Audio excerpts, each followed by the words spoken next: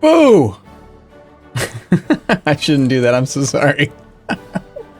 I just like unmuting the mic and just saying boo. It's funny. It's not a good way to start a stream. I'm sorry. Let's start. Start over again. Hello and welcome. I am Arumba. No, I like boo better. Never mind. Let's go back. Let's go back. I'm just kidding. Okay. Okay, guys. How's it going? Hello. Hi. How are you doing? Guys, we'll play some games? I know we just had a big, huge stream yesterday, and I'm going to stream again tonight, but why not just do another one?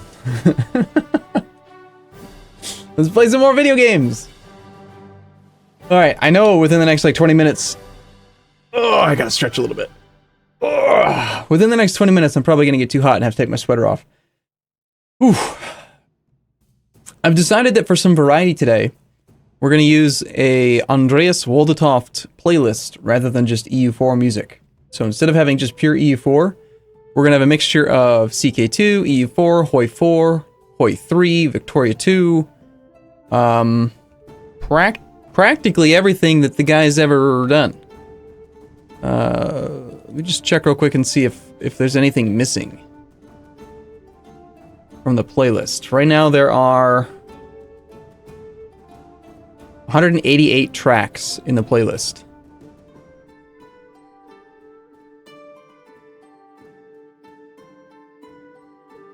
And yeah, that's about it. What's this one? Ah, it's 14 seconds long. We don't need that.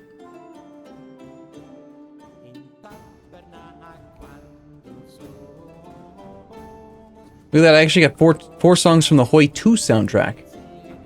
There's 18 tracks from Stellaris. Yeah. I think it'd be nice to have a little bit of variety, right? That's my argument anyway.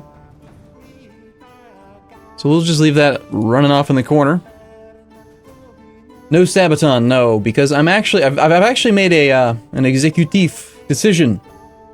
We're going to not record a series. It's not going to be like a standard YouTube series where I record for 20-25 minutes at a time and then, you know, segment it, put pauses and breaks and stuff in. No, we're going to be streaming non-stop, so it's just going to be a big, huge block of stuff. But I'm going to export these streams to YouTube. Not all of them, because some of them we did like YouTube music for intros and stuff. I could crop those out, but that's editing, and who wants to do that? So, no, we're not going to do that. Instead, what we're going to do is just export. We're going to export to YouTube, and it'll be available on YouTube. But it's going to be different than normal, because it's going to have, you know, Twitch subscriber notifications. It's going to have the face cam. It's going to have all that crap. But, I mean, let's face it. I don't even know how many hours I've put into this campaign, so I might as well put it on YouTube. I mean, I spent a lot of time on this right now. So, okay, let's just assume that you're here for the very first time. You've never experienced this campaign. You have no idea what's happening. The game's doing that thing where it's all laggy. One second. I gotta do this. I gotta go back to the intro, into the game, tab back out, and then go back into the game. And then go back into the game. And then now it should be clean and crisp and good. That is so weird. It is so weird. I don't get it, but I figured it out. I finally figured out why OBS sometimes makes EU4's interface lag like crazy. And what it is if you use a GFX hook into EU4 while another window has focus, it just sucks. It's just bad. So what you gotta do is you gotta go tab into EU4, have that be your main, like have Windows focus on EU4, then tab directly into OBS, enable the GFX hook, tab directly back into EU4. Bam! Perfect interface, fluid, good, clean. I had never been able to figure out before why it's like, God, this interface is so crappy. And I just start to complain. So, anyway. I was gonna put a thing up to say like what the song is, but unfortunately, here, I'll show you what it looked like. Go back to the intro for a second. Not that one. This one. It looked like this. And see, the problem is that it was supposed to say like C actions. That's the name of this song. It was gonna say C actions. Right, you can't see my mouse. It was gonna say C actions, and then it was gonna say like the name of the album, which in this case with Andreas Woldetoft and Paradox Music, the album is always the game that it's from. The problem is that Sometimes they call it EU4, other times they call it Europa Universalis 4, sometimes they call it Hearts of Iron 4, sometimes they call it like all these other things. So it's variation, huge variations in length of text. And so I couldn't get it to sit in the right little square so that it would actually always be visible. And so I decided that the simplest solution is to just not do any of that, and we're just not going to do it. So there you go. You're just going to have to guess. So we're going to play. It's going to be a game. It's going to be called Guess That Track. See if you guys can figure out what it's from. And I will have this up on the other screen, and I'll be able to tell you. Kind of, because I can't actually see. I can't even see. I can just see the name of the track, and I can say who it was written by. Is there a way to change, like... okay, there we go. Yes. I can tell you. I can tell you now. Text formatting bugs. I know, literally unwatchable. Okay, so let's pretend like you are just tuning in for the first time. Kind of. We'll do a small recap. We do have a long time to play. Like, we actually have more time today, I think, than we did yesterday. We've got 6 hours, 15 minutes. Got a long time. Lots of time. Okay, so, thank you for the subscription, Gonzi86. You are the first of the day, which means you win by a landslide. Well, not maybe a landslide, but like you win. You are awesome. Thank you. Thank you. This is not Darude Senstorme. No, it's not true. Okay, so here's a quick recap. We're playing as Ryukyu. We start as 5 development. Our goal is to conquer the entire planet and have no one else exist except for us, and that's it. Technically speaking, the Three Mountains achievement is a world domination, which means that you do not have to conquer everything. It's not a world conquest. There's a reason why words exist, right? There's a reason why there's 2 different ways of saying it. There's world conquest and world domination.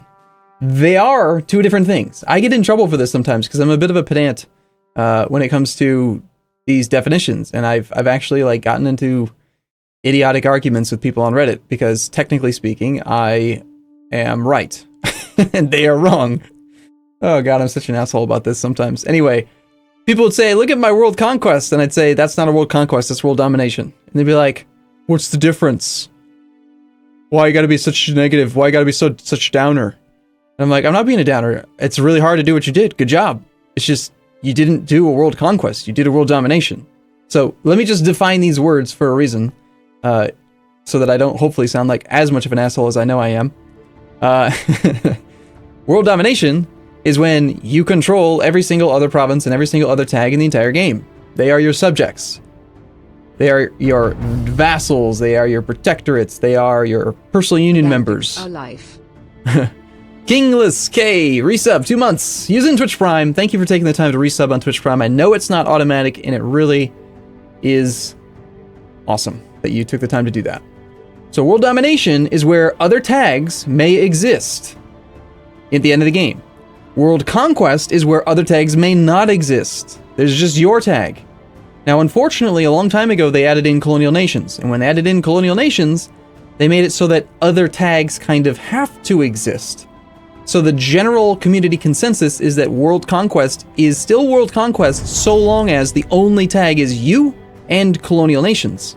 But if you wanted to be a true pedant, or pedantic fool, or whatever you want to call it, a true pedant would say that World Conquest is still possible, because what you can do is if you start in a colonial region, if your capital's in a colonial region, you don't form colonial nations. So let's say that you colonize Panama, and then you get your capital there, you can colonize North and South America with no colonial nations, and as long as you prevent anyone from colonizing Australia and then conquer everyone else, you could have a true one-tag world conquest. So in my mind these days, there are 3 separate definitions now that we need to define here. Number 1, a true one-tag, which means no colonial nations. One-tag conquest, one-tag world conquest, which is where you do have colonial nations but no other tags exist. And then there's world domination, which is where you dominate everyone and you conquer everything, and there are other tags, like you could have a huge vassal, but they are your subject. Now, if we look at the actual achievement, what we're going for, we are going for the 3 mountains. Own or have a subject own the entire world. Very clearly, it's a world domination. This is not a world conquest. So, just to be clear, we're going for the 3 mountains achievement. It is a world domination. We are allowed to keep vassals if we want to, but I just wanted to, I don't know why I got on this topic, but that's what we're doing. Shoot, thank you for your subscription. So, I did change a couple things. There's a number of changes between this and the last stream, which was just yesterday. Darth Lemmy 19, thank you for your subscription. Twitch Prime? Twitch Prime, bring on the Prime! Same thing with Shoot Spree. Shoot Sip. The Prime. Okay, so I added in a mod pack. Not a mod pack, a mod. 2 mods. I added 2 mods. Let me show you what they are. Can I show you what they are from here? As a colonial region, so you yes. have your capital in Australia and not form colonials in the Americas. True, but the problem is I cannot move my capital to here unless the same restrictions apply for moving your capital from the Asian continent to the Australian continent, and that is that you have to have an isolated capital. It has to be the last remaining province that you own on that continent, and basically you'd have to do something really weird like start as Okinawa Ryukyu, colonize here, somehow create a vassal, give all that land to him, and then colonize Australia, and then move your capital to Australia.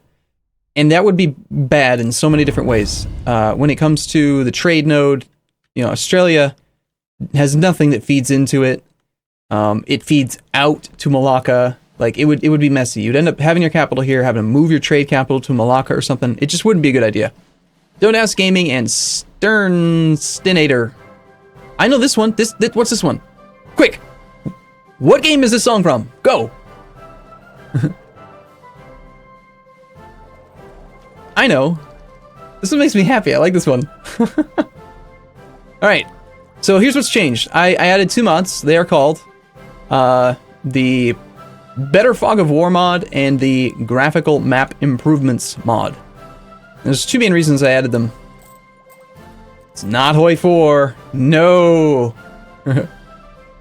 This is the song called We Have Independence from the game Victoria 2. That's right. I like this song. I haven't heard this song in a while. Anyway, so I added those mods because I noticed that like there's this stupid clouds that like obscure part of your vision in vanilla EU4, and I hate them. So I got the Graphical Map Improvements mod specifically to remove that. Same thing with Better Fog of War. I like it that I can clearly see which sea tiles, like what tiles I actually have vision on. You know, it's just I just. From Joe's moderator, Cleek, keep doing what you do, buddy. Greetings from Stejo's moderator, Cleek. All right, thank you, man. Shoot, zip. 1,000 bits and all. Wow, that's like, how many euros is that? That's hard to define. I don't know. Anyways, we added those 2 mods. It looks different, but you'll adjust. You'll be fine. It's good. I like it better. Second is that we streamed for 6 hours yesterday, and toward the end, I was getting very pugnacious. I was declaring a lot of wars, and we won those wars. Good things happened, but in hindsight, I like reflected last night at like 9 o'clock at night, and I just sort of looked around the map for an hour or so, and just kind of just analyzed like how well did the campaign go over the last 6 years, and I didn't like any of it, so I rolled back 6 years.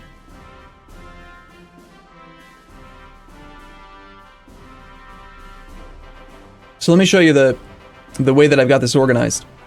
And this is going to be people are going to say, "Oh my god, you're cheating!" Yep.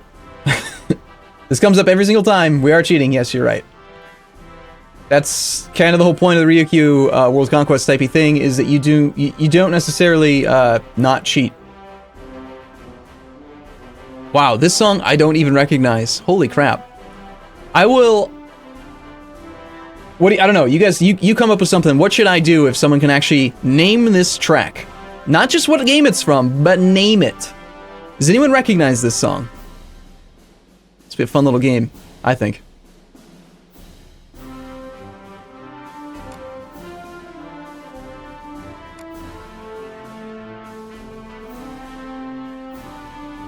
Okay, here's what we're looking at right now.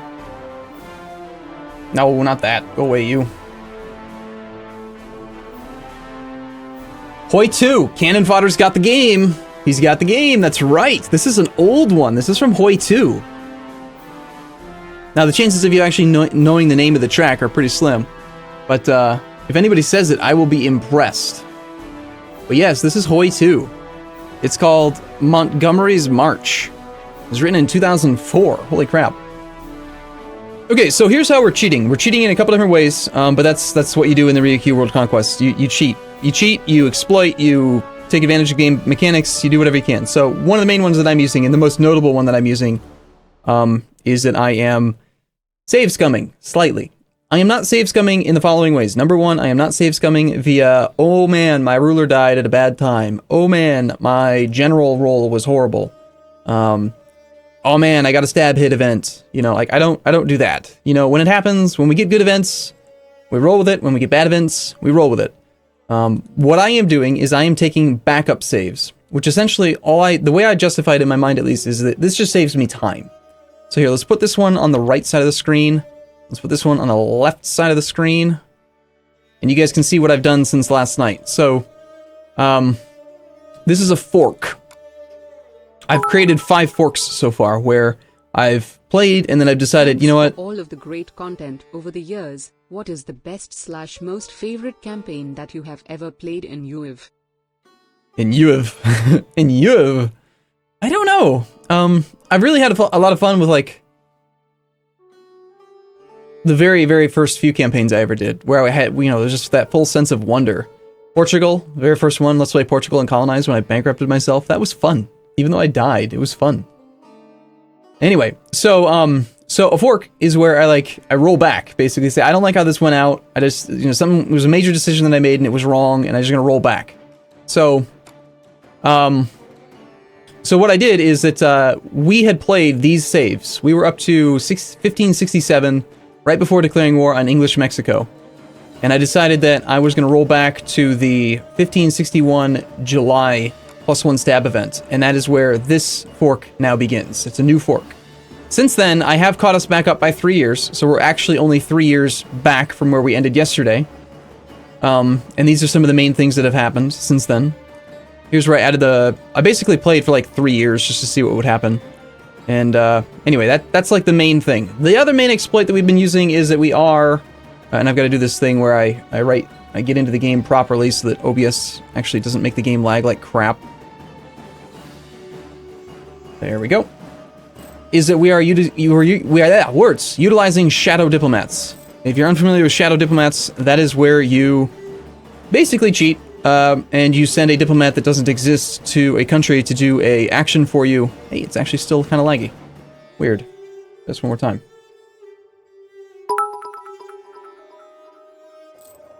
There we go. Nice and clean and crisp. Like 2.5 hours of last night's gameplay? Maybe. It's possible, true. But we were at war. It's different. Anyway, so here's what I did different, is that I didn't declare any wars. Basically, I did nothing for 3 years. I stayed at peace, finished the integration of Sunda, and here's a couple of the reasons why I decided to do that. Number one is that I did not like how painful the wars were with Ayutthaya and Mutapa. I felt like those were just... We won them. And we used mercs, and we spent money that we had tons of, and it was no problem. But it just could have gone so much better, and I could have thought about it a little bit better, and like paid more attention. And here's the thing: I made a lot of mistakes when it came to like controlling the armies. Mutapa kept catching my army, like half of my army in a province, and like beating up on it for 10 days before I could reinforce, and I had no leader there, and like just annoying shit like that, basically. So I decided to roll back for that reason, and then also the other thing is that I keep forgetting, like, okay, I have tons of money. We should have more cannons. Like, when you have tons of money and low manpower, you need 2 things. 1, mercs. 2, better fighting ability via more cannons. You can afford them, build the cannons. And I only had like 5 cannons in most fights. And we could easily turn this 13k manpower into 13,000 more cannons and use that to just smash the crap out of everything we fight right now. So, that's what we're going to do. So let me take a look at my notes before we get started, because that's that. Okay, so we're at 38 trade income. That's before having conquered anything from Ayutthaya. So if you watched the stream last night and you're like, what happened? Why don't you control any of Ayutthaya, Ligor? You were about to attack Kimmer. Tangwa was bigger. You had these 2 provinces. Your 2 vassals up here had conquered part of Manchu. This war that Ming had going against Manchu already resolved, and he still did basically the exact same thing. He knocked out Korchin, Buryatia, took some land, Korea took some land. We can still do the Manchu war. we have not started the Mutapan War, and here's something, an interesting divergence in the timeline here. Because I didn't attack Mutapa, Mutapa attacked the guy above him, and he now has 2 more provinces, 25 and 20 development. And the nice thing about him is that they're at really high autonomy right now, which is actually good because it reduces the war score cost of those provinces by quite a bit for having high autonomy. So we might end up taking something like that. Also, and this was a major factor for my decision to roll back, is that the game lied to us. It lied hard. You guys remember how England had this colony here? It was at like 970, and we wanted to steal it. And they'd colonized over here, which, by the way, I am colonizing now instead of him. They were allied with Austria, and the game said that if I declared war on colonial Mexico, that Austria would decline the call. That's not true. They honored the call. And Austria is like 3 or 4 times stronger than England. So I didn't want to be at war with England. But then I was looking away. I was looking at ways like, okay, how can I possibly get to war with England then to steal these colonies as they're about to finish without getting Austria involved? And there was no way to do it. It was not possible. So I had to roll back for that reason. You want the music louder? Sure. I'll bump it up by, let's see, we're at...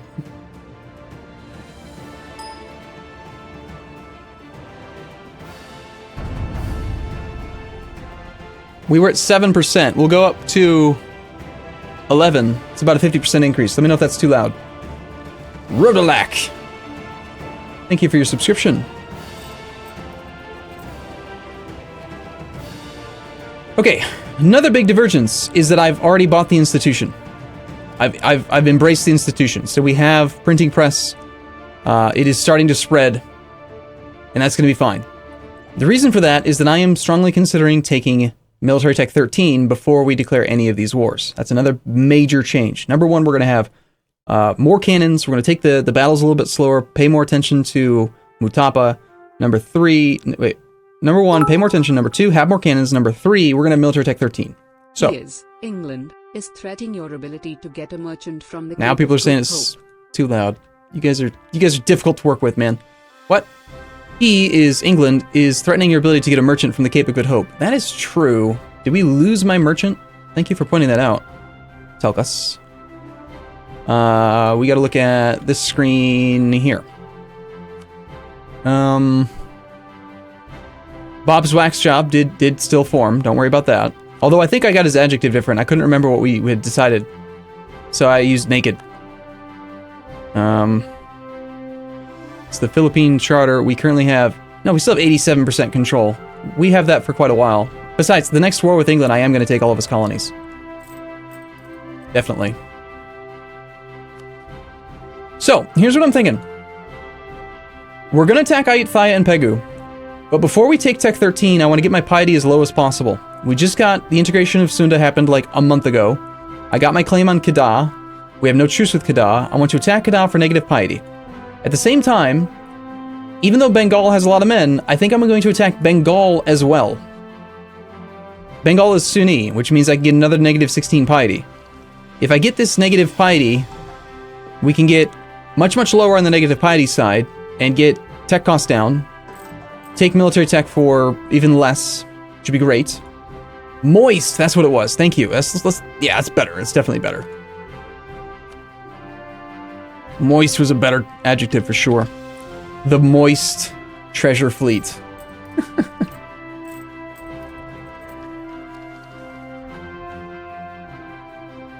Okay. So there's 2 things we need right now. We want spy network strength against Naples. We want negative piety. So we're not going to be declaring any piety wars until we actually get those things. I'm thinking we do declare war on Kedah right now. Now, the problem is Sunda doesn't exist, so I don't know which vassal is going to go blockade him and take care of it and stuff, but it would be nice if they would. In the meantime, I guess I could just go blockade him with this. And also, I don't mind him colonizing because he's so weak, and he's probably going to only be able to colonize, like, little derpy provinces and stuff. And he's also an accepted culture. He's Malayan. It's a primary culture of Kedah. It's in the same primary culture group as us, so anything he colonizes once we become an empire, it will be accepted, so... He can colonize. Sulu, on the other hand, I think we full annex this little bastard because he is annoying. I like him for the piety farming, And when I say piety farming, I mean negative piety farming. We're trying to get our piety negative for tech cost reduction, manpower, and money. But he's got 16 development. He's got 5.2 trade power. Little bastard. I think he's built like a... I don't know. He's annoying because he's retaining 17% of the trade value of the Philippines, and I don't like that. Because if he wasn't there, I could send my trade into the Philippines and then boost it like along this path here. But I can't because he's being a little bastard and he's stealing it. So I think we kill him. Didn't Cape have more trade power than the rest of the development in the Cape trade node combined? Yeah, Cape is really good. It's a really good province. And then here's some more good news. Is that Oyo is finally being murdered. Benin is killing Oyo. Yay! Benin is going to full annex Oyo. There's a little tiny itty bitty little war going on over here. Benin's all like, wait a minute. Damn it! Oyo is kicking Benin's ass. God damn it, Oyo, you're supposed to die. Aw, man. Anyway, I was hoping that I could colonize the Gold Coast and then release Oyo from Kumasi and then use Oyo's cores against Songhai, but I can't do any of that because never mind, he's losing. Damn it. Anyway, we need to get some more cannons. So, combat width is 27. I don't want 27 cannons because that's a weird number, but I do want more cannons. I've merked up 7 more infantry in the front line here. If this vassal attaches to me, he provides 8 in the front. I kind of want him to be semi-autonomous though. He's got a great leader, and besides, Tangu is definitely going to stick around for a long time. I like this guy. I really like his national ideas. It'd be nice if I had a little bit more force limit right now. I think it's probably time to start building some actual regimental camps, especially on land it's not coastal. Wait a second. Do we have any land that's not coastal? I think every province I own is coastal. Nope, found one. There's one.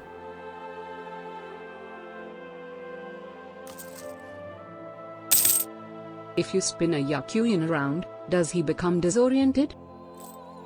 Why would that happen? I don't understand. Alright, so let's wait a couple days here. I'm ready. Are you guys ready?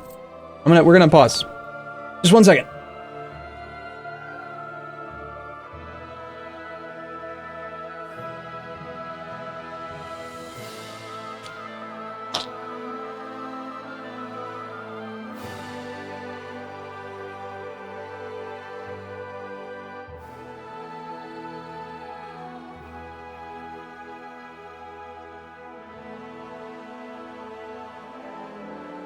You think it's a racist joke? That's not cool.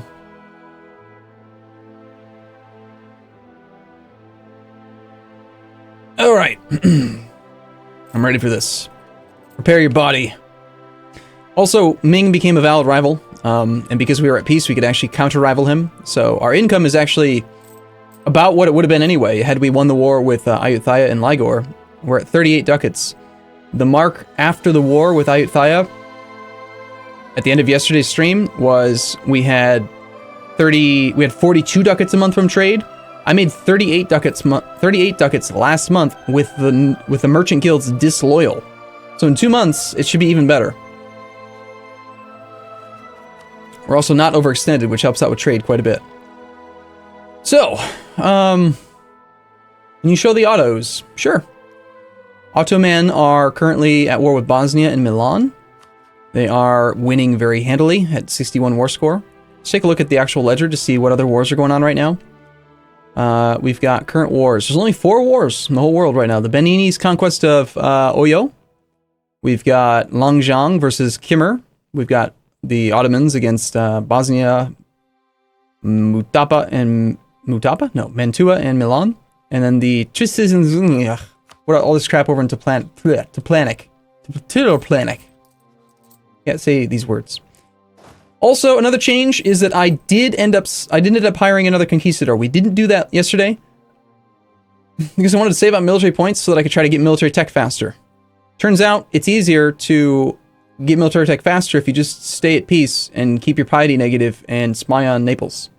So we're going to get tech just the same speed we were going to get him before.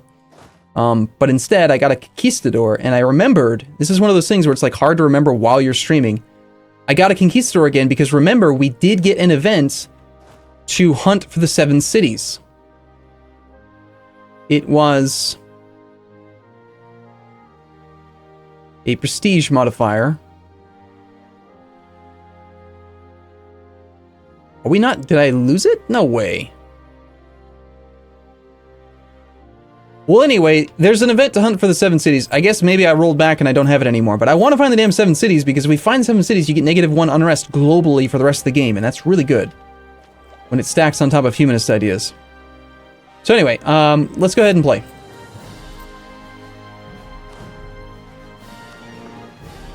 What am I going to need to send down here to make this guy not want to exist?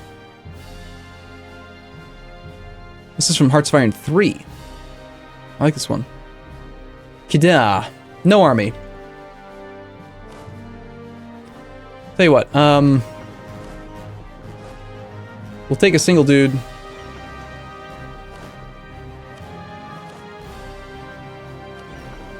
Oh, and by the way, another thing that I did different that I hadn't been able to do before.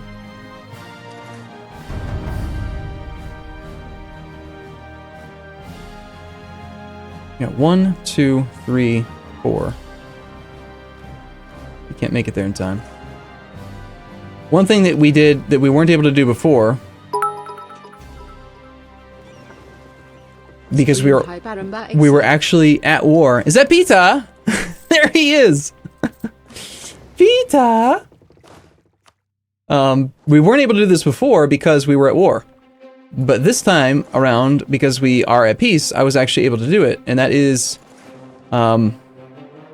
this song's cool. Man, Hearts of Iron 3 has some really good music. Okay, there's two modifiers you get for hunting for the 7 cities. First, your conquistador finds a map or something, and then he goes and hunts for the 7 cities. He's got to go to 7 different random cities. There's just like a 1 in 7 chance or whatever of it actually being El Dorado. If he finds El Dorado, you get 5 is it? I think 5 annual income, 5 gold per year, no matter what, or 6 maybe. 6 gold per year, so like a half ducat a month, which is cool. And then you get the -1 unrest globally for the rest of the game. And that's really good.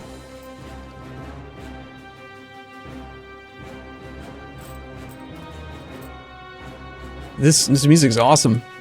I'm gonna take the manpower reserves needs to recover mission so that we can hopefully die.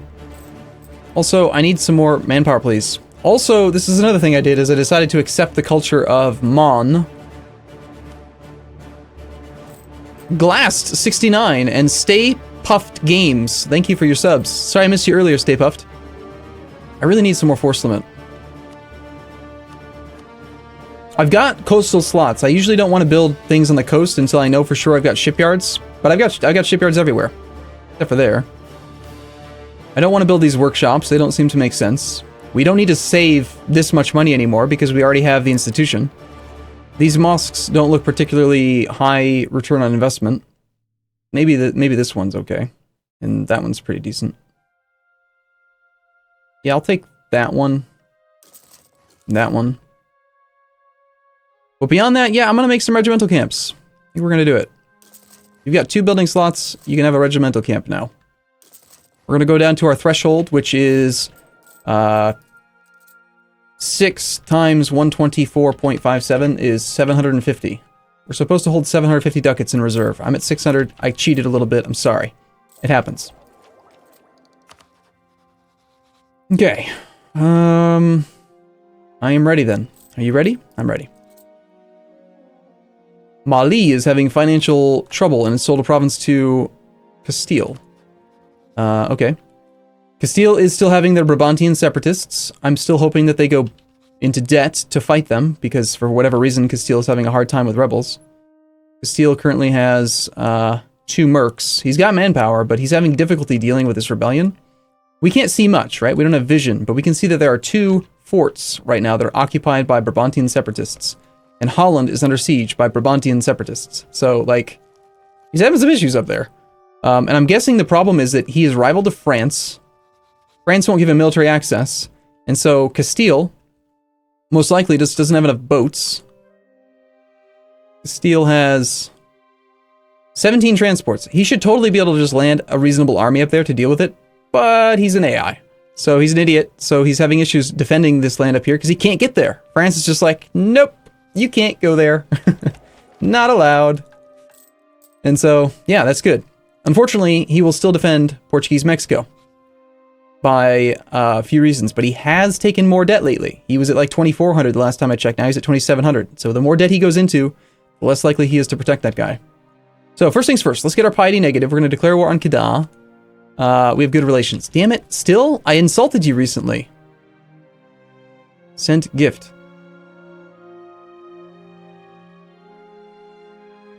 What can I do to piss him off if I've already insulted him? Damn it!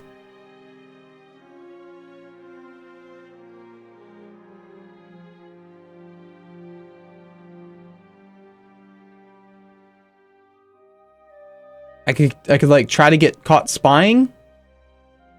I could break a transferred trade power agreement, I think.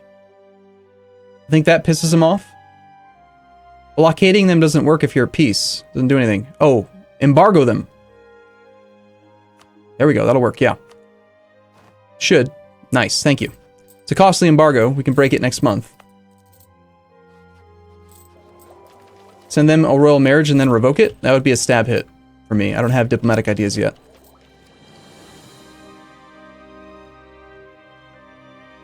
Okay, so this army is still putting down rebels.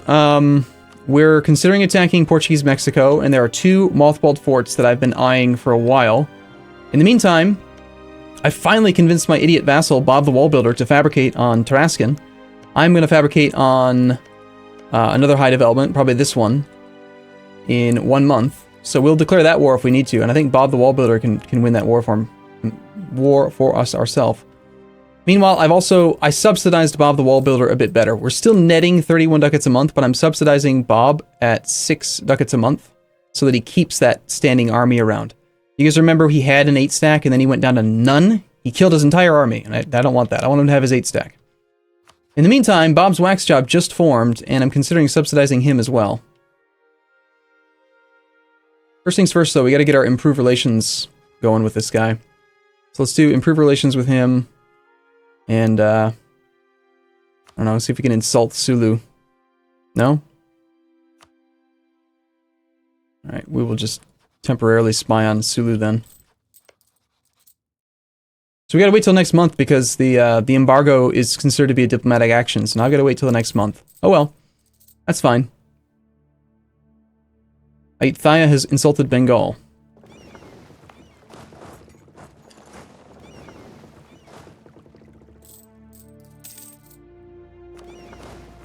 This sounds to me like Stellaris music. Yes, it is. Okay, last month, 37.5 from trade. That bad embargo is not cool. Okay, so we can get our claim on Tarascan. We'll take a claim on the higher development province, and then we will cancel. We're still spying on Naples. Anything else I can do to get my force limit up? No, we could overbuild the force limit, but I really don't like the idea of doing that. And we are now improving with Bob's wax job, yes? Good, okay. So next month we'll send him some subsidies, so that he can merc up and whatever if he needs to, and beat Castile. And as soon as we're allowed to, then we're going to declare war on Kedah, the 13th. Sorry, Arumba, do you mind explaining why you put those 2 provinces in your culture group? Why is that worth the Diplo at this point in time? The way I figure is, we're looking at, like, these 2. This is, let's see, 17 plus 28. It's like 30... Can't do math right now. 38 plus 7, 45. 45 development that I was getting negative 33% tax income and negative manpower. And I was looking at it and saying, you know, I don't mind merking up if I have to, but that province has 12 base manpower and 9 base manpower. These are manpower provinces. If I make it an accepted culture, I can actually get some decent manpower out of this and reduce my reliance on mercs. And we're already still ahead of time on Diplotech, and I'm not doing a diplomatic idea group. We are still generating bunches of points, and I'm not worried about not having enough money for it. Also, I want to show you guys this.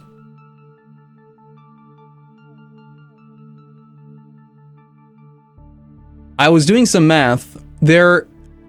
I am definitely going to be able to get the policy from having administrative ideas plus influence ideas before the final integration of Japan and Uichi. So I did some math to calculate how many points I want to get them integrated to by the time I finish administrative ideas and can enable the policy. If you go over this number of points, in this case, the base cost would be 193. Here, I should have written out all these numbers, but let's just copy paste this one here. These are additive things.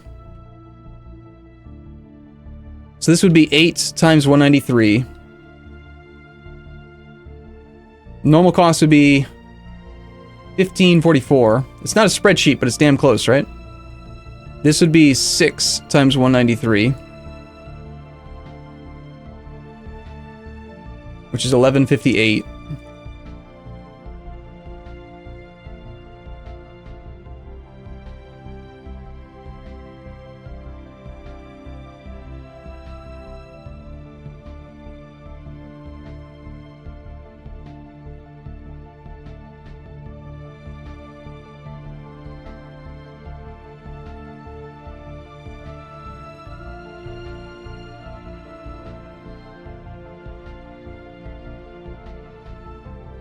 I didn't do this math here yet because I didn't really need it. I already have some of this stuff, but I think it's worth having it for completion's sake. Okay, so we already have, here's the base, it's 8 Diplo points per development to integrate a nation. We already have 8, right? But we already have integrated elite from having influence ideas, so the actual cost gets reduced by 25%. There's an additive policy you can enable if you get full influence. Sorry, full administrative ideas, which takes the total cost from 8 down to negative 45%, which is how we get to 4.4. And then there's an event you can get called Loyal Subjects. The trigger is you have to have common sense enabled.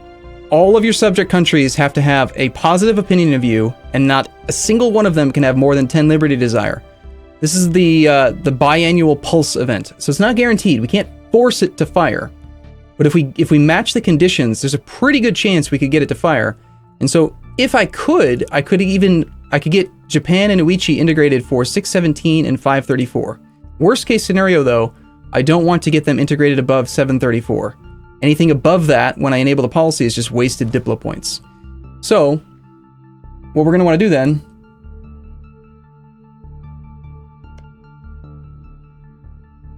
then is for Japan, not allow, where's the integration at? I haven't even started integrating Japan yet, apparently. I should. We don't want the integration to get to that point. If it gets to that point, that's bad. And that point, see, now I'm too hot. 1 second.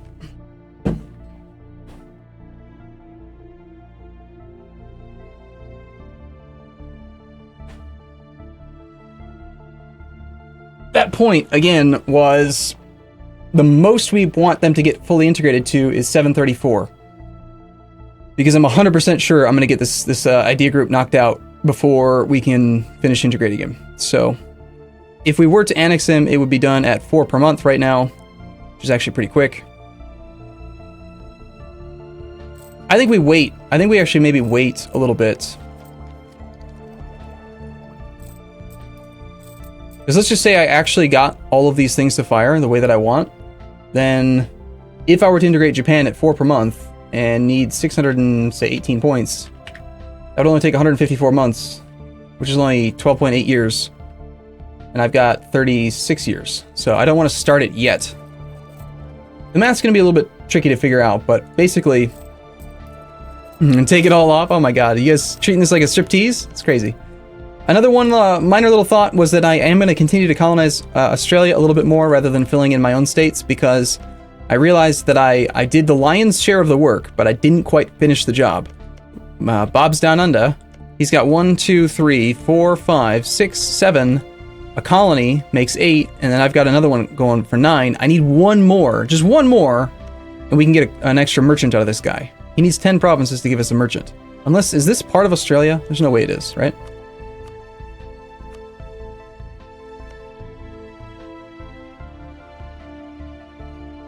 Mm-mm.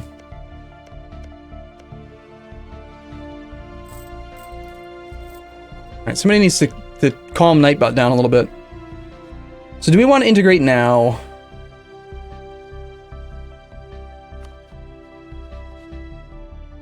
assuming that I get no event, but I do enable the policy, I need 849.2 points with Japan at 4 per month. It would take 212 months divided by 12 months in a year. That'd be 17 years. So the question is, do I think in the next 17 years I can finish the entire administrative idea group?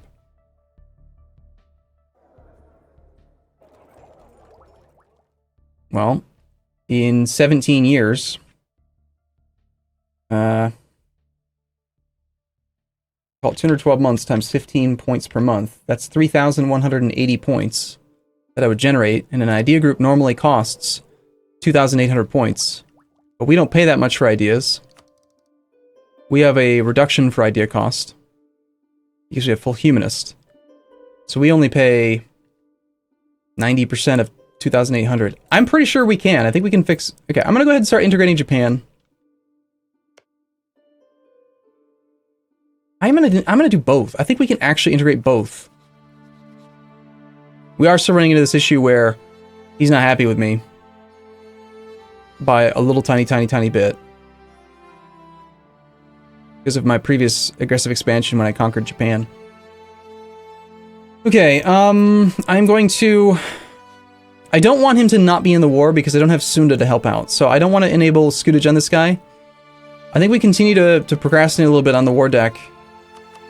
Let's do, let's see, how much is Influence Nation?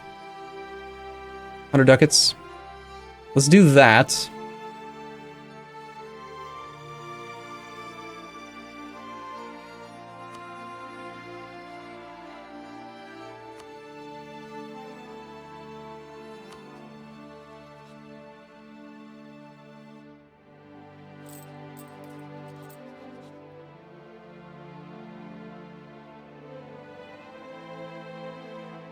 We could probably start integrating Japan now, though, because Japan does have more points. For the moment, unless we feed him. And Tua will peace out separately from the Ottomans.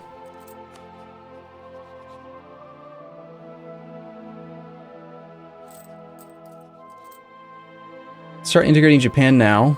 Annex Vassal, except not really. We're going to go instead and warn... Ayutthaya, sure. Get the integration of Japan started at 4 per month.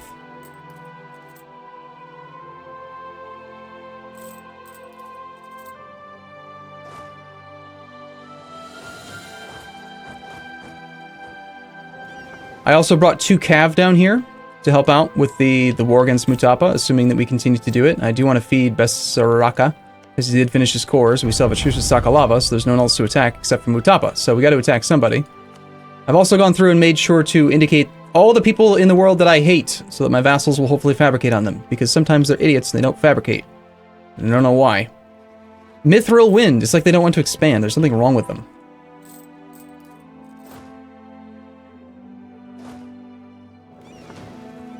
Okay, supply here is 42, so this army's decent. I only brought 1 guy down here. He's gonna just kind of land there to put some pressure on him to hopefully make that war quick. The quicker I end the war, the quicker I can declare on him again.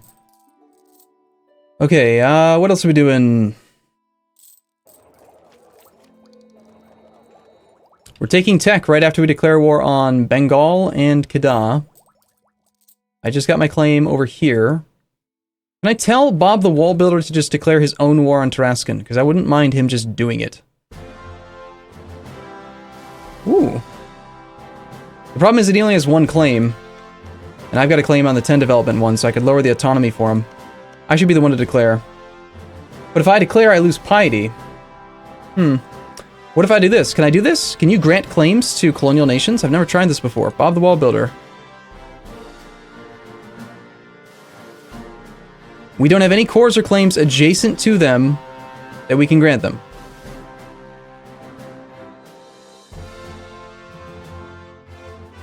Damn! I fabricated on the center province and he doesn't touch it, that's why.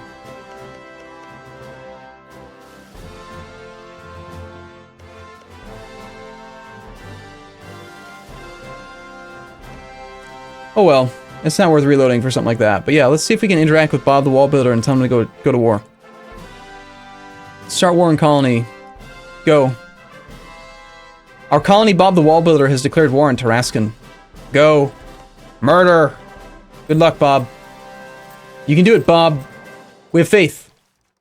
More importantly, when Bob does that, I don't actually have to lose piety. Holy crap, can I abuse that? Some of the chat wants to know what the graphic mods are called. Smile. Oh, okay, yeah, sure, no problem, Tuckus. I think I covered that at the beginning, I thought. I added 2 mods between yesterday and today. One is Better Fog of War, which just makes it so that there's no little stupid clouds everywhere, and then the other one is just called Better Graphics, I think. It's got 5 stars on Steam, on the Steam Workshop. It's simple. I've used it in the past, but I stopped using it at some point because I think it was baked into the bigger font mod, and I didn't like that font anymore. But I do like this graphics pack.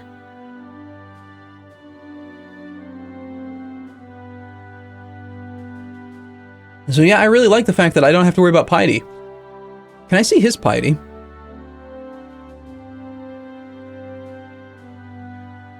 I don't think I can.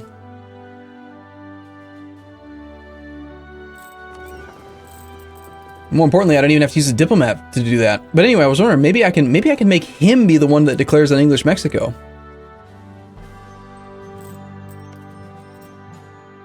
Because he doesn't, I mean, soon he won't have a truce with England. That could be good. If I don't have to use a diplomat to declare war on England, then I can avoid the 25 piety gain and keep my piety even lower than I expected. That would be awesome. Anyway, you don't like me anymore. I think it's time for war. Let's go. We already have a blockade in place. We're going to grab this guy on the 1st of April. We've failed our mission intentionally so we can get offered a new one soon. Let the conquests begin.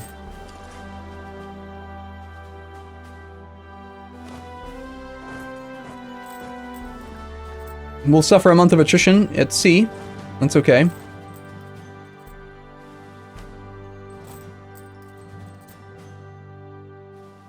So since we are now at war, we are negative 74 piety.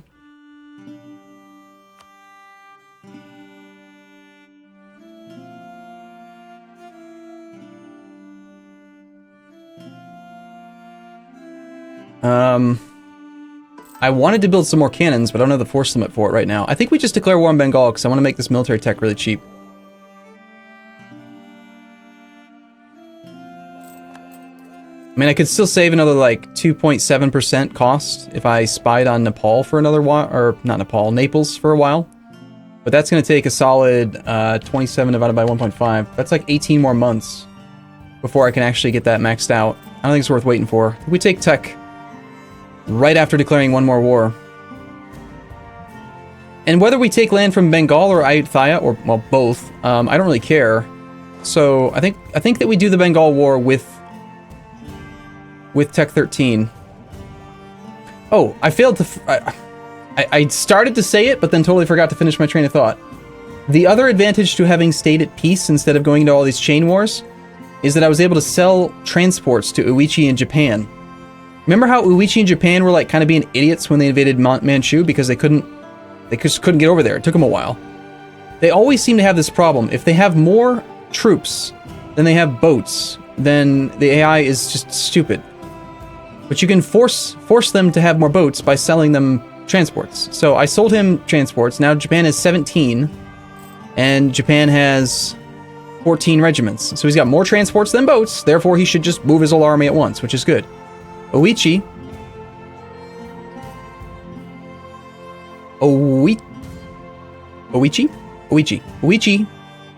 has 9 transports and 9 boats.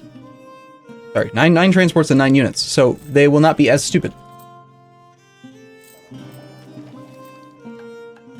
Okay, so yeah, we just basically need to land there. We can declare war again in soon. I don't know exactly what the date was that I declared. Damn it! No! God, that was like 73! That's... Look over there! There's a squirrel over there! Did you guys see it? I saw a squirrel! That's horseshit.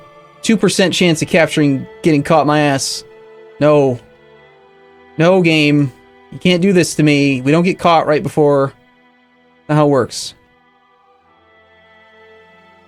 Not how it works, game.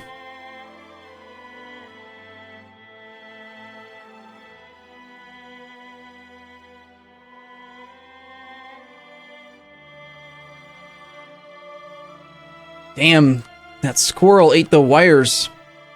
There's something wrong with my game.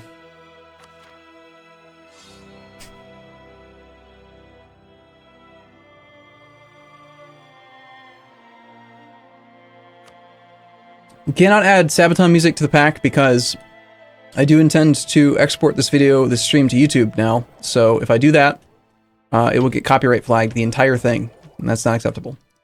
So yeah, screw you, Naples. You're not gonna don't you dare catch me. We've lost the trade dispute CB against Ming, so he stopped embargoing me. Watch him stop being a valid rival now. That's another thing I was considering, is that because he's my rival, I could declare war on Ming just directly and just go after Ming right now. And really rip him apart, take some trade power from him.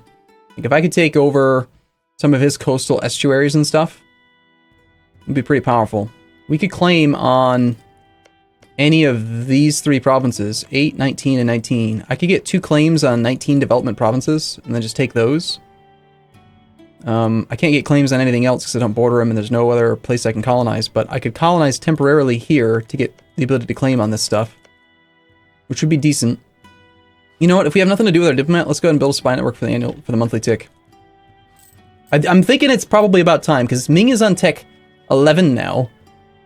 He was on tech 9 or 10 recently. I'm going to be on tech 13, so I still have a major advantage. And if we do get another 10 cannons, then it'll be much, much easier to beat him up, so.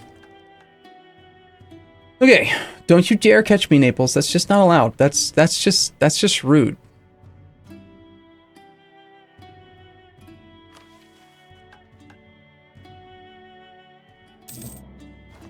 There we go, now he's re-embargoed me. Estates demand provinces, very funny. That was our monthly tick. This guy lands in May. We need a diplomat back now so that we can declare. Wow, 25 days to get to Ming? That sucks. Way longer than I would have expected. Alright, so this guy's on medium enthusiasm. We want to piece him out right away. We don't actually want to fight him. We just wanted the negative piety. I mean, I'd probably take a concession of defeat right now, just so I can get my prestige up, keep my aggressive expansion down, more global trade power, more morale of armies, that kind of stuff. That sucks. Oh well. See defeat? Yeah. It was a brief war.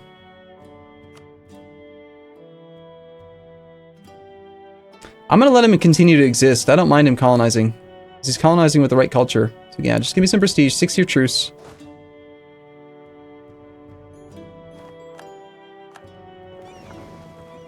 These 2 transports don't need to be part of the blockade anymore. Let's turn off autonomous fleet transportation and tell this army to just come join up here. You can't black flag march up there. What are you talking about? You'll get... Would you like to use the first fleet, coast of Java? Yes, that's the one I want to use. Go do that.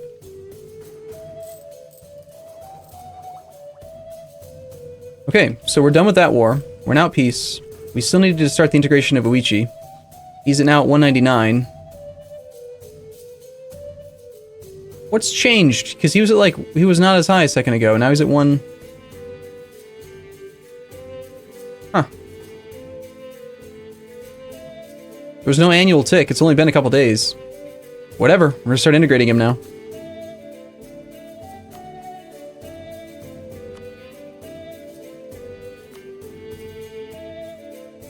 Okay, so we're integrating both of them. And we've got to knock out at least all of administrative ideas before they get to those thresholds that I've got written down. Okay, next is we get another monthly tick. We'll check on Bob, see how he's doing. Bob's kicking ass.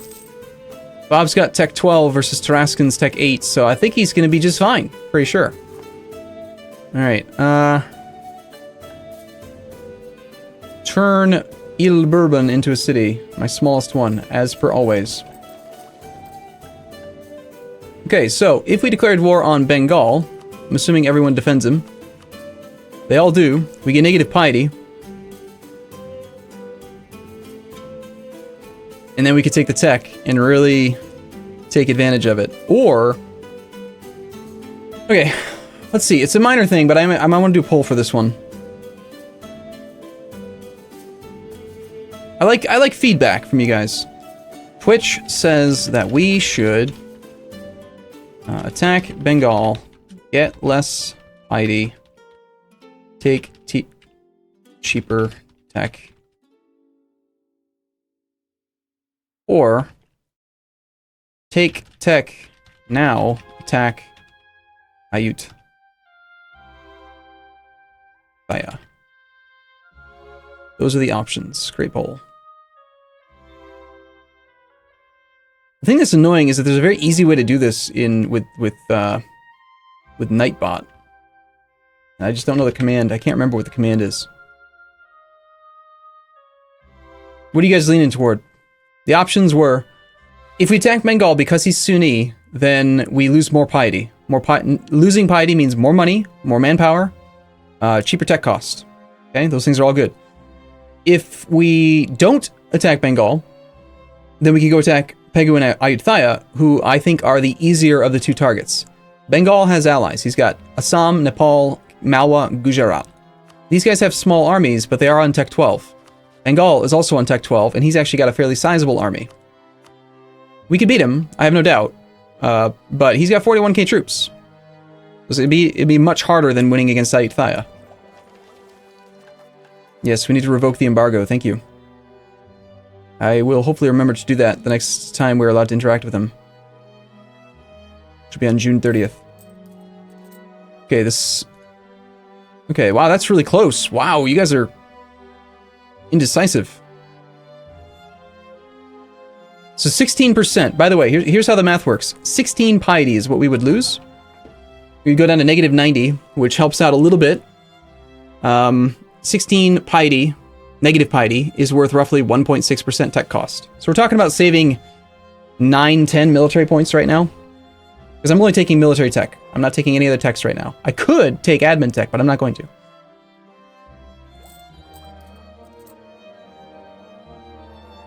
I love the idea of having negative piety, but I'm questioning facing Bengal with his... I have to fight him eventually, but the 41k troops from Bengal, Gujarat has 13k currently. Bear in mind, 13k current with 18k force limit. He will go up to 18, so he's gonna have 18. Bengal is at 41 with 46, so he'll pick up more. And then finally, Malwa. 16 with 19. And there's also Nepal and Assam, who we could knock out pretty quick. Versus Ayutthaya, who has 24, and Ligor and Pegu. And Pegu's got like nothing. Pegu's got 12. The last time we fought him, unfortunately, he had a mothballed fort, which is really, really convenient, but this time he doesn't.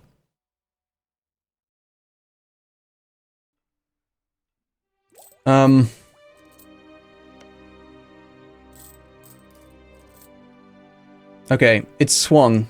Me talking about it has swung it. It's now 55 to 45. Alright, we'll do that then. Let's do it. Let's go after Ayutthaya. I do think it's a better choice. It just seems like Ayutthaya is a much easier target. We can get the wars done faster. Now the next decision is, do we attack with Pegu as the war leader or as Ayutthaya as the war leader? They're both just allied to each other, so I can co-belligerent them either way.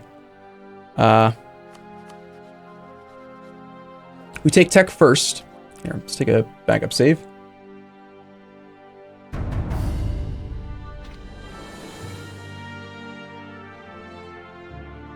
Generally speaking, do you prefer to attack the weaker of the two or the stronger of the two? I'm gonna do a separate piece. I think I should declare an Ayutthaya because I'm gonna take more stuff from Ayutthaya. I've got 3 claims on him versus 1 claim here, so I'm gonna declare an Ayutthaya. So first things first, so we take the tech. Homage Temp and Mithril wins. Thank you for your subscription. Sorry I missed you earlier, Mithril. That was 16 minutes ago. My bad, man. Anyway, take the tech.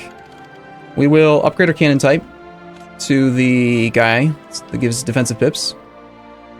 We got an army right here that's fine and good and ready. We're going to want to take our best combat guy, which is still that guy. Kind of tempted to hire another general. We're at 43 army traditions, not too bad. We don't have enough military points to hire a general right now.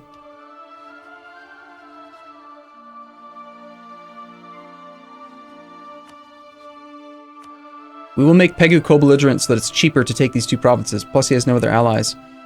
Let's make the war goal the easier of these two. Whichever one's easier to siege. They are both roughly equivalent, annoyingly. I have no troops down here to actually do the siege.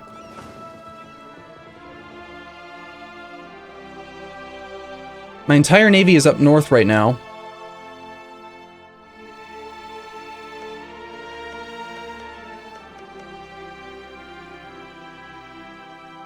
Since we're not going to be taking tech for 6 years, I think we can safely stop spying on Naples for a while. Which means we have a free diplomat to start spying on Kimmer. So we would like to have a claim on that, and maybe that as well.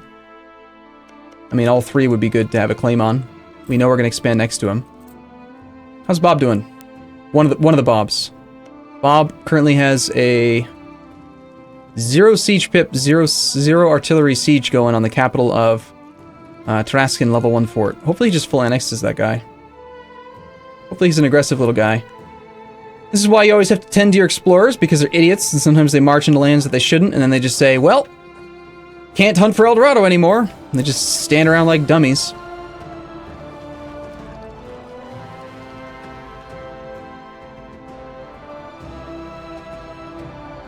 Might as well take this mission. Still no more force limit yet.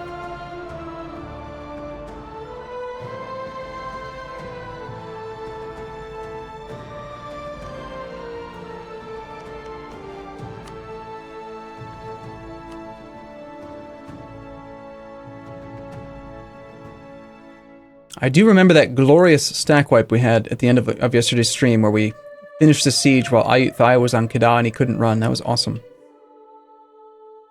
I think we make it Patani. We just declare war on him.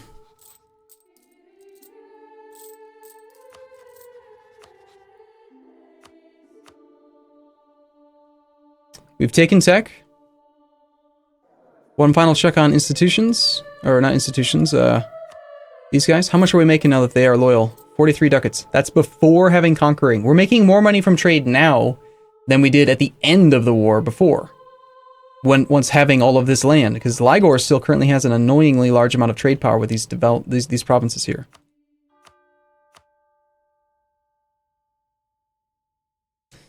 The clergy have 62 influence. I think there's like 2 provinces I want to revoke from them.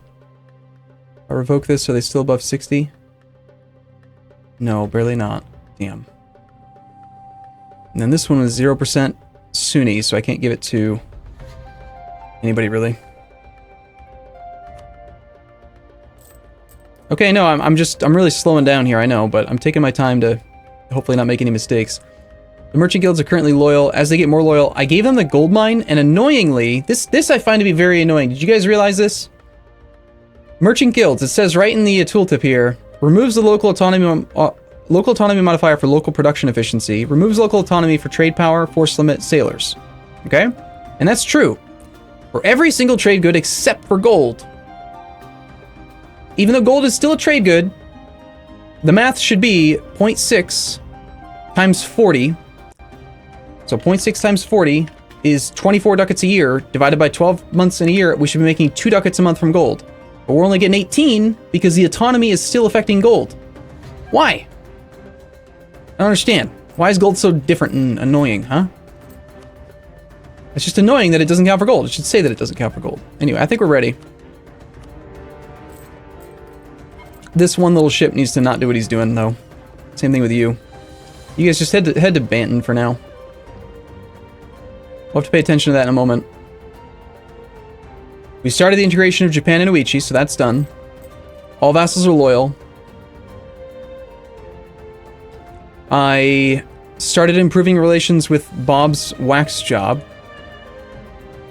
but I didn't subsidize him yet. So the next diplomat we get, remind me, I can't forget, there's 2 things I need to do. Number 1, subsidize Bob's wax job. Number 2, cancel the bad embargo of Kedah. Those are the 2 things I have to take care of right now. Now tomorrow, he becomes hostile. He still has no leader. We're going to march in there with our better guy. We don't need this many men, so let's go ahead and detach the units that are necessary to Hold on, he's just going straight forward. Why don't we just let our vassal take this fight then? He'll be there on the 15th. I'll be there on the 14th. Just out of curiosity, if I stop for a second, are you still going to go? No. All right, let's modify his attitude. I want you to be supportive.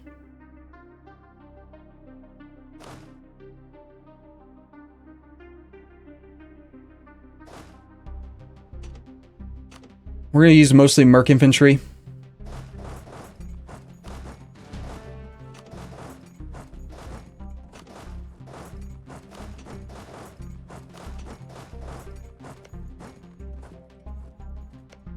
He doesn't have any siege pips, so I want him to be involved in combat, preferably.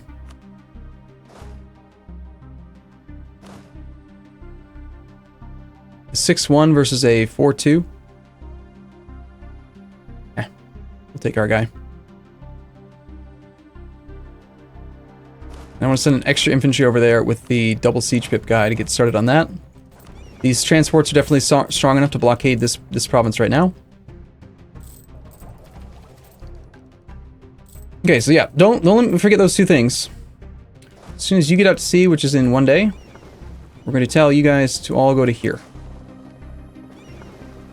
And hide for now. And I am not going to send my light fleet over here to try to blockade him and stuff. I think I wasted a lot of money by having him do that before. Pegu's fleet is there, though. To blockade Malmin, we need 18. I don't care about blockading that one, so let's leave 18 behind. We'll take 27 ships, because that's our combat width. You guys think we should hire an admiral?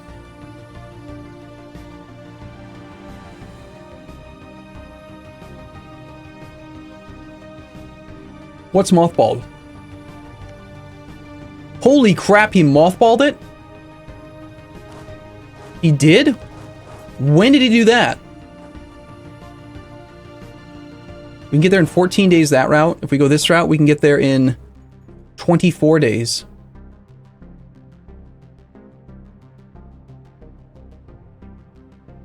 I put my best maneuver guy in charge.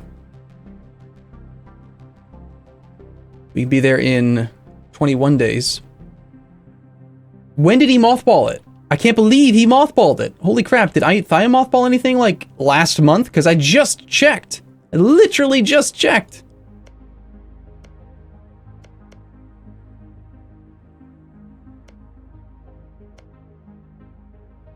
He only has one fort, and he mothballed it.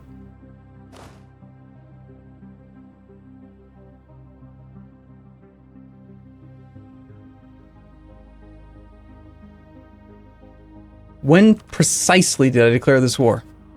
You guys remember the exact date?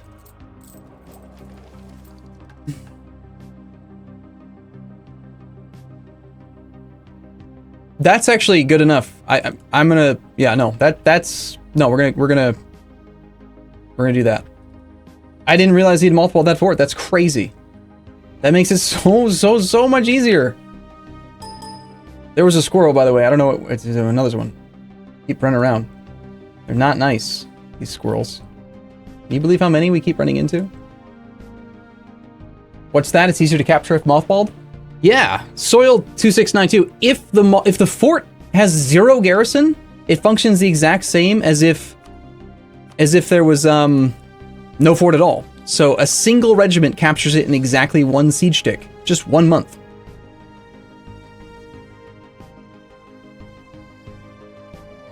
What use does an admiral with siege pip have? It's a % multiplier on the blockade strength of the navy. So fewer ships can blockade more development. The primary reason why I would like an admiral is that I'm using cogs. There's a bunch of cogs in here, which is annoying. But also I built brigs. We just recently got access to brigs, so they are 20% stronger than flutes. And then flutes are... Cogs are the first tier of transport. Flutes go from 4 cannons, 12 hull, to 5 cannons, 15 hull. So they gain 20% power over regular... No, they gain 25% cannon strength over the initial, and they gain 25% hull, and then the flutes, again, upping to brigs, are 6 and 18. So I mean, that's a net 50% gain in the strength of the transports. So using transports for combat is still pretty crap, but brigs are going to be pretty strong. The advantage to using an admiral would be that if we had an admiral with maneuver value, then every pip of maneuver increases the combat width, and I'd be able to use more of these shitty little transports to kill enemy fleets. Right now, I can only engage with 27.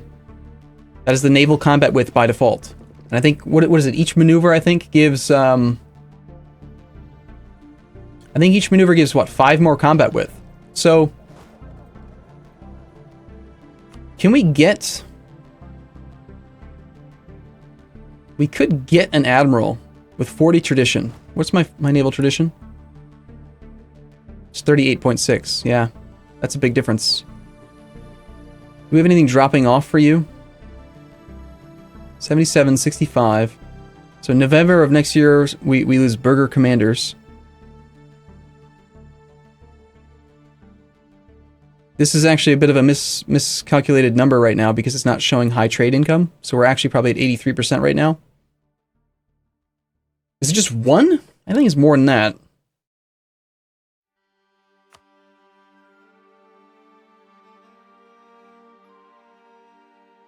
I don't know about giving him 20 influence for this, though. Let's just do it. We're gonna do it. Click. We've got an admiral, a 1-3-1-2. Only one maneuver. Kind of trash, but okay. So... It's not mothballed.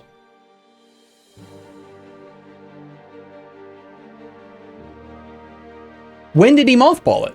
Did he mothball it as I declared? That doesn't make any sense. Why is it I don't understand.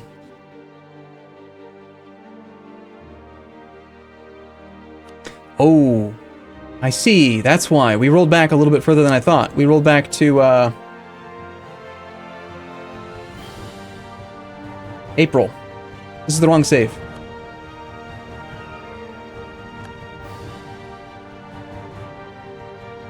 My bad.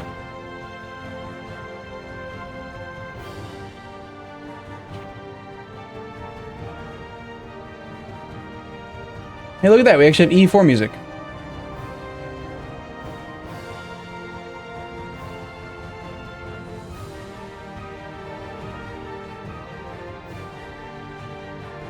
I know. People are going to give me a hard time about cheating. It's Ryukyu. This is like the one time I feel like you are completely justified. Actually, looks like what I did is I actually have an incorrectly named save. Okay, well we gotta start in April then.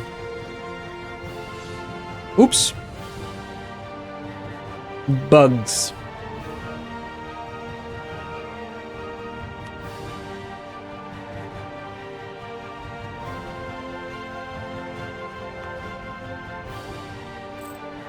Okay, I've forgotten what else we did.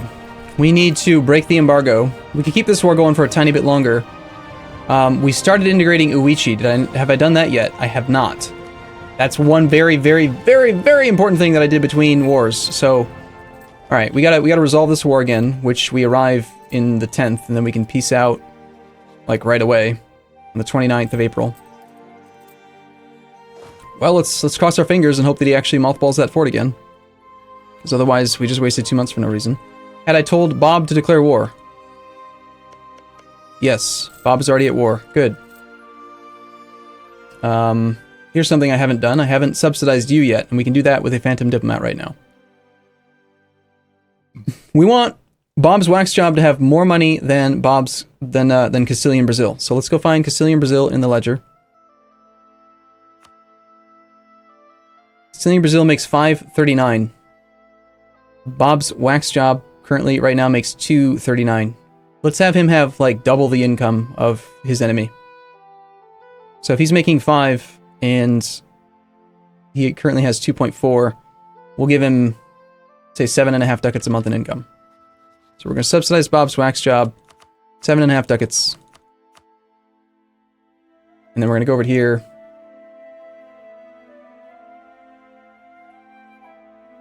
And we will interact, I guess, with Ligor. I can't, I just did. Thaya. Not Thaya, Kimmer. Okay, let's just confirm that that worked. Cancel subsidies. It's a lot of money, but hey, you know what? If he trains 10 troops, that's 7.5 ducats well spent, I think. Because then I can make him declare wars. Like, as far as I know, actually, he doesn't have a truce with this guy. I don't have a claim on that, but if I fabricate a claim on that and give it to him, I can make him attack. I've told him that I hate this guy, didn't I? Yes, I hate this guy. So you should hate this guy. Hate this guy. Go. I've set him to hostile. I've told him that I want that land. Bob's wax job should fabricate on that.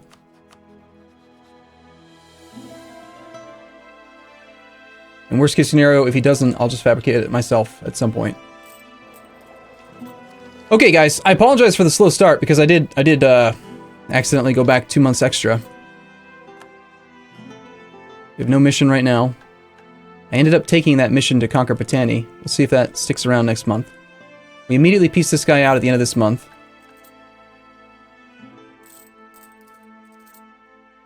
No, it's not a practice run. No, we're on track to get this. We're on track to get the achievement.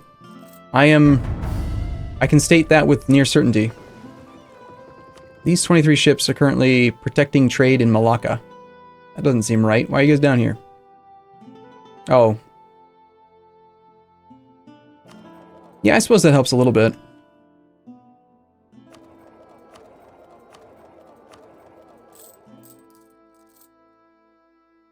Mex3M, thank you for your subscription. Vogon Construction, 12 minutes ago. Homage Temp, 18 minutes ago. How do I keep missing you people?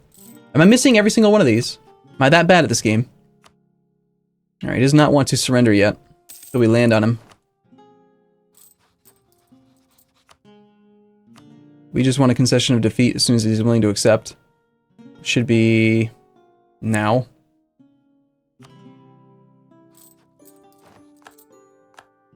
Since we know we're going to be declaring war on this other guy, like, right away. Let's take these transports to here.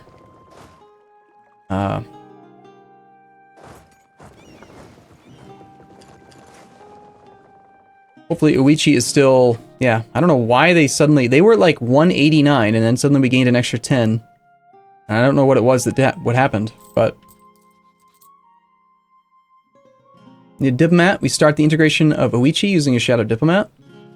So we annex Vassal, and then we go do something to Sulu.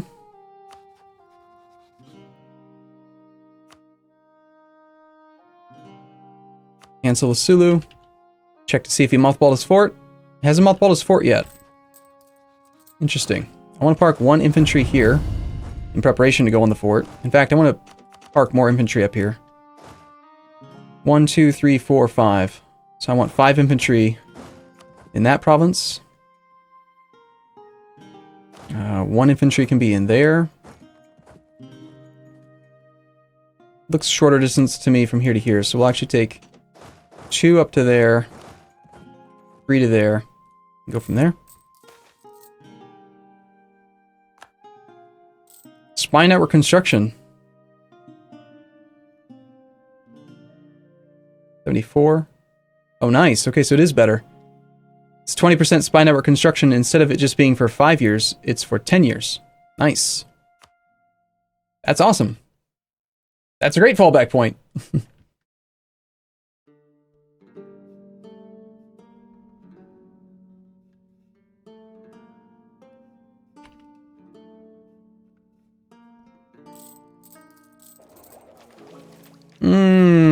Okay, we didn't make any stupid mistakes like not take tech yet, did we?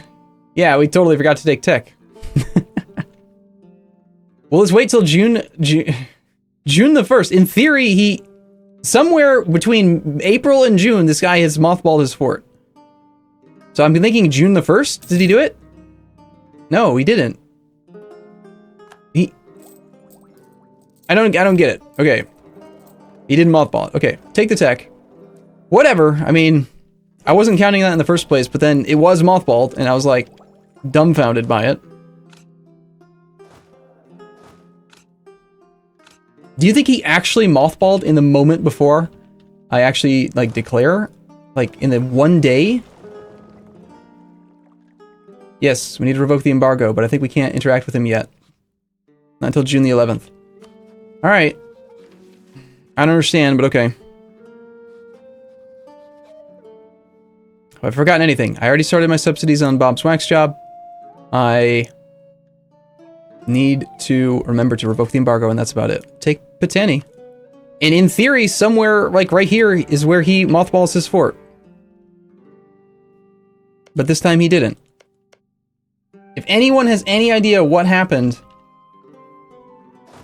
that made him mothball that fort, that we can make him do it again on command, I would be so happy. If you could just tell me how that is. Alright. Thonga, I want to be supportive. Bob's wax job, I want you to be aggressive. Don't really want these guys to be seeking out individual engagements. They're too weak. So I want them to be either focused on sieges or supportive. We need to give them attachment targets. So we'll make these little tiny these little tiny armies all attachable.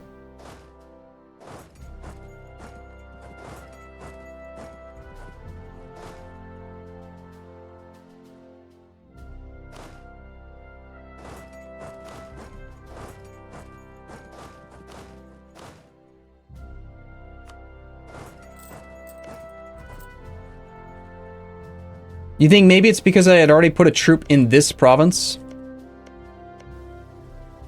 before the June 1st tick? Maybe because he saw I had an enemy. I hate him, he knows that. But I had a unit adjacent to his fort on the June 1st tick. There was something. Something happened.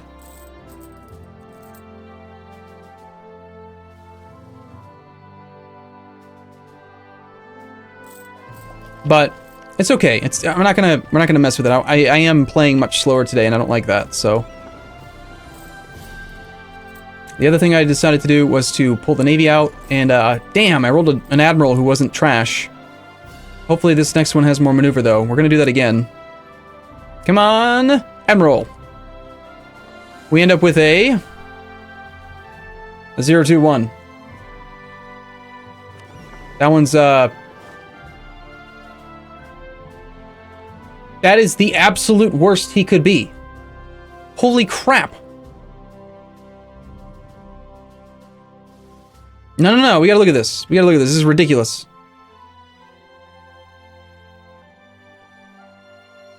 This ruler generator, this calculator that I made, it works for admirals too right now. We have no guaranteed admiral pips. We have exactly 40 naval tradition because it was a roll from the estate. There was a 3.9% chance that he got 3 pips. 3.9%! Look at that! We had a better chance to get a 10 pip! Oh my god! Alright. That is crazy! We should have averaged 6.6 and we got 3. So between that and my genuine interest in trying to figure out exactly what we did to trigger him to mothball his fort... Oh look! A squirrel!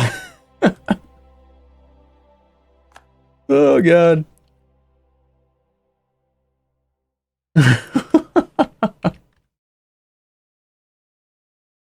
I apologize. What? It's Ryukyu, man. I never save scum. Ever.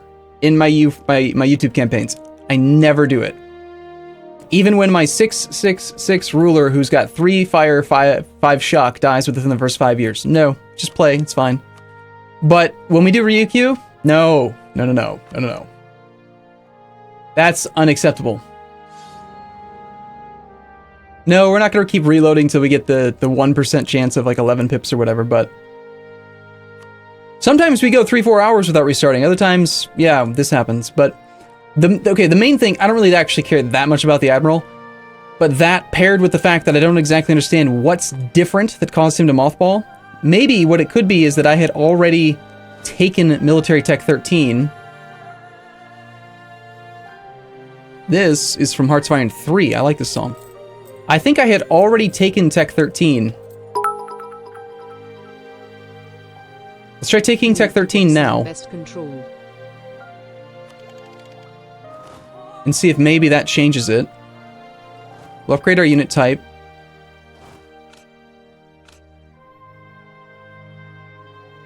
All these units are going to just stay right where they were. No one's going to move. No one move.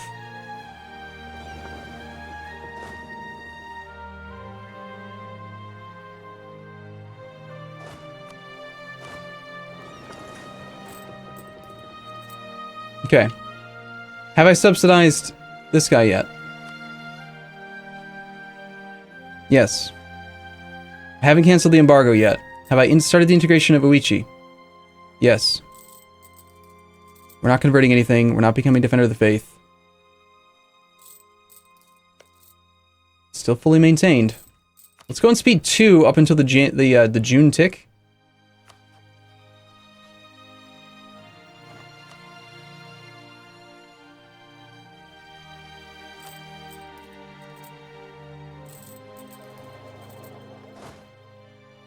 Also, I'm glad that I remembered this. I have a tendency, when I do these reloads, which are, again, not that often, I forget if I've, like, made the Explorer stop being an idiot again.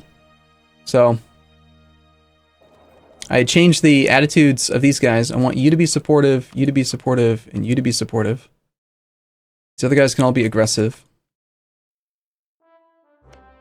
And hopefully, June the 1st, he mothballs the fort. Because I think we've recreated the situation, right? I have Tech 13. I have all of my units who are in Pegu. None of them are here. Mothball your fort, bro. Just do it. Do it. Do it. You didn't do it. Okay, last time I think we did declare on the 1st. So let's try. Come in your YouTube campaigns? You mean you didn't restart your Kingdom of Might campaign 5 episodes in? Arumba I... What are you talking about, William? You're not supposed to know about that. What are you talking about? That's different. Save scumming is where you take the same save as what I did. And here, to be fair, William, man, you were really stirring up some shit right here. To be fair, my campaign was going way better in that one. My 666 did not die, and I was already like teched up like 12 years ahead of time, and I had an idea group going. He's talking about, okay, I did like a trial run in my other campaign, and heard the ideas guy, and it was just such a better start. Lithuania was hostile to the Livonians, so I was able to get an alliance with the Lithuanians right away, declare war on the Livonians with a promise of territory. I gave them more land than they expected, which gave me 9 favors. By then I had earned 1 favor from being his ally. So I had 10 favors at the end of the war with the Livonians.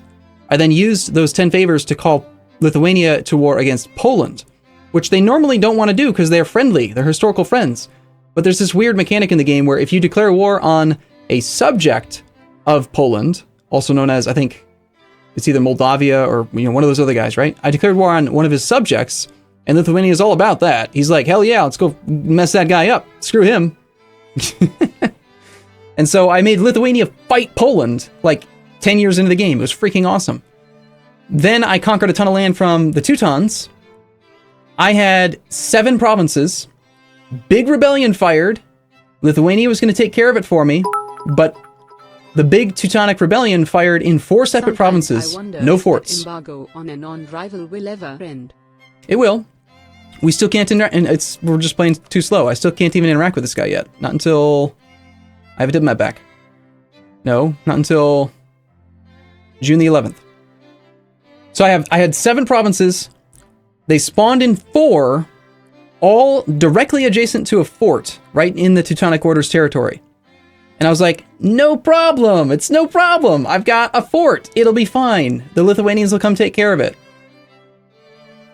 1 month goes by. They occupy the 4 provinces. No problem. They're just going to march to the fort. Lithuania's going to come take care of it. Another month goes by. Bam. Your country breaks to rebels. And I'm like, oh shit.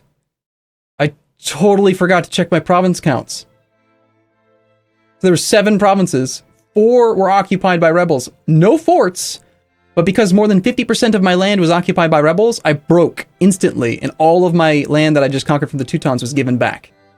So this is what William was talking about. I deleted that campaign and started over. And in my real campaign, which we're on like episode like 3 or 4 right now, in that campaign, in that alternate history, annoyingly, my 666 ruler died like 5 years into the campaign. So, and also Lithuania was friendly to the Livonian Order. Yeah, way, way worse. But anyway. So yeah, I don't know. I don't know how we make this guy mothballs for it, but we're going to declare war like right now. And maybe what it is that I think the last time I declared on the 2nd, and maybe the first time I declared on the 1st, and maybe in that 1-day delay he does mothball it for some dumb reason. I really don't know.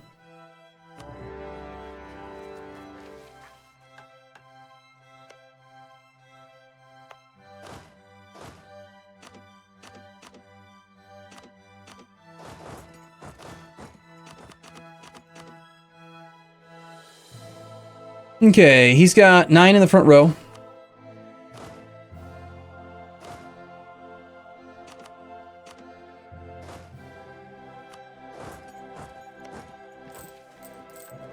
We don't need to spy on him anymore because we have our tech.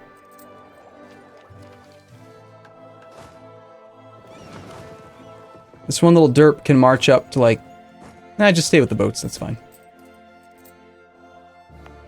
Navy can poke out. Oh, right, and then we rolled an admiral who had 3 pips. Again, for the record, our admiral that we're about to roll could be F9, the 7-pip general, 4201, right? He could be Albert Einstein, or he could be a 5-pip, or a 7-pip, or 5-pip, or 7-pip, or 8, 6, 7. He could be any of these things. He's not going to be a 3-pip admiral. If he's a 3-pip admiral, we're going to roll with it anyway, because that's just too funny, too coincidental. Can you imagine getting 2 back-to-back 3% chances? Unreal. It'd be crazy. Probably Booty. Thank you for your subscription. What do we get? We got 5. 1 maneuver. We'll take it. It's good. We'll take it. So, our naval combat with... It doesn't say it anywhere. Is anyone annoyed by that? I know I am. Repair speed, 12.5%. Oh, that's because we're in the port. Holy shit, it worked! Yes! Woo!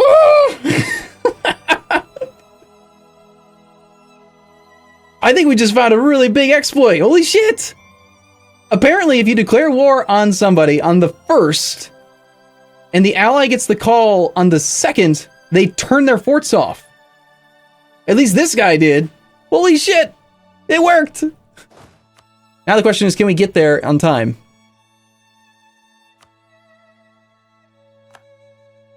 He just mothballed it. He just turned it off. He's like, yeah, I should totally honor your call, Aitaya, with this guy who's right next to me with claims on me and stuff, who's got a vassal who's got claims on me and stuff. Yeah. Mothball. It's fine. In hindsight, by the way, we should roll back and I should fabricate on this because my vassal fabricated on that. But no, we're not going to. I'm just kidding. I don't understand that, though. That's awesome. There's a new emote for you, William. Take a snapshot of that face. There's probably a good little clip there. Anyway, in like 8 days, we're going to cancel our thing. This guy is going to go smash his face in. Hopefully this guy rolls a bad general, too. Okay, the best way to get to here is going to be what? We can be there on the 18 days if we go that way, +1, because there's an extra province. If I take this army with the maneuver guy to here, that'll be slightly faster.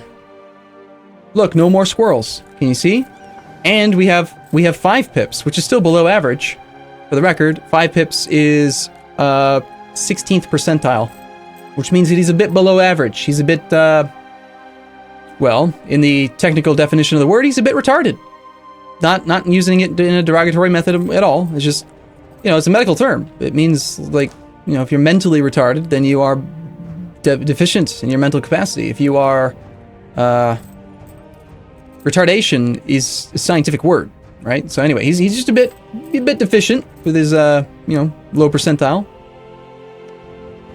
I can't believe he mothballed it, and then he turns it right back on. That is so dumb. I'm gonna say that I want Tango to go there.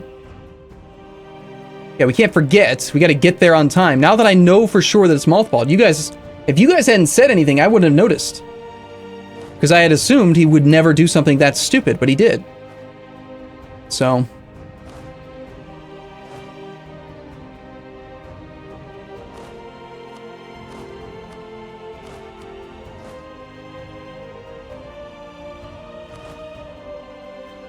Okay, so he's going to be there on the 10th.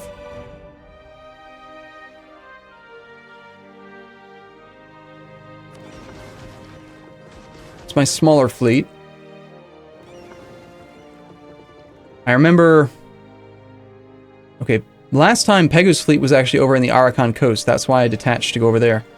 So I have no idea what a combat width is, and I'd really like to know. And since it's not part of the damn game interface, I'm going to go look it up. EU4 naval combat width. It means slow in French. Since patch 1.16, naval combat has a base of 25, modified by Admiral's Maneuver plus 10% per pip, Coastal Sea plus 10% per pip, or plus 10%. So that's why default combat width is 27. 25 plus 10% rounds down to 27. Our Admiral has currently, I think, 1 maneuver. Yeah, he's got 1 maneuver, so we have plus 20% combat width. So we probably have a combat width of 30. It's minor, but that's 3 more of my crappy little transports that can fight. Also, I don't even really want these cogs to be part of the fleet if they are... I want to make sure that the cogs do not get engaged in any combat. So we'll go down to 30 cogs. Sorry, 30 ships.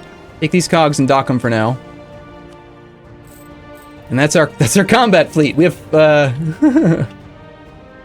we have, what do you call them? Combat cogs. Combat transports.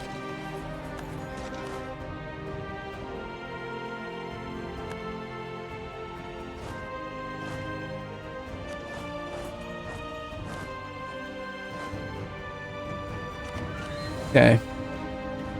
June 23rd. The guy with maneuver gets there. I don't think we need the guy with maneuver to even get there. We get there in 15 days if we go without the leader. Alright, let's take the leader then. With these other 2. And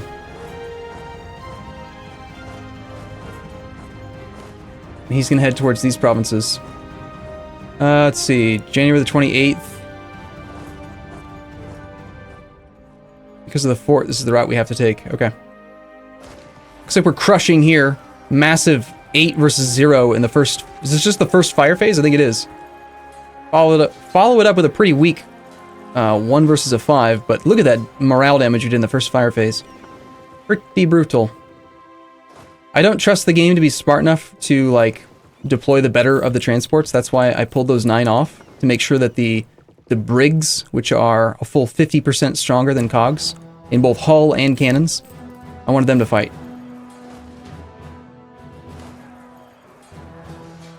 Okay, so the good thing is we can immediately move on to Sukhothai then. We need 1 day. He's going to Sukhothai right now. Yep, good. Now he has no siege pips though. No, he does. He's got a cannon. Okay, he's got 1 cannon now, but no siege pips. Alright, this is a level 1 capital fort on the coast. We're going to go down to bare minimum siege.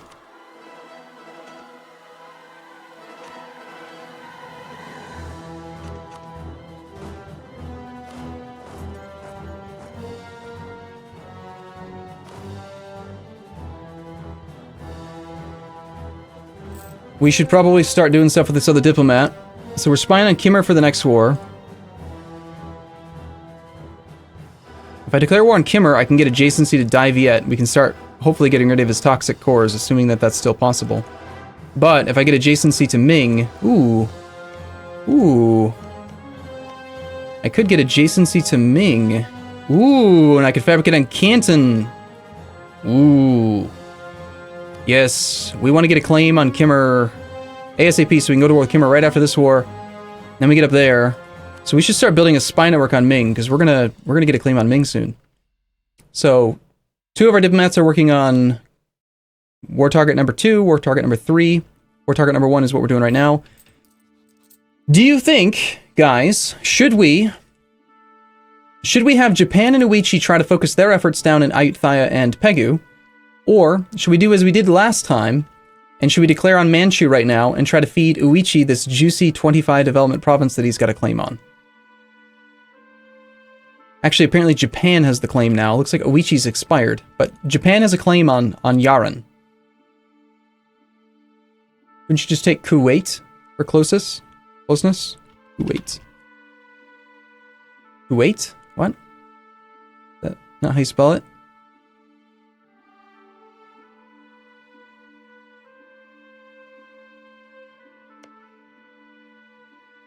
Only problem is that if I take this land from Daiviet,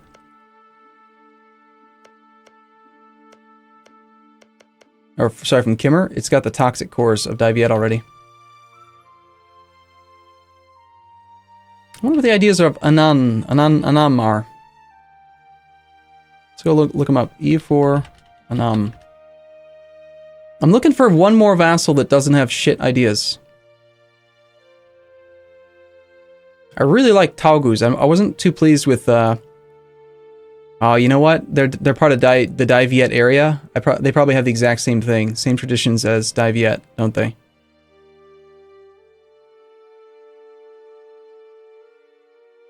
Anam.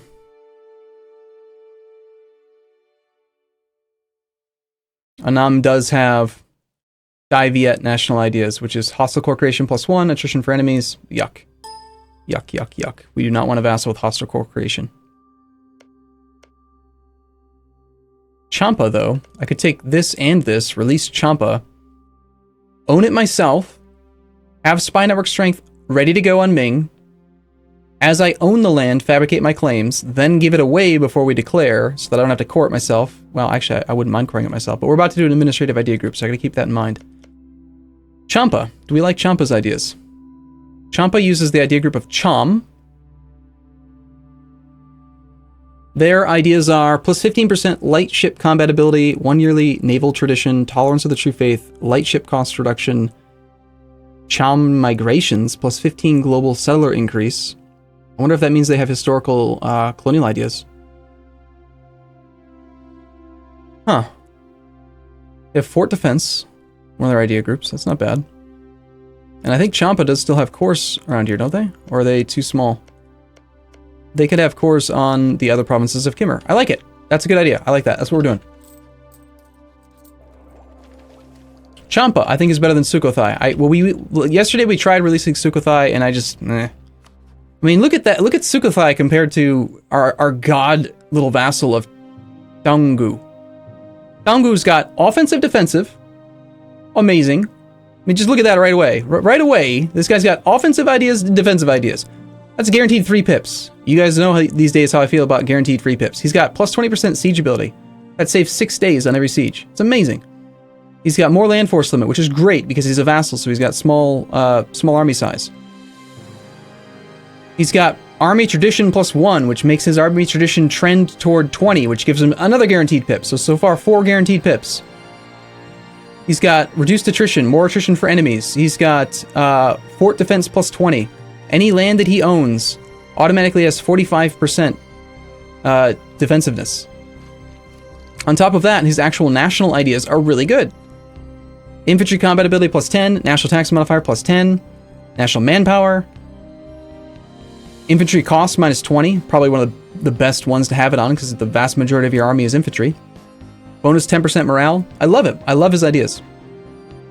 If I could have every vassal have those ideas, it'd be amazing. All right. Okay, so yeah, we're going to spy on those 2 guys. Let's go. Oh my gosh. I just had Rigorous Researchers. I had Rigorous Researchers fire 1562 June.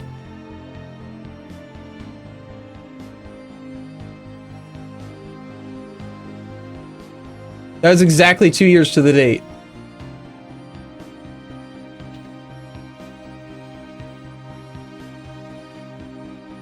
That's an extra 240 Monarch points in 2 years. It's so good. It's so good. That is why you always want to have negative corruption per month and stay below 1. Rigorous Researchers, man. That is solid.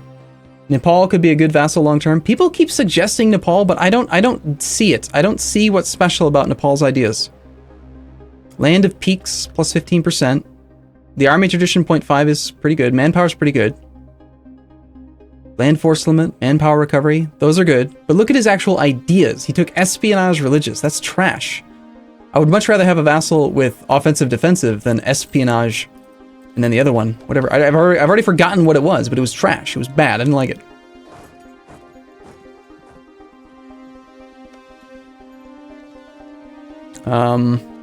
We need to get our siege leader over there.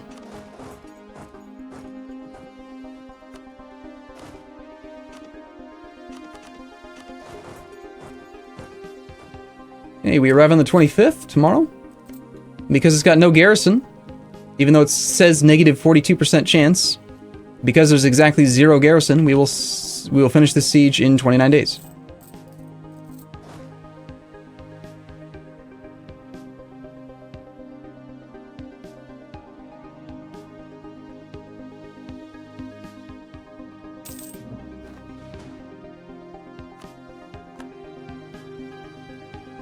Crap, capped out on Eben. Hopefully I didn't waste too many points. A squirrel! No, I'm just kidding. Crap, we were supposed to cancel the embargo. Crap! A squirrel! Just kidding. Here's what I've been spending my extraneous admin points on lately. Rather than do development, because the burgers are not giving me a discount right now, while development's good, I've actually been raising taxes on Bob the Wall Builder.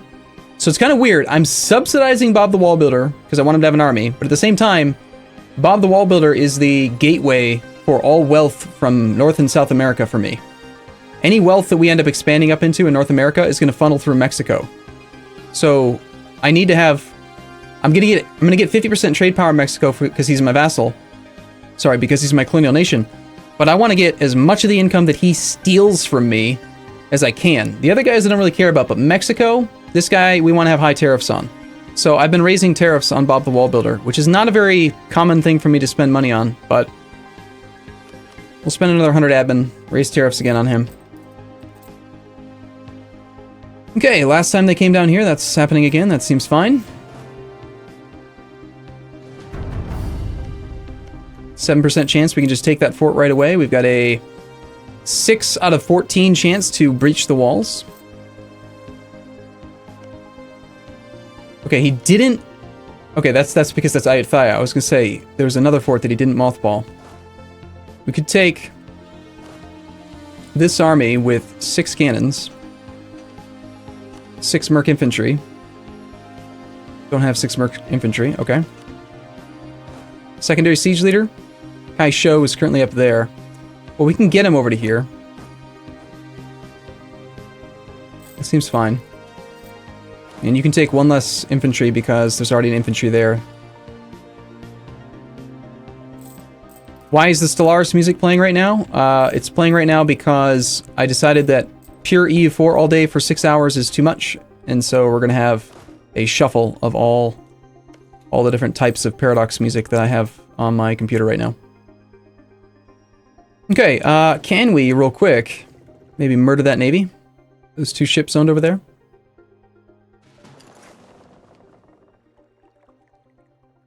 I want to maintain enough to keep the blockade going on this province, so we need 18.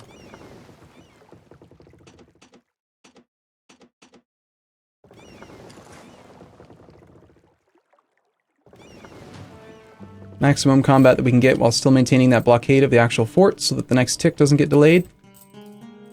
As soon as we get a diplomat free, I'm going to break that costly embargo, I promise. It's not going to happen until August, unfortunately, but we will do it. Just keep on forgetting.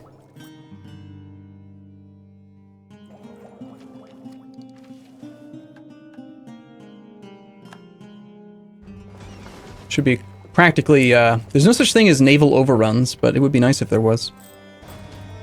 So I'm gonna point this later, just there's a little slightly less chance that he'll die. You guys aren't supposed to be going there, you're supposed to be going to the next province over. You just gotta wait a second, apparently. You gotta wait another 5 days. Okay, we want to be in position to loot, since, We want these armies to be ready for combat nearby in provinces that are already sieged. Did we seriously get a disease outbreak on our first tick?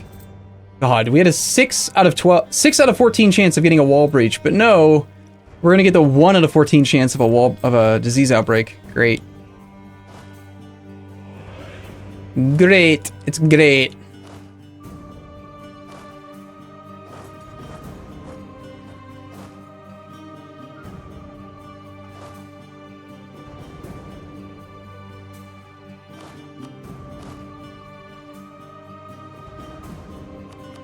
"30-day siege of a fort." Pretty good. We're going to transfer this to Japan, actually.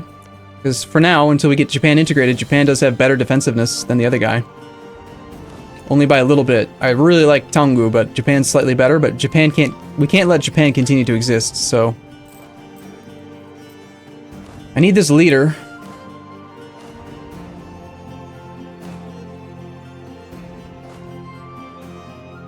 Here, I'm gonna risk 0.1 ducats just because people brought this up yesterday. Oh yeah, the plutocratic coup's on its way. Don't worry, I won't forget about it. Probably. People were saying yesterday that I was wrong and that you can loot while moving, and that's not true. This one infantry, if I keep him stationary, will make 0.1 ducats. This one infantry up here will make 0.1 ducats. I will test this theory right now, right here, right now. We will have this guy stand still, we will have this guy in motion, but still in the province before he arrives. He will be in Tangu on the 4th of August. Watch closely to see the numbers here. There will be no plus 0.1 here, but there will be a plus 0.1 here. Watch closely as well the loot bar, 9.9, that's the measure. Wait for the monthly tick. Right, I asked a question and I totally forgot to actually see your responses. Do you guys think we should use Japan and Uichi against these guys, or should we declare that war on Manchu? This seems like a great time for another poll, because this is a... Splitting your focus really, really slows down every individual war, but at the same time, I don't know. The chances of them getting down here and being useful...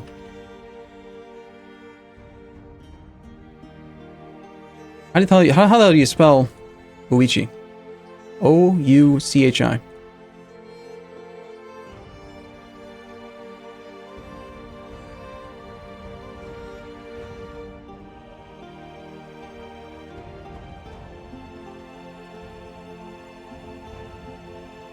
Here's your straw poll, guys.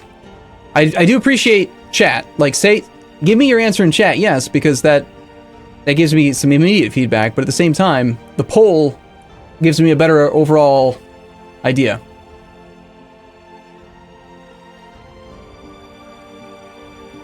Okay, that's 90. That's this. Yeah, that'd be 90 to 10. Pretty straightforward, huh? You guys the Twitch has spoken, clearly.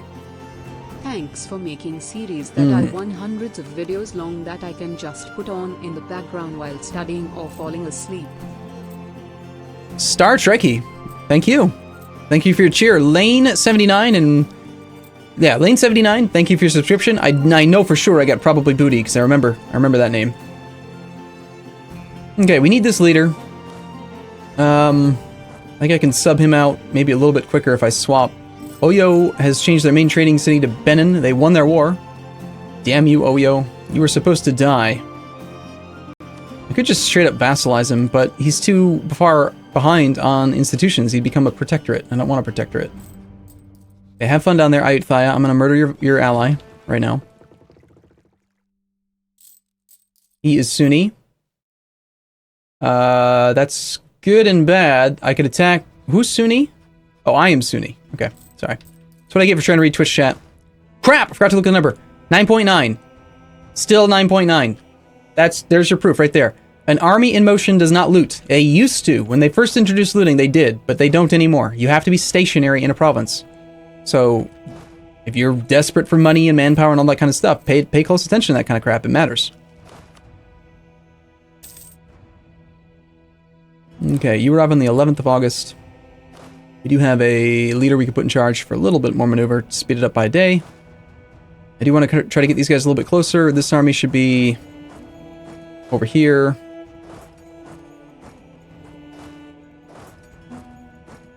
Checking arrival dates.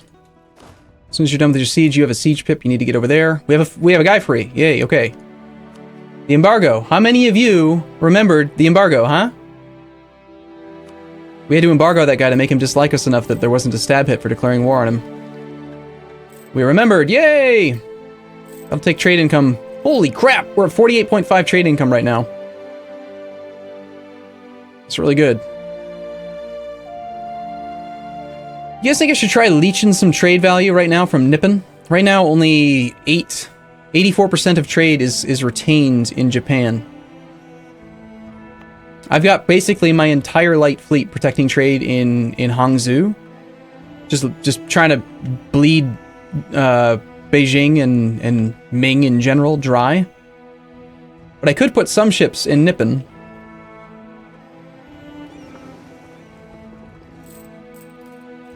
The tick just happened.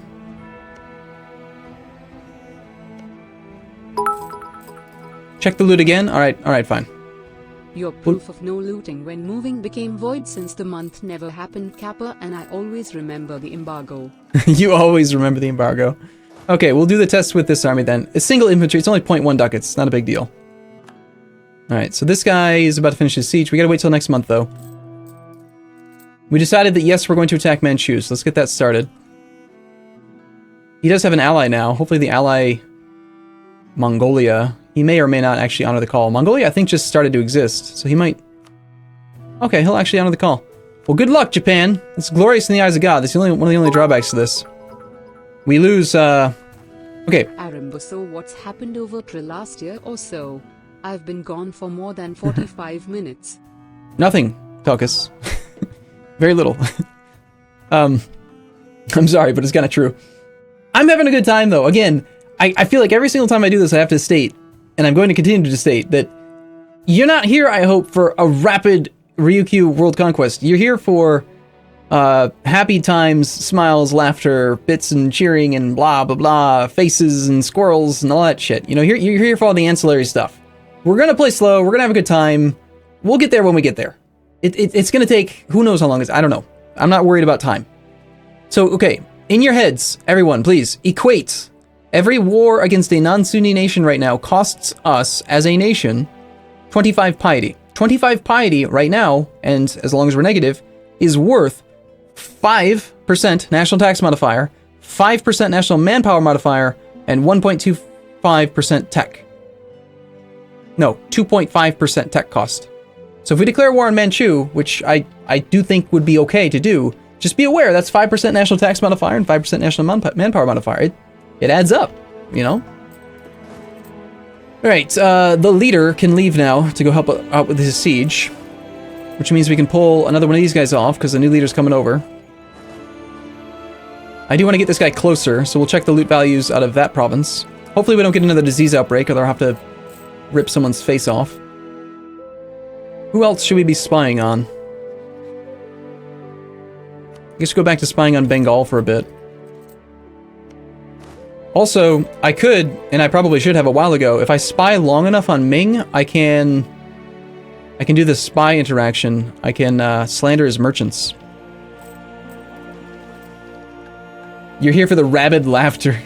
You're here for Bob's wax job. I like how it's all different for everybody. Alright.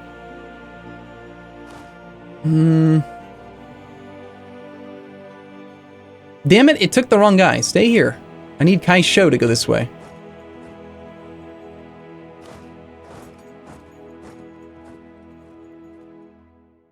Okay, this guy's going to be here and moving on the monthly tick.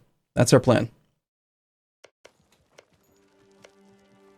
Also note that you can only loot 5 ducats a month, so if your army's too big, then you need to split it up so you can spread out your loot. We do want to defend this coastal fort, like use our transport soon to move a 30 stack down there and smash him in the face.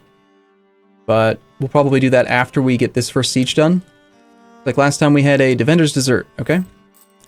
Considering we could have had a 6 out of 14 chance for a wall breach, I would have preferred that. I think Diplotech is like, yeah, it's like Diplotech 12 for Slander Merchant. It shows it in here somewhere. Yes, Slander Merchants is Tech 12. No worries, I don't really watch for the gameplay alone. It's your humor that's the main draw. Though Thank I you. do think you are a EU4 and CK2 player. Smile. You think I am a huge. Okay. So if we move right now, we arrive on the 1st. Let's wait 1, 2. We'll give ourselves 2 days. This province, here's your new test, folks. 6.9 loot is currently in Mong Pai. This army is in motion. It will not be to the next province until after the next monthly tick. And it will not loot Mong Pai. Mong Pai will still have 6.9 ducats of loot. And I am right. I am right. Just trust me on this. Bosnia. Wow. Ottomans making some big plays right now. Going after Bosnia. We're actually in a pretty defensive position right now. Lol 100 bits, how cute. Cannon fodder. What a bully! I like it. It's pretty funny. Well, you gotta remember though, Telkus is gonna cheer about 4,000 times this stream, so it adds up over time, I'm sure. I think he ran out of bits yesterday. Okay, so here's what we're checking right now, is that Ayutthaya and Langzhang hate each other. So long as I don't ask for military access, he's not gonna get up this way. Ming is hostile, so they probably won't give military access. And then okay, so yeah, we don't even need to keep our mercs here, but we should keep them here so we get our next loot tick. I mean, they're already here. They're going to suffer the attrition anyway. All right, here it is. Ready? 6.9. 6.9. Still 6.9. Ottomans have entered into a treaty of support independence. Yes, so 6.9. It's still 6.9. Even if we have 1 extra day. Even if we click on and look at another province and then refresh it, still 6.9. You have to be stationary to get loot. It's a recent change. We pull all infantry off of there. In theory, this army is exposed, but the infantry can be pulled off. We're gonna have too many men there now.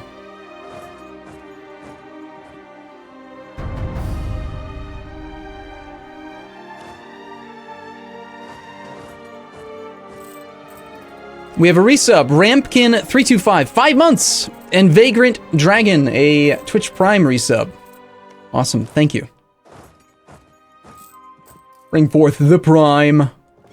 The Prime! We're gonna murder this navy. It's gonna be great. It's gonna be glorious. Our Vassal just rolled a supplies shortage, pretty trash. We also have barely rolled well at all because we suck. We apparently do need more men here. That's right, this guy's got an annoying thing where you need extra troops to siege this guy. Don't like him. You have any mercs over here? No. Any of these mercs? It's just a little tiny bit of manpower drain. It's fine. 21% chance we're practically done with that war. I need this first siege here to fall. I don't really care too much about this one, but I want the majority of the cannons to be able to be brought down. I'd like to get the level 2 siege guy up there. Yeah, Kaisho's okay, but... Nice! Holy crap, 21% chance! Woo! Everyone's gonna clap. Yay, everyone clap. Yay! Clap! That's where the save, I think. That's a pivotal siege, I think.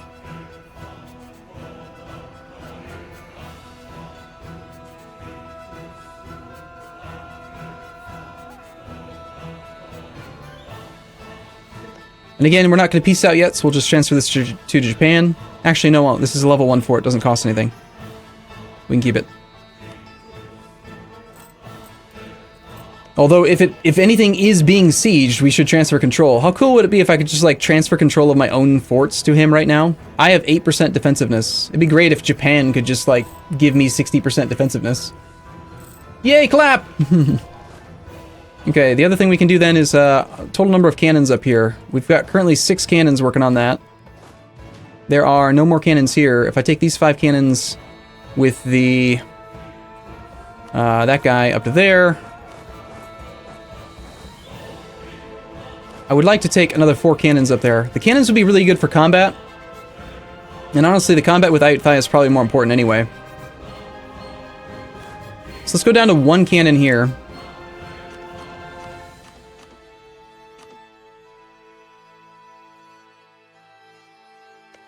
Total number of troops required is 7.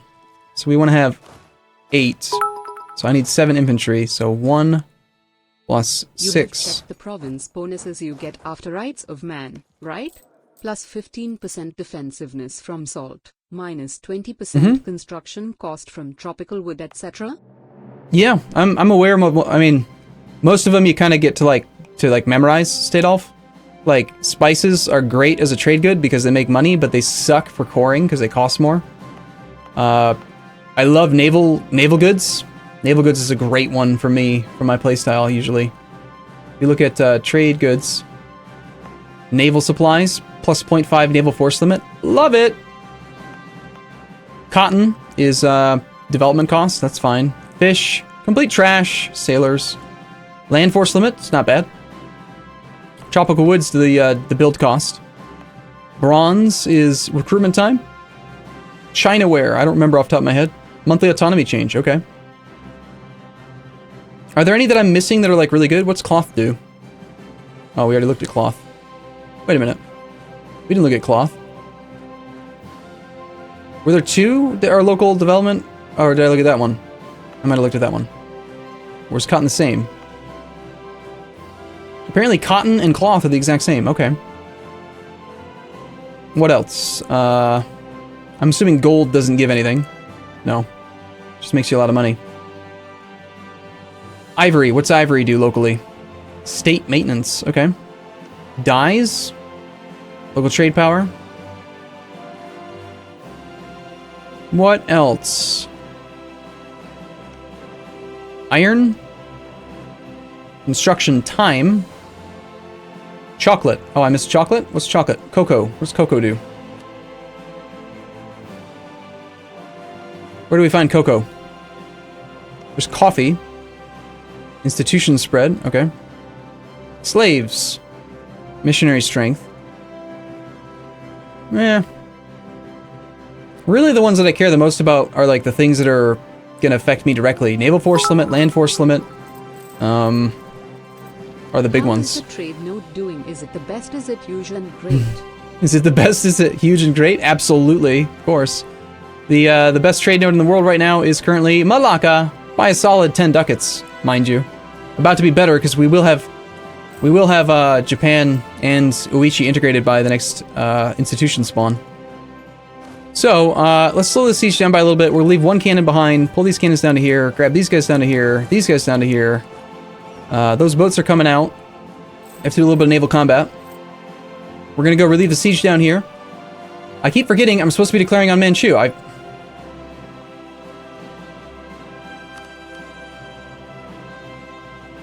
We decided to attack Manchu, right? You guys are willing to pay the 5% national tax modifier, national manpower modifier from losing piety?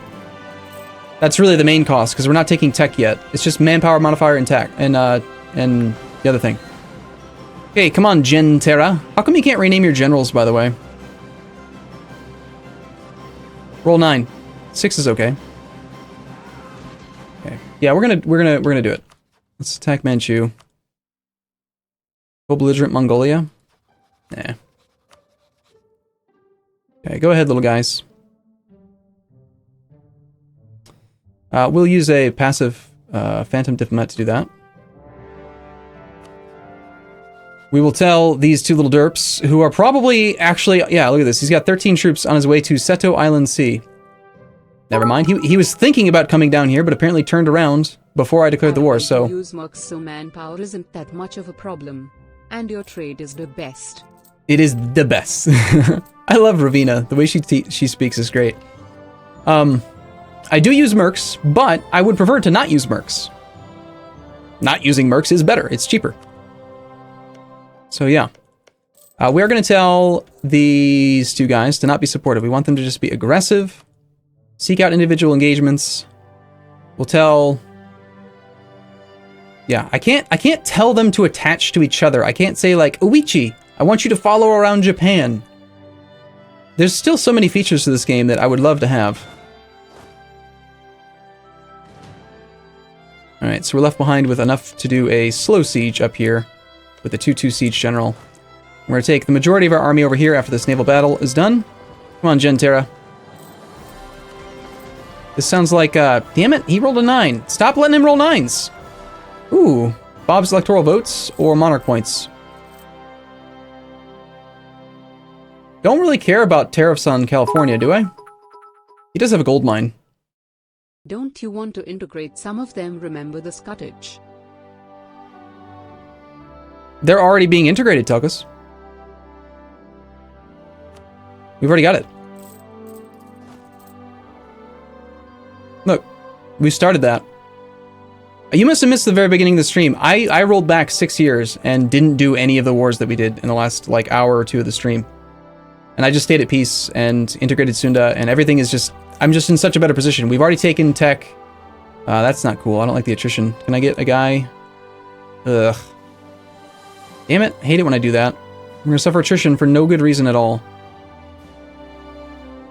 I just have too many men here.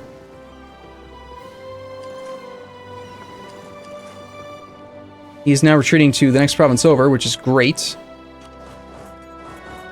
Ish. As soon we can get there. I want to force that navy back out again. Kill it.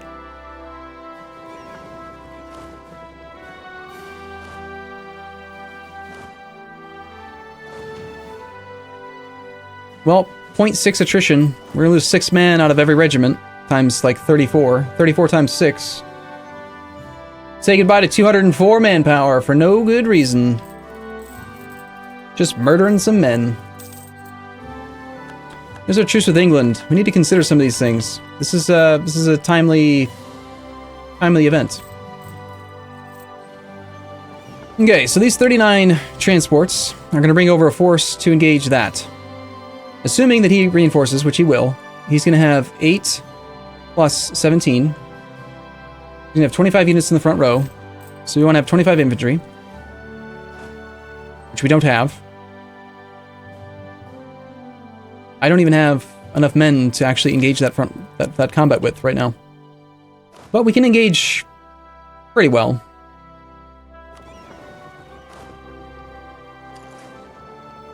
We're going to hop down to just here for now. I don't think we can get all the way down to here yet in 1 month. No, gotta go to Pasai first. Yes, I'm going to micro a single monthly attrition tick on my entire army. Again, I don't want to lose 1% of my manpower. 34, that's 340 manpower. We'll take a little tiny bit more time to get down there, and it'll be fine. So, we've declared our war on the other guy. This is definitely not PvP. No. Not in any way at all.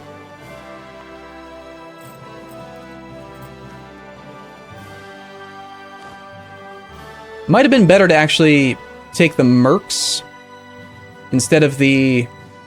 I sent the mercs to siege because the sieges are very painful, 3% per month. But if I did the math, I bet a single engagement of combat would still be less... would still be more manpower lost than an entire siege over the course of, say, 6 months to a year. So I should actually probably do the sieges with my own manpower and do the combat with the mercs, right? That would make more sense, wouldn't it? Yes, Arumba, yes it would. Anyway, we need to assess the relationships going on over here. Castile continues to have issues with rebels. Good. Castile currently has how many debt? How many loans? He has 8 loans. Good. Is Castile willing to defend Portugal? I don't know. Oh, seriously declared war in the last couple days, apparently? When did I declare war? I don't remember. How long has it been?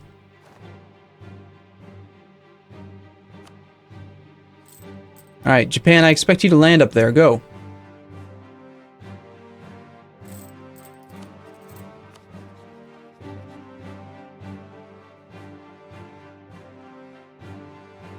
There we go. Now we have the ability to declare war again. Will Castile protect him?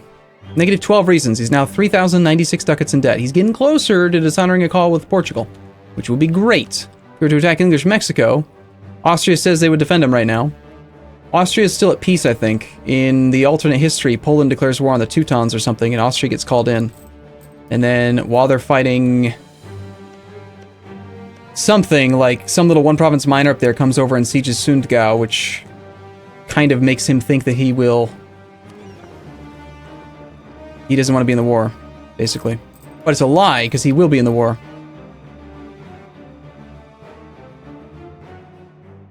Okay. Pegu is we have a 99 war score against Pegu right now. Because we have his fort and we have his capital. So we can piece him out right now. I was going to take a separate piece anyway, because I want to take a bunch of stuff. So, we want these two provinces. I think we do this peace deal now so we can start coring, right? We take those two. Our vassal has a core here.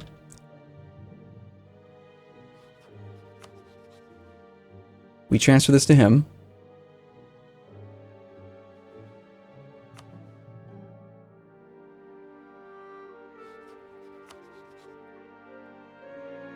And then the last time, I think I released Sukhothai from Ayutthaya, right? Like up north? From Sukhothai, right. Is there anything else we could do instead? I need another vassal, and I still don't know who I want it to be. Ava is Senwi. Do they have the same ideas as Taungu? Because if they do, that'd be amazing. His idea set is called what? It's called Burmese Traditions.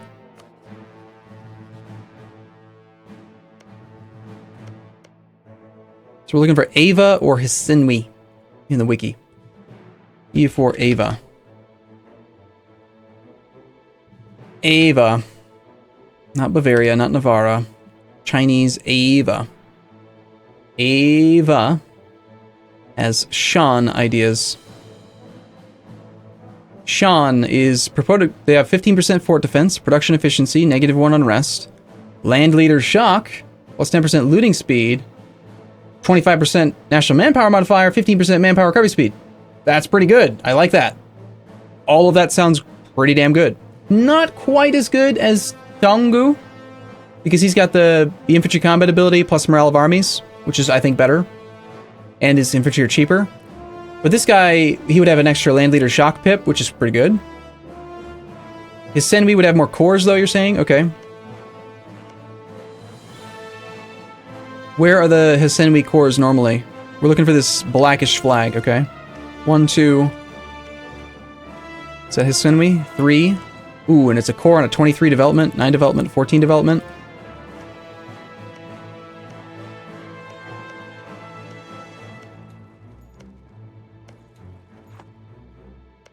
Alright, let's check Hisenwi ideas first. How the hell do you spell Hisenwi? H-S-E-N-W.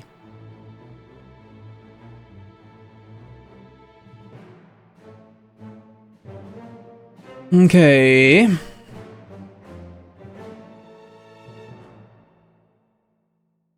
Hisenwi has the Shan ideas as well. So it's the same idea set as what I just looked at. They're acceptable. They're not the same. They're not quite as good as what I'd like, but yeah. I think Ava definitely has fewer cores overall.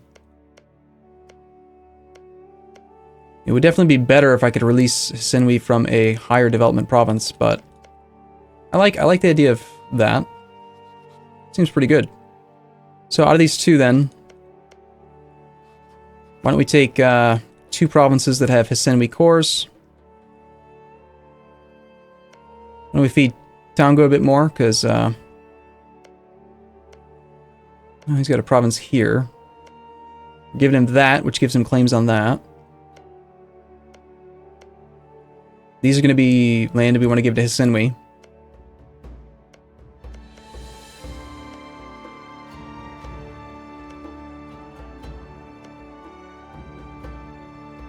I'm not going to take this, though, so we can give him Mong Pai.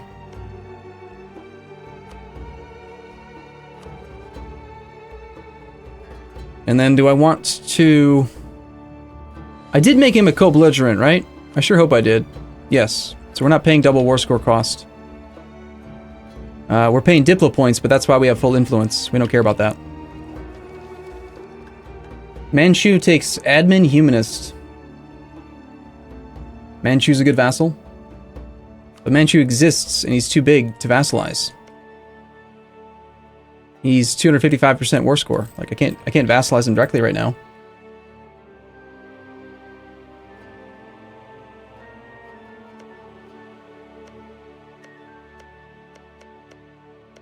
Problem is that Hisenwi's going to actually have a core in this state as well.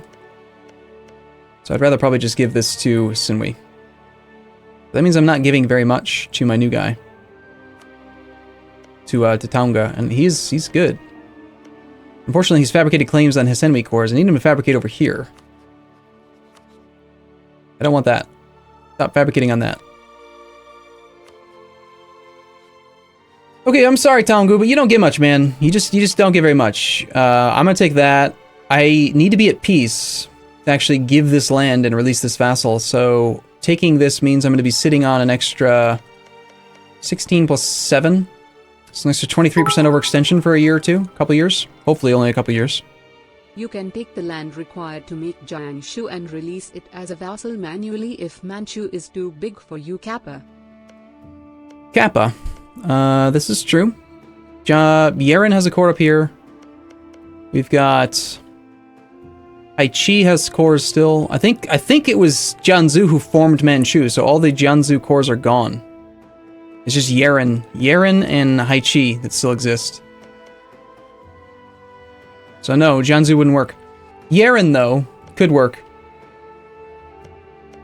We could release Yeren from like a 13 development up here.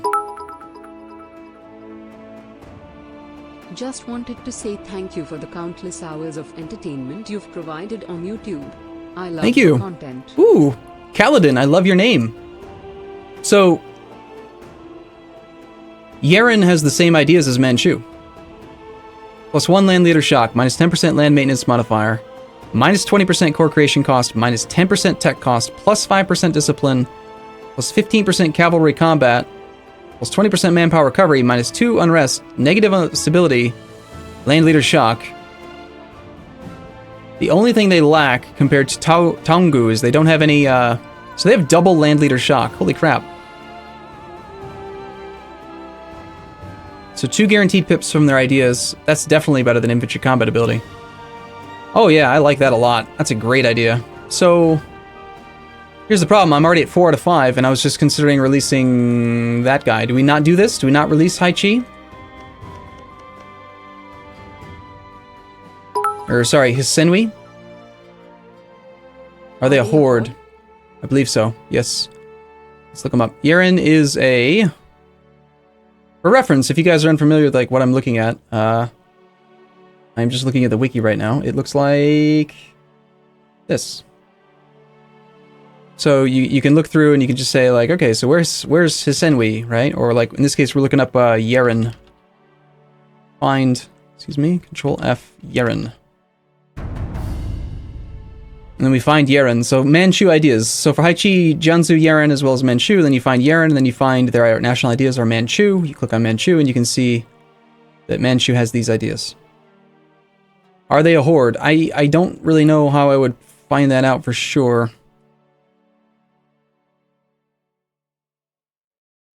I think they are, right? What do you think, Scott Tiger?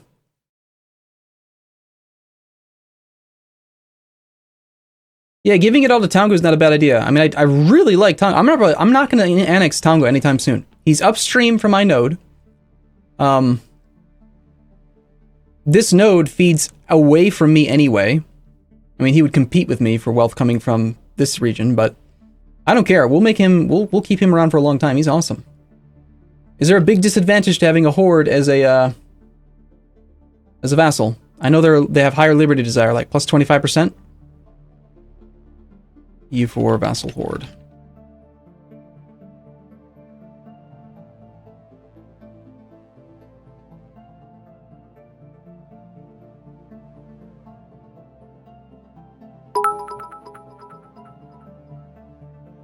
Is he nomadic? Yes, more liberty desire. Is that the only disadvantage though? Because all of his ideas look really good. They like to fall apart.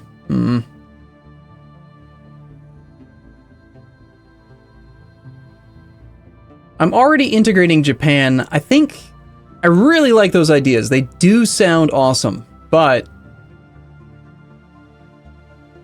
the fact that he's a horde, I think, is a negative sale. It's a negative.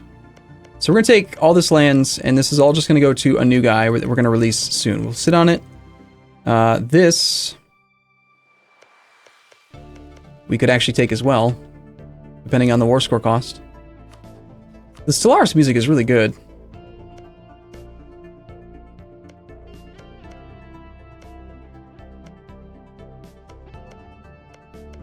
I would definitely rather have the fort.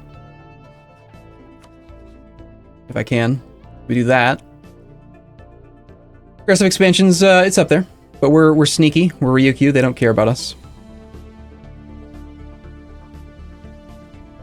I don't really need to murder his navy because he's going to lose all of his coast. The navy will just not be a thing soon. 101 Diplo points. That's part of the price of conquering stuff. I think we're good here. So I have to sit on this overextension until we end this war. Damn. Oh well. What's the first nation you're gonna play in? I have no idea. I probably should have taken an extra save before doing the peace deal. So Tongu got one.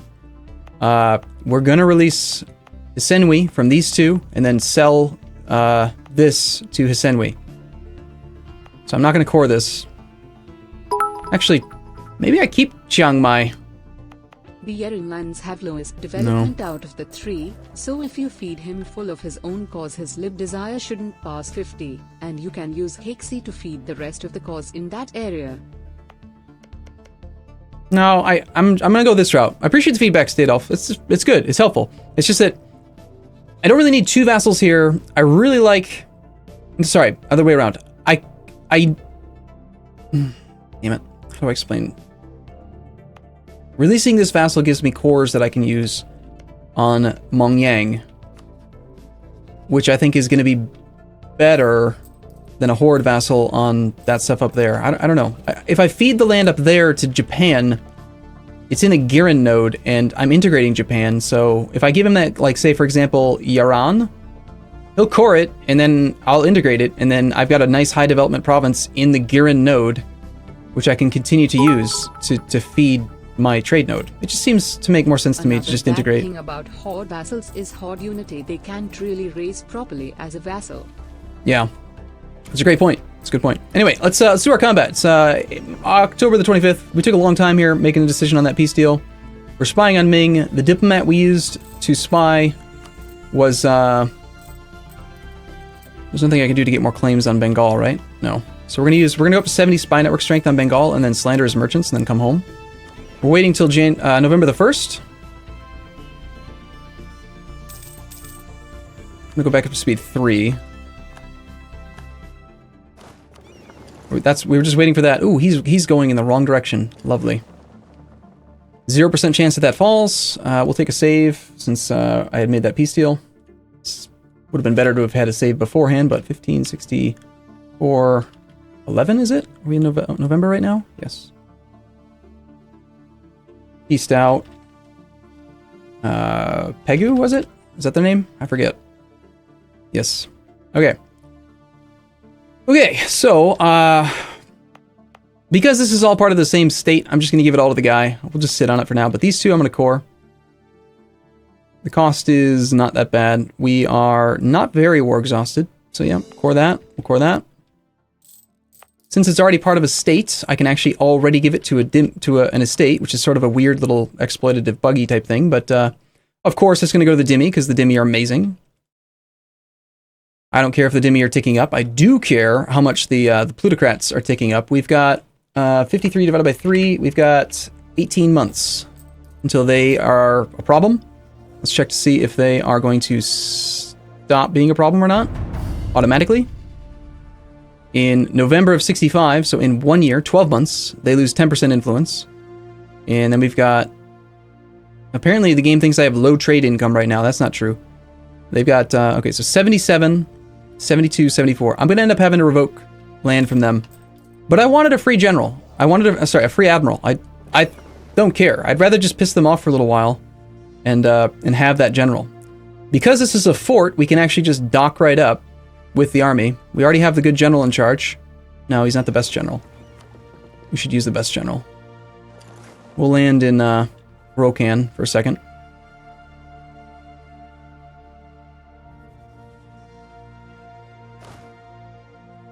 '61. Bob the Wall Builder has just subscribed.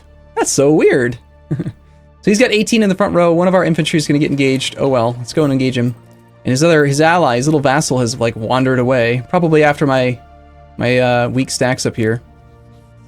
We've still got him set up to be doing the right thing, right? I actually have him set to be supportive. Hopefully, I'm not going to mess with it while he's doing his siege. Actually, no. I am going to mess with it. Because I don't want him to suddenly decide he needs to come help my battle. So I want you to be aggressive, siege focused. Stay there. Don't you dare break your siege just because I changed your setting. This diplomat was supposed to be spying on Kimmer. It's a nice looking map. What mod is it? It's called Better Graphics Mod, I think. It's a very straightforward name. He is on his way. He'll be there on the 27th. But to get from there to Kedah to there, I'll probably have already murdered this man. So let's do this fight. Okay, he's arriving in the 3rd. Yeah, we've got a solid amount of time here. We rolled a 5. Oh my god, a 0! At least we have a 5 fire advantage, but man, we still have a negative. It's 8 versus a 5. Yuck. Yuck. We have the rigged treasure fleet has just arrived. Wonderful. And then a 1? Taikyu, what the hell, man? What the hell kind of crap rolls are these? Ugh. There's a 10. That's better, but still. And Ligor says, nope, not having any piece of that. Imagine if we had actually not rolled like shit in the first 2 phases. We probably would have stack wiped him if we hadn't rolled like crap. Instead, he gets to wander away. Damn it. It's really annoying. Okay, Aithaya is annoying because he actually has,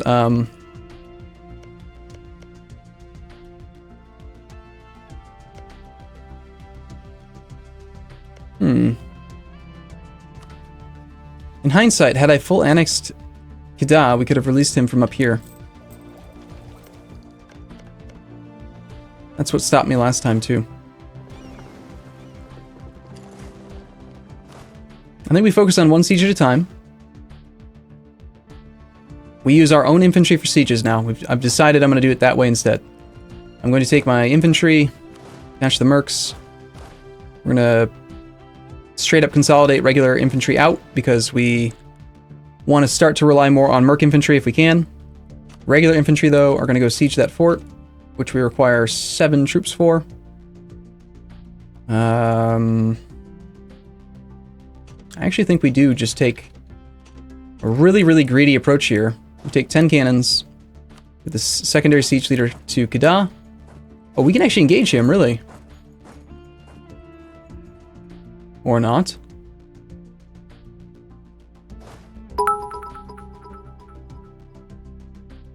Keep in mind the rebellious merchants and their gold province smile. Oh yes, thank you. Now that they're loyal, we can revoke some land from them. Anyway, yeah, take the cannons, -1. Greedy siege. Kedah the bastard is busy colonizing. Remember, we Yukians will first and foremost look out for our own interests. 3 will stop the political commentary. Okay, 13 days to get there. Yes, thank you. We should revoke that gold mine from them. They're currently loyal, so we can take this away, and that doesn't quite bring them down. It also makes them pissed. But I do want that gold mine back, anyway. Let's just let them be pissed for now. No, I don't want them to... I lose 30% trade efficiency modifier while they're pissed. I don't want to do that. Kedah the bastard's busy colonizing. Yes, but we want him to colonize, actually, because he's colonizing with our accepted culture once we become an empire. So, anything he colonizes will be good land for me. We catch that guy. We'll be there on the 18th versus the 24th. We get to Patani.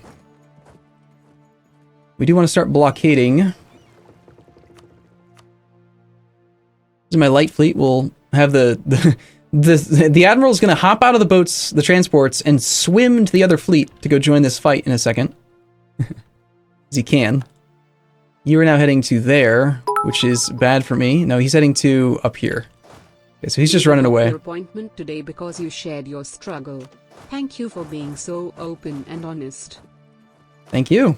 I'm glad to hear that it's helping anyone, honestly. Nallard. Good on you, man. Be honest with him, too. Just tell him everything, man. I mean, I opened up. It took me a little while to get it all out, but, you know, I told him everything. All the little dark secrets that you wish you, didn't necessarily have. So we're really only relying on one siege right now. We'll blockade this, we need 12. I think we can actually detach.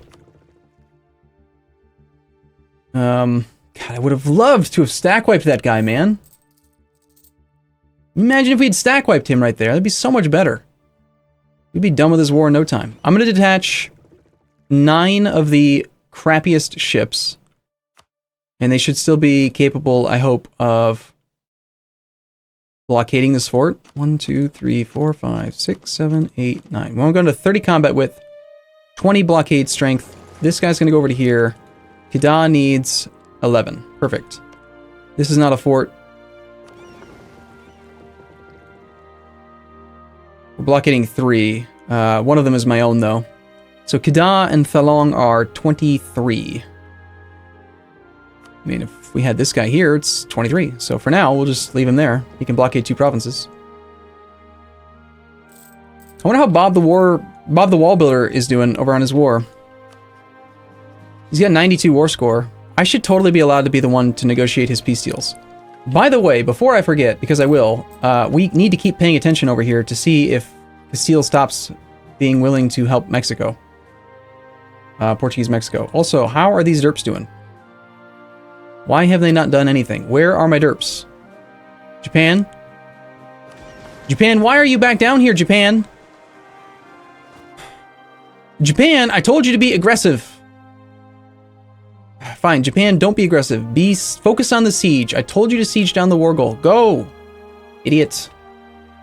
They don't seem to treat non-fort provinces as war targets. They treat these. Maybe if I tell him I want him to siege this and the other fort, he'll get his ass over here and actually siege these damn things down. Ignore that one, though. It'd be so much better if you could just control the vassals yourself. You better not lose this fight, man. He's got a heavy in there, and you're just using transports. You're an idiot. You're gonna lose your troops. God damn it, Japan! Why are you such a dumbass? Run, man! Get out of there! Oh, actually, we can come back from Bengal. We can, slander his merchants. Sorry, dude. You've been slandered. Just imagine if you could actually control your vassals' armies. How awesome that would be. Just straight up, just have control of them. Like, isn't there a button in EU4 where you can assume control of subjects' armies? I think it pisses them off or something, but you can assume direct control. So we slandered Bengal because I had nothing to do with the monarch point, or the points. I do think we're going to declare war on them soon, and I want to have points to claim the next few provinces, but turns out I'm probably just going to give it all to Tangu anyway, so that's his job. Ooh, he has mothballed forts. Oh god, so tempting. Mothballed fort, mothballed fort. Oh god, I want to attack him. But mostly because he's actually got a huge trade power here, and because of that, he gets trade power up here. He's actually the number 2 guy right now, due to transfers from traders downstream. So the slandered merchants is going to affect his trade power, and his ability to propagate. Assuming direct control. It would be overpowered, but hey, that's why we have vassals, man. They're not supposed to be idiots. They're supposed to be good. I cannot get there. I could park 30 transports here and then, like, move this army through the Mekong Delta up into the Gulf of Siam and then land here. And actually, no, hold on. Because we ended the war with this guy, if I land my units here, we're in the zone of control of this, but we should still be able to march away from the zone of control to Tavoy. We could probably pick off the Ligor army. Have you considered using a diplomat to break alliances in India to break the power balance and turn it westwards to weaken Bengal and feed India to Timurids so they offset the Ottomans? Jesus, Ravina. I mean, Stadolf. I barely ever use the Great Power Interaction Break Alliance. I should use it more, yes. Have I considered it? No, not at all. You're a smart guy. Let's get a diplomat back and just see. Is there an option? Can you even do that while you're at war? First off, you have to get a claim on these guys. I can't get a claim on them. If I don't have a claim, they're pretty much guaranteed to say no. Actually, hold on. They are surprisingly... Ooh, trust towards Bengal, -55. Huh. So if I had a CB against Gujarat, I could actually break his alliance with Bengal. The problem is that they put this annoying-ass timer on this.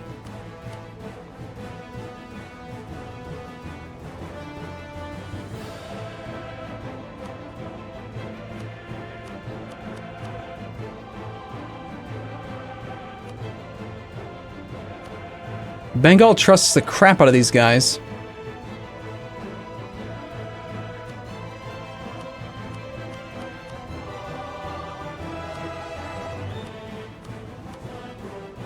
So they put this timer on it, so you can't actually use it very often, which sucks. Look at Japan losing his navy. Great. I mean, I'm trying to reinforce, but most of my navy is up protecting trade, doing their job, you know?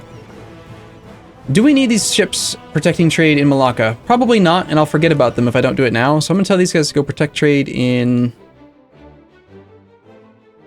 Nippon...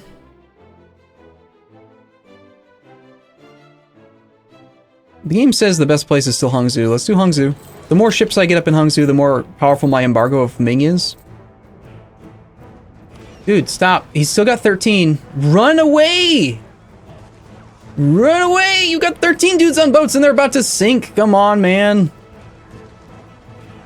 Oh. Yes, the cannons, it's just a pure stack of cannons right now. It's pretty dangerous, but we got a reinforcement stack here. I suppose we could get started on the other siege. I can't believe he is just sitting there, taking it. He's like, oh, these 13 troops? I don't need those. Yeah, now he's down to 12, 11. You can see that. See in the tooltip right here. 00111 dash #11. So he's got 11 units on these transports. He can retreat. He's not locked to combat, and yet 10 troops. Now he retreats. Okay, no problem. Just lose. You're at 13. You just gave up 4 regiments for no reason at all. Nice work, man. Well done.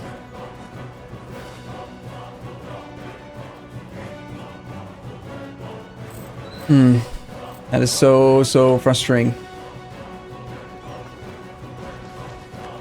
And then here comes my navy. With no leader, because he's over here blockading. Oops. And we rolled a 0. But it's 30 of these transports.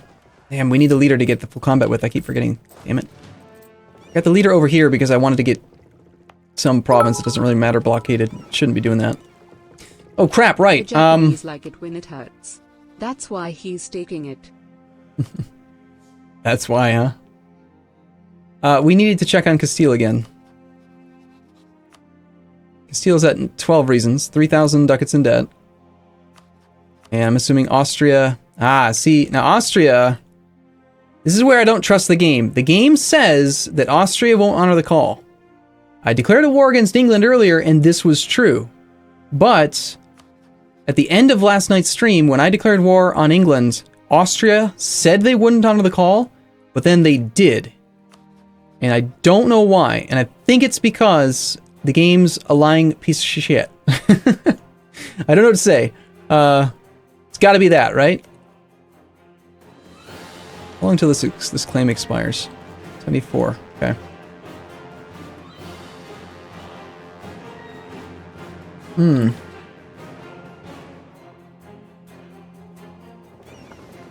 You're right, it will. Yeah, let's see if we can swing the Navy up that way. Let's not worry about blockading the non-Fort province. It really doesn't matter. Erunita, at Arumba 07, your trade fleet will pass Okay. through the battle. Maybe put the admiral there. All right, I'm going to take a bathroom break. Note that I've been streaming for like 3 hours and this is the first one, so much better than yesterday. I'm going to go to the bathroom. I'll be right back. Everyone else, sync up your bladders, man. Be right back. 1 second.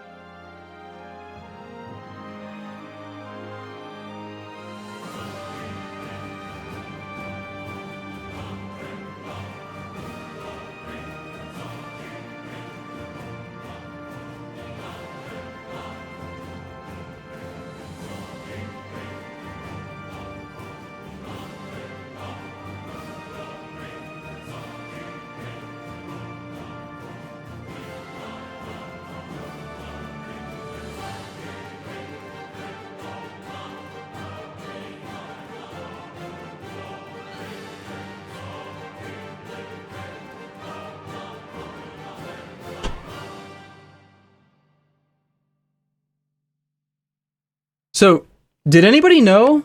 Did anybody notice that my chair's different? Did anybody notice that it's different? I got a new chair. Got a brand new chair. I built it last night. I put it back together, or I assembled it last night. My other one was black. This one's brown. What percentage of you actually noticed? Okay.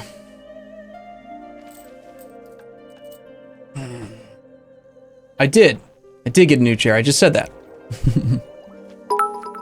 Alright, what are we doing? Why you no use overlays? Why you no use overlays? You mean like a on a bathroom break overlay? Because reasons. Okay, do we have naval superiority completely? I think so.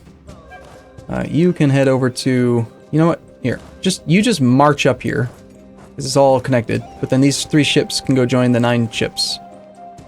And then that way we'll actually have enough. There could be a fleet out there though. Sometimes they're bastards and they hide it, so let's path them manually through here. That way we don't need our admiral to get the full blockade up there. Yes, I do sit on a chair. Okay, regimental camps. Nice, regimental camps are coming online. You know why we needed regimental camps? Because we're going to build more cannons. We have manpower, we have money. Now we have more force limit. Let's build some more cannons. 100 days, ugh. Let's see, the base build time for a cannon is 120 days. So anything near 120, I guess, is acceptable, but we'll do like 1, 2, 3, 4, 5. And we're getting 1, 2, 3, 4, 5, 6, 7 more regimental camps. So let's build 7 more cannons. 1, 2, 3, 4, 5, 6, and 7 more cannons. We're gonna go nutso on cannons.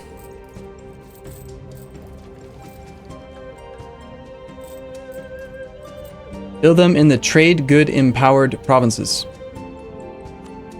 You mean for like the build speed?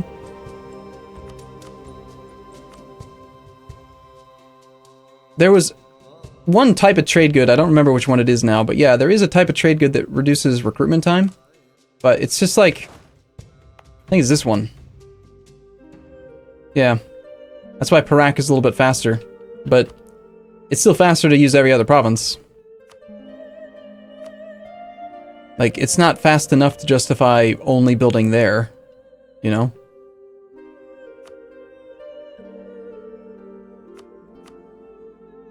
Although if we have one that's like really slow, we could build 2 here in 200 days. Nah, no, it's fine. More cannons, ores. Only 6 more? 1, 2, 3, 4, 5, 6. I did the math wrong apparently. 5 plus 6 is 11. Oops. Thank you for correcting me on that. Ooh. This song is called Loose a Lot of Fights. Hearts of Iron 3. Pretty. Okay, how do we feel about colonies? Every time I sit down, I like to reevaluate my current position. We currently have, where are my colonies? I've got 3 colonies. I feel like financially it's justifiable to have 4 right now. I did the math and I figured that your average like 8 development colony, based on my current stats, takes me 7.5 years to grow. So in 7.5 years, if I spent money on a 4th colony for 7.5 years, that's 10 ducats a month for that colony. So I spend 750, I spend 7.5 times 12 months in a year times 10 ducats. It's 900 ducats. So how long does it take a province to earn me 900 ducats?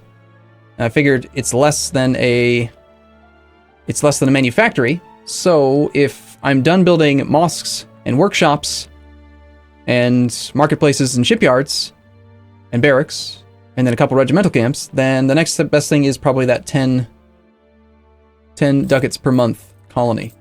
Plus, right now, Bob's Down Under, 1, 2, 3, 4, 5, 6, 7, 8, 9. He's on track to have 9. If I start one more, not only do I get that, but I also get the 10th colony and therefore merchant that much sooner. I think we do start another colony.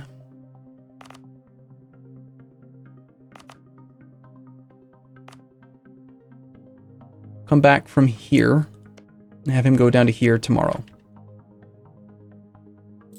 It's expensive. We're not going to make nearly as much, but I want that 10th colony for the merchant.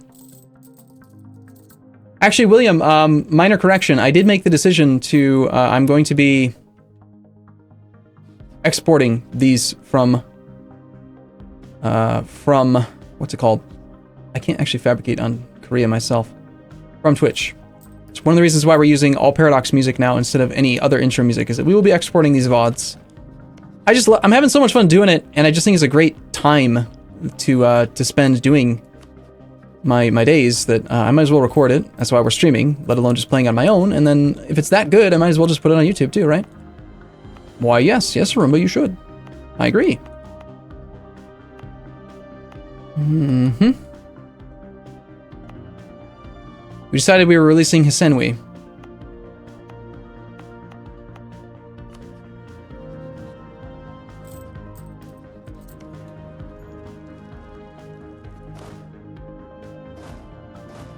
Okay, I don't have enough cannons to get a full bonus on both.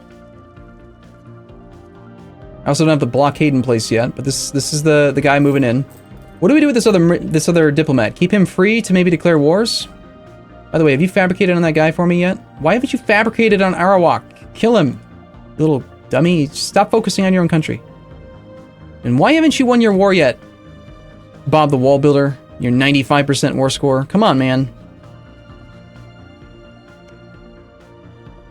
Oh, he fabricated on Mixed Tech. That's good. We still have a truce there. Got a 6 development, 14...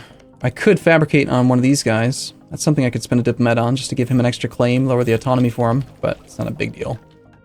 We can take all the land we want over there with no dip anyway. We could spy on Naples, in preference, getting ready for 5 years from now.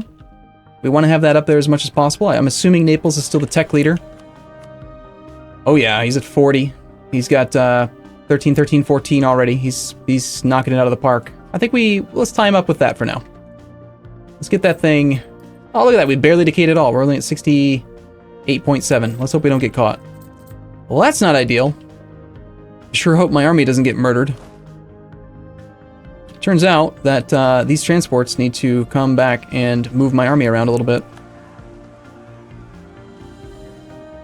Alright, transports go here.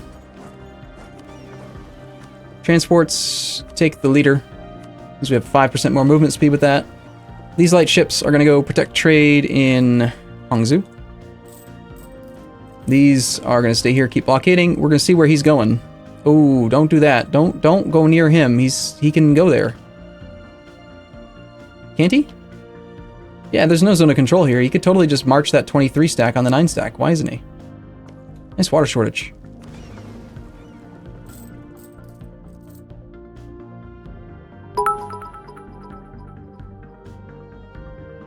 Just You wanna remembered, if you want another non-nomadic vassal, you could just fight Ming for yen or similar and vassal feed that one. That's true, definitely. Which of the vassals that Ming can spit out is the best? EU4 Ming vassals. Ming. They're not vassals. They're Ming separatists. Might give me what I'm looking for. The Iberian wedding fired. What? Yeah.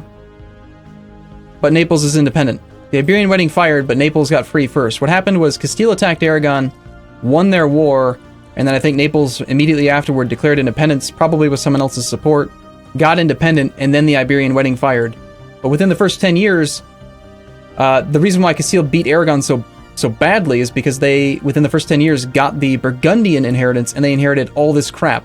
And they've been fighting Austria this whole time, which has really stagnated France, and also kept Castile's interest up here instead of down in Iberia, which is why Tlemcen's so big, and why probably Granada's still alive.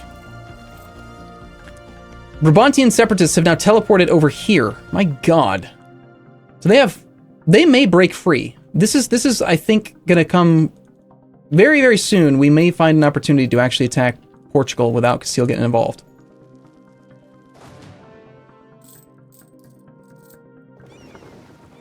Alright, we might as well stop for just a second, because we're about to get a tick tomorrow. It still says negative 57, but if we're here, it should actually be better than that chance. No, we just got a status quo. Damn.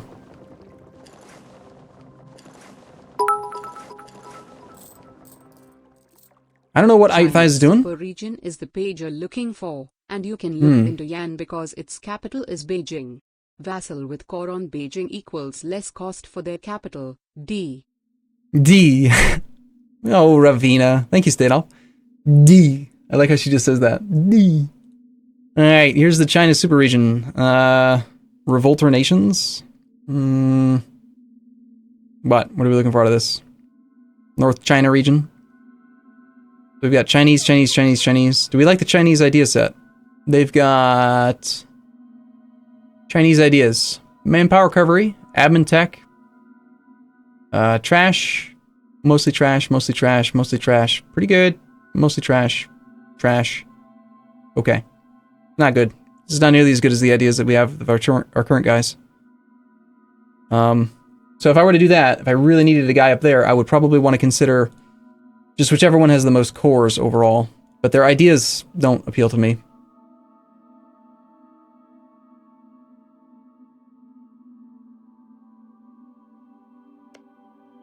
Yes, getting a claim with someone who has Beijing would be good, but just taking Beijing would also be fine. Although Beijing is downstream from me, so I can't actually... I don't need a vassal up here. I do need a vassal. I need a vassal up north. It can't be a horde. After I integrate Japan and Uichi, I'm going to want one vassal up north. These two vassals here, one's going to go like this, and one's going to go like this.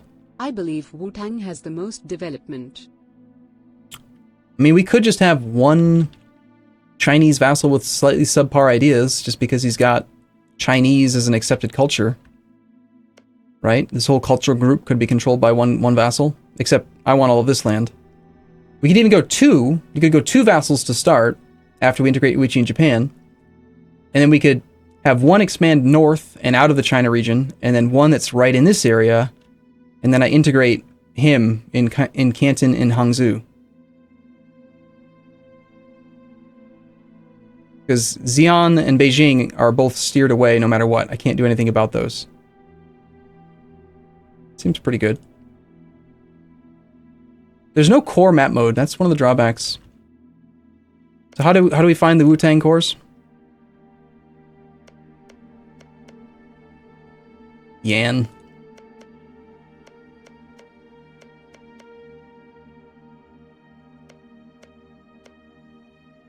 Yan. Jin. Wu. Wu gives me nothing. I hate that there's no cores map mode, like unformed nations map mode. There's you.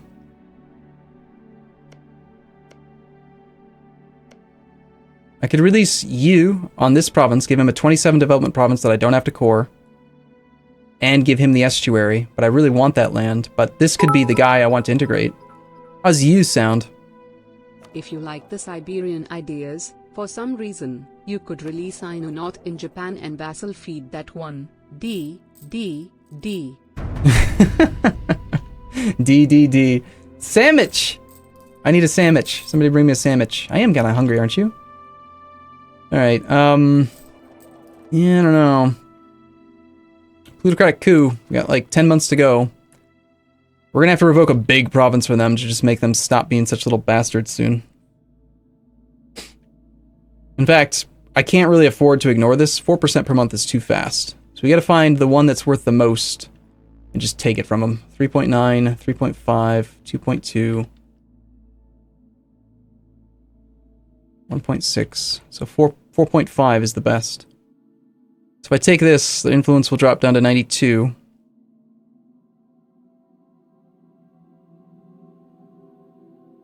We're just gonna have to deal with the fact that they're gonna be disloyal for a while because I wanted an admiral. So, yeah. That's mine now. You guys can be pissy if you want. In hindsight, I might have been able to take a small province first and then a big province. If I take this, they're now down to 88, which means that when the next thing drops off, which is in like, there's one modifier dropping off soon, in 66, I think it was. No, it's in 65, it's already. In November of this year, we lose 10. So I've got to get them below 90. I've got to get them like between 85 and 90 soon. We can manage that, I think. They're ticking slower now. Still 3 per month, but...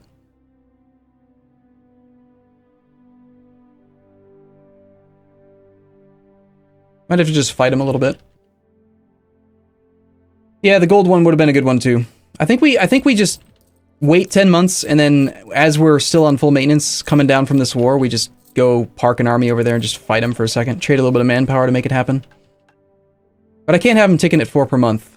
Just can't let that happen. This makes me very uncomfortable. Because I don't know where he's going to go after he sieges this province.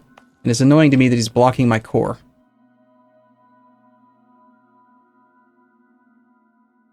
Okay, Panic just pieced out. Bob has 100 war score. Good job, Bob.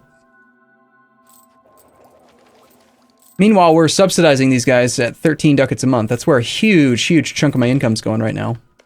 14% chance. We've had no wall breaches, mind you, with +5 artillery bonus. That would be crazy. I can't transfer control of that because I currently control it right now.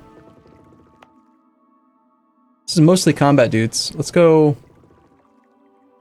Shoot. Did I... I think I did.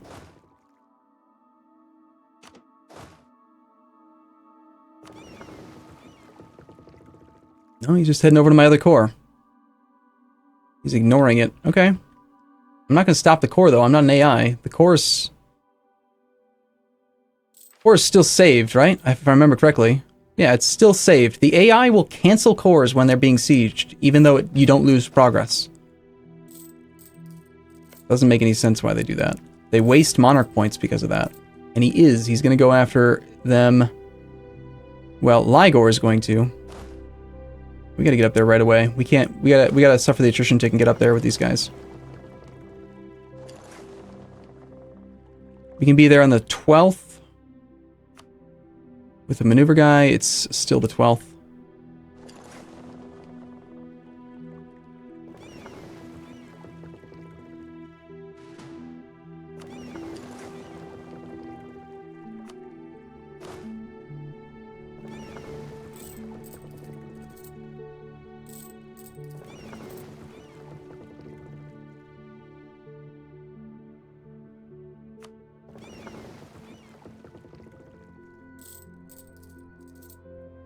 Okay, you are going away to Pegu. Good.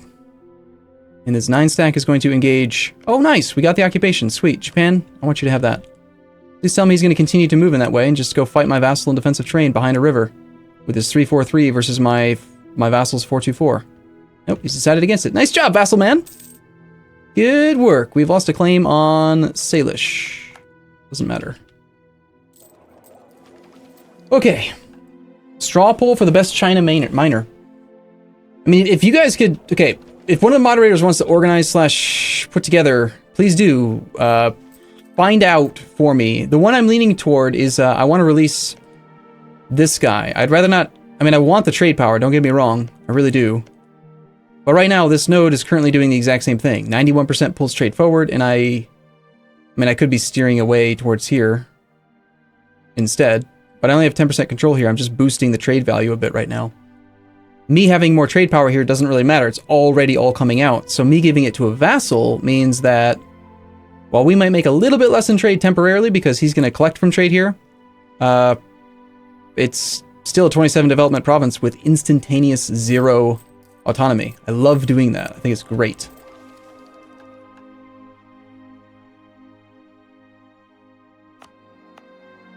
I think these guys might be thinking about... I don't know what they're thinking about. Nice, we won our siege too. Alright, you are now allowed to attach, and let's change his attitude. You are now not siege focused, you are now supportive. Attach to me, follow me around, I am your boss. No, don't go that way. Come here. Fine, you want to go that way? Let's meet up. We'll meet up. Ulawan, check this for releasable nations at Arumba 07 at Amini.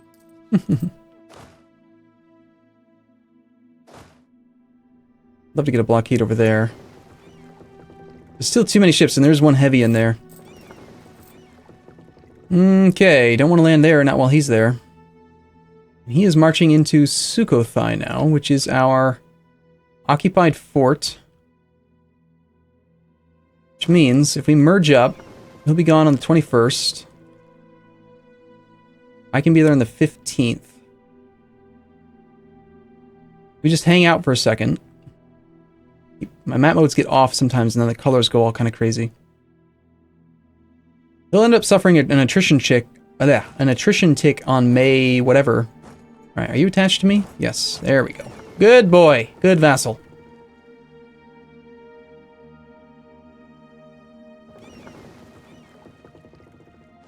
We can now dock up without actually running into him. So we arrive on the 23rd. He's gone on the 21st. He's out. He's stuck in that province suffering 5% attrition on the monthly tick. Ha ha ha ha ha. That's great.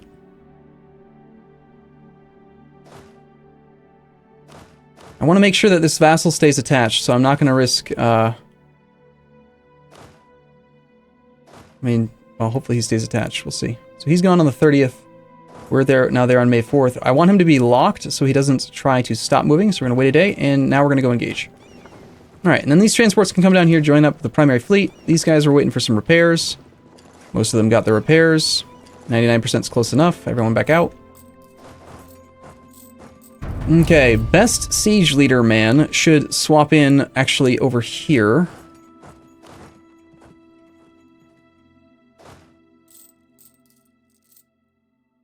But I don't want him to suffer attrition, so... Yep, that's good. It's fine. What have I forgotten now? How are Japan and Oichi doing? Oh, okay, so Oichi is going to land in Iran. He's actually going for the war goal. Good job, Oichi. What about Japan? What the hell is this idiot doing? He's got 9 transports here and 9 troops. Japan doesn't like it when we told him to go attack Manchu. He's like, but I want to help my boss. I'm going to follow him around all over the place because I'm a dummy. No. Just fight Manchu, man. That was your job. That was your one job in life, dude. Alright, you are gone on the 8th. We are there on the 5th. He's back on the 10th. We've got defensive terrain, good general. I think we take that fight. We also have a tech advantage right now. The Seal of Dishonor their alliance with Montferrat. That's a good sign!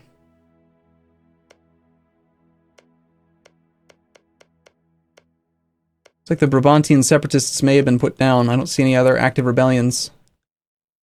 I hope that that's not the case. Let's come back from Himmer for a second. We're going to take our May save. I'm practically saving not every month, but like at least 3 times a year right now. Check. Portugal.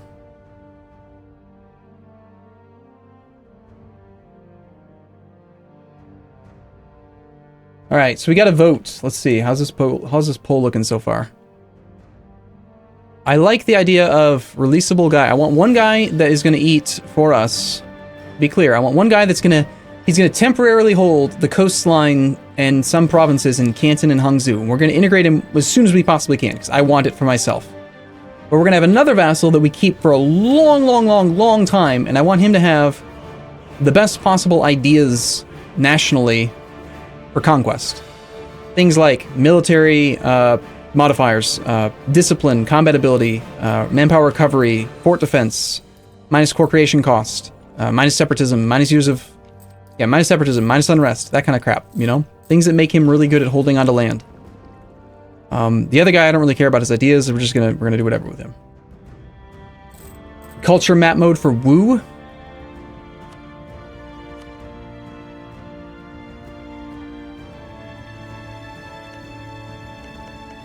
So you're saying Wu is in here? There's Wu. Okay, thank you. Yes. Another great example. We could take, without a claim.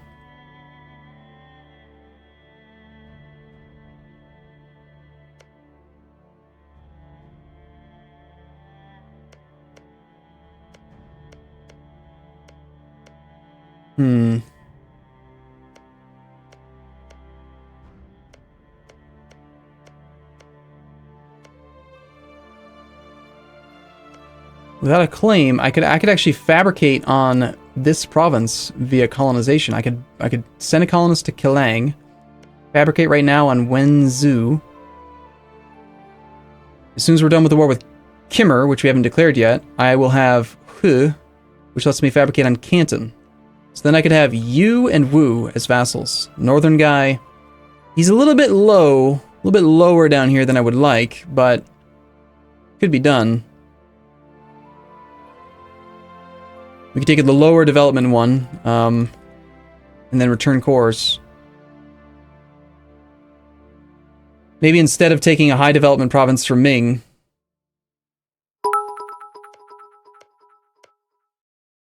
Have a look at the Siberian traditions, their attrition held to attack into.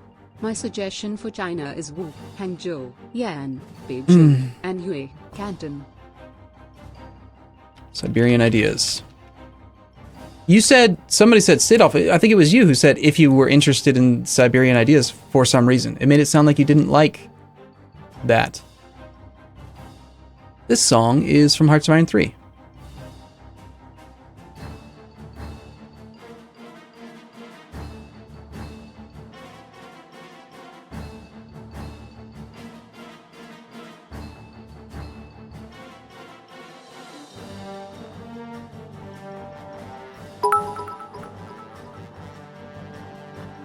Got a great link. Got a great link to check for releasable nations. Well, we're thinking ahead. We'll figure it out. We've got 3 hours left, so we've got time. Plus, we're not even done with this war yet, so let's see what happens with this first battle.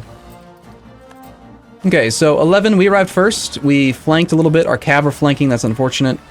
Or rather, one of our cav is engaged. We rolled in a 10 versus a 3 in the first fire phase. Beautiful. We only have 3 cannons. We've got, actually, surprisingly, a tactics penalty because he's got 10% discipline. We have a massive morale advantage. Here come the reinforcements. They'll be here in 4 days. Hopefully in these 4 days we can just wreck some face. Kaikyu just rolled a 5 versus a 3. Next fire phase, 11 versus a 7. And the reinforcements arrive tomorrow.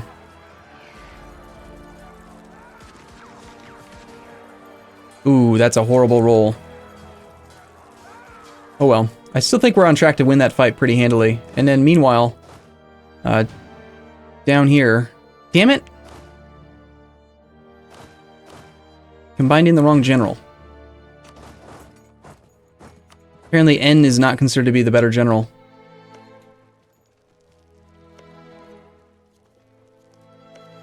Well, hopefully we still get this siege, because I'm going to be annoyed if we don't. And looks like they retreated. So we lost 5,500 men. We killed more than 6,000. Wait 1 day, so our armies are no longer locked. We'll come down here. Japan still controls that. Am I paying for forts that I don't need to? Looks like no. I want to unoccupy that, so I can keep the core going. You failed your siege, so you get to move over to the next province. Be there in 5 days. We could actually take some cannons over in 5 days.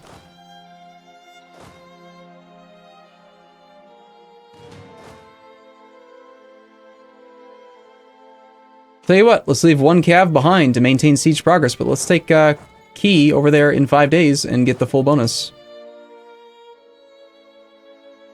We'll do a swap. We can even delay it by a couple days if we want to get our boats into position. You only needed enough siege ability for 11. We were leaving behind up to 12 ships then that are cogs. 1, 2, 3, 4. Your cogs. The rest of it's going to go over there.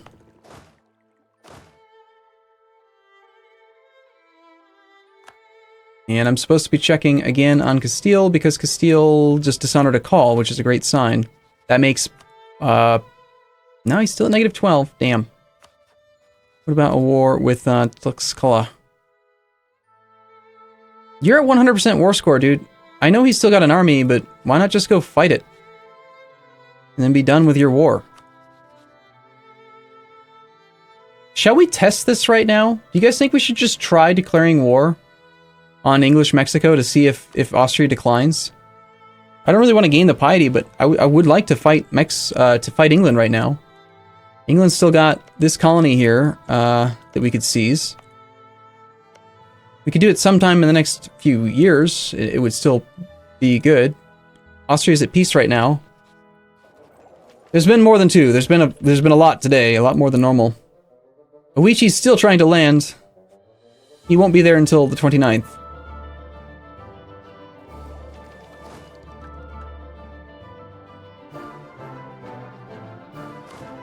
Would have been nice to get some ships up there for this next siege tick, but let's just take the siege tick with Kaisho. We've now got N over here. This cab doesn't need to be here anymore. He's just a transfer unit.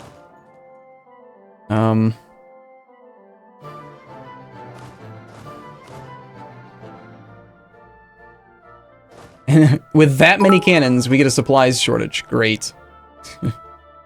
Fantastic. Be careful about that. If England has 480 ducats to spare, they can just pay off Austria's debt and call them in after a couple of days. Really? I've never seen the AI be that smart. Okay, I want to leave the leader behind. Take 10 cannons over here for another tick.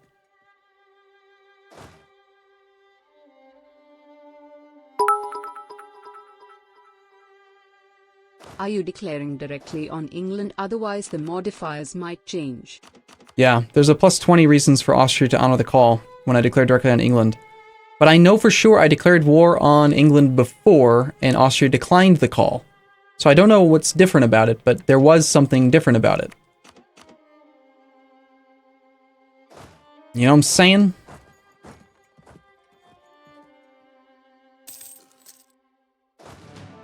Doing a little swap-reno again here, so we can try to get our... I mean, it didn't help me at all, but that's the plan. That's why we're doing the swap-reno, so we get more cannon effect on those things. Look at that, we actually lost money last month. Interesting. Regular infantry and consolidate down. We lose 1, that's good. Okay, we have 19 individual war score. We need to get the war goal, which is actually Patani, which I have less progress on, annoyingly. I think I did this last time too. I declared on the wrong province.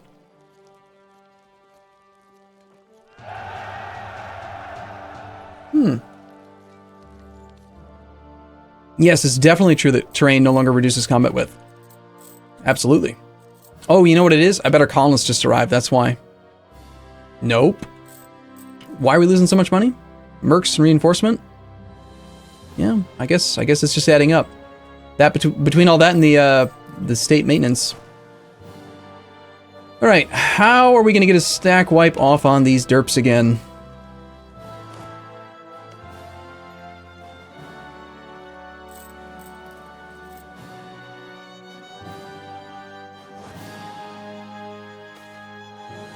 Prospering times.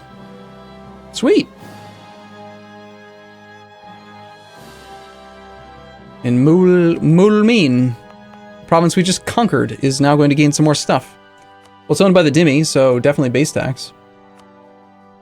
And because admin points are the best admin point, they're the best monarch point. Okay, what are we doing? We're winning our war, right? Yes? Good.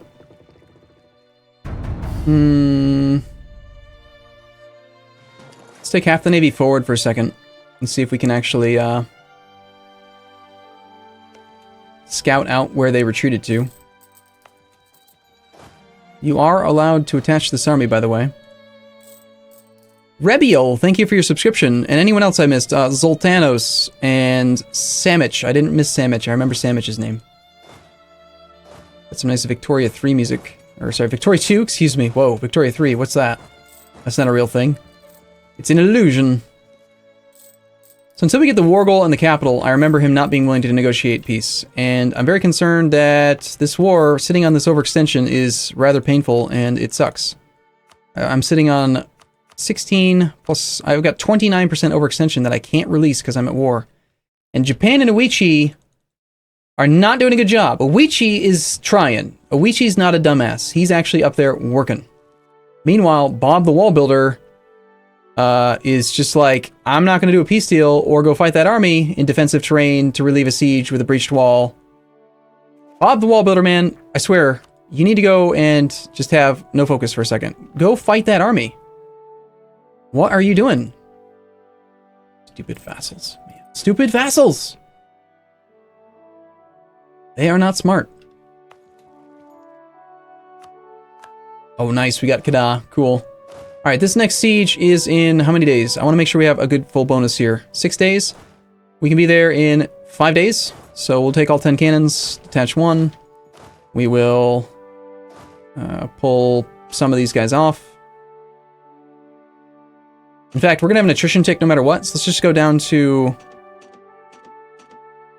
bare minimum number of troops there. And we'll intentionally arrive a little bit slower. Transfer this to Japan for now. We're just gonna delay the siege for a few days so we can avoid the attrition tick. We're gonna arrive on the 2nd with the better siege leader. We pulled the secondary siege leader off.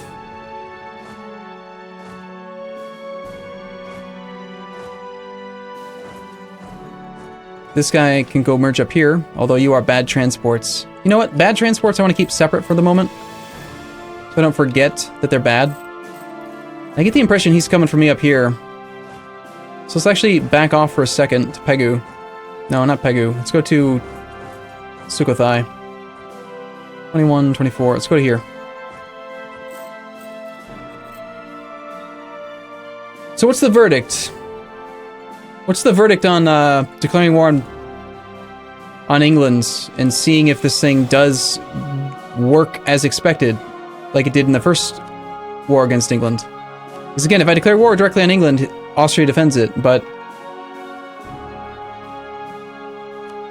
I don't know. I'm gonna have to actually go after Manchu myself, I feel like, if I want this war to end anytime soon. Because my vassals are being idiots. They're not getting the job done right now. Ooh, Eel Bourbon has naval supplies. I like it. I'm gonna point that. We've got our better guy, and a 14% chance with a +7 blockade in place, yes. Everything looks good. Go. 14% chance. Come on, take it. Just take it. Take it. Nice! Holy crap, we actually got a 14% chance siege. Woo! Now that is some good luck right there. That was July. July's a great month for the Shadow Nation of Ryukyu. 156507. We didn't even have a wall breach or anything, man. That was just straight up, we rock. Game likes us. Happens every time, 100% of the time. Alright, next up, you are a level 3 fort. You require 3 times 3 because you have no increases to garrison size, so 9 troops. We'll just take the 10 cannons with N to here. The rest of the army's all marching over to here. That would be a 32 stack from Ayutthaya. You are supposed to be attached to me, Mr. Man. Get over here. What are you doing here? You're making me nervous, man. Where are you going? Get up here.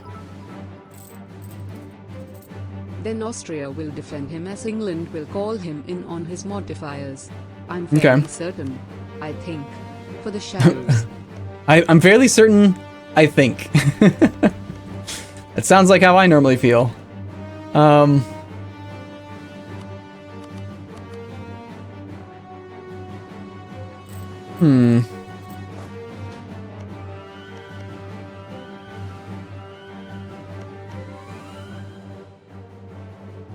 Okay, our cores are progressing again. That part's good. We got 43 war score. Until I actually get his army dead, though, like that stack wipe yesterday was really good. We really kind of need something like that to make it happen again. Maybe he'll be baited after my my pure cannon stack down here. Or maybe he'll come fight us up in that defensive terrain. FF. I didn't drop any frames. You're crazy. Streams just went off for a second. I just checked my my OBS. I've still dropped none frames. That would be a Twitch issue right there. Okay, we're blockading that fort. We're blockading Chaya, but not Ayutthaya. To blockade Ayutthaya requires 36, and we only have 34. We need 14 here. Alright, I'm just gonna mix the bad ships back in again because they are still useful. Any loot left here? Yes. Alright, well, I mean, we gotta stack wipe him somehow. Ooh, stop making me suffer attrition, bro. Bro! Dude, bro, man. What are you doing, bro? Ugh, why are you doing this to me? By the way, is my conquistador exploring? Of course not. Stupid little bastard. Get your ass over there and explore. That's why we hired you. Bob, end your war, Bob! Okay, at least this Bob's wax job trained some troops. Has he fabricated a claim? Of course not. Stupid little bastard AI. Oichi has the war goal. We're gonna give that to Japan. He's got the best overall defensiveness. 85 holy crap! Holy crap! 30 days times 1.85. That takes 55.6 days to just take back as a province. Good thing I transferred it too, because he arrives in like a week.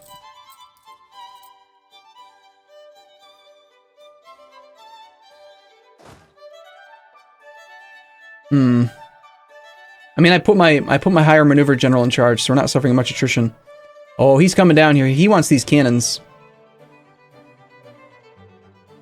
I only have... Oh my gosh. Ooh, this is not good. I've actually got a bad setup down here. I've got 9 troops in the front row and 21 in the back.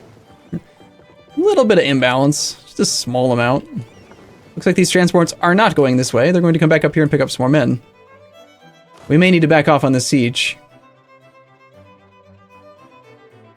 Well, we have no siege progress yet.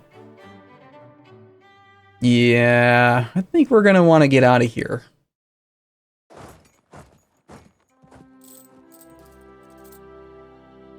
Smart little clever girl.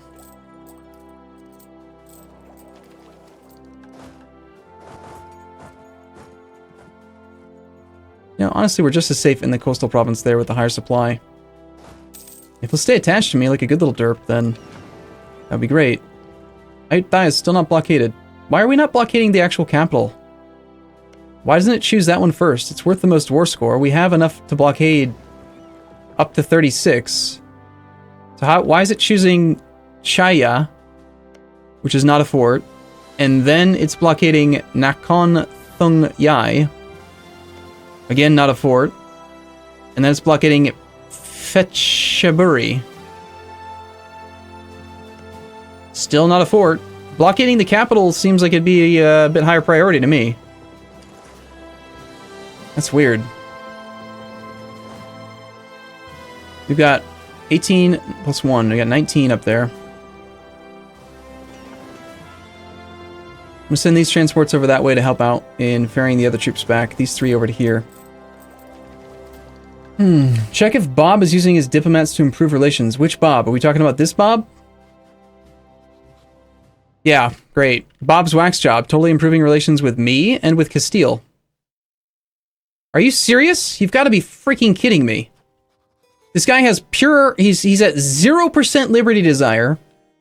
Castile is my F-bomb rival, who is obviously someone that I am hostile to. Rivalry status. I've told him I want this land. I've manually set these guys all to hostile, which it literally says, your subjects will fabricate claims on their provinces. What's he doing? He's improving fucking relations with Castile. What? What?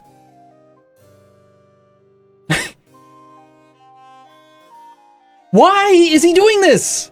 Why would he improve relations with Castile?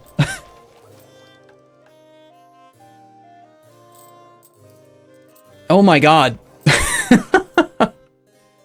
That's practically like the most ridiculous AI decision I think I've seen in a long, long time.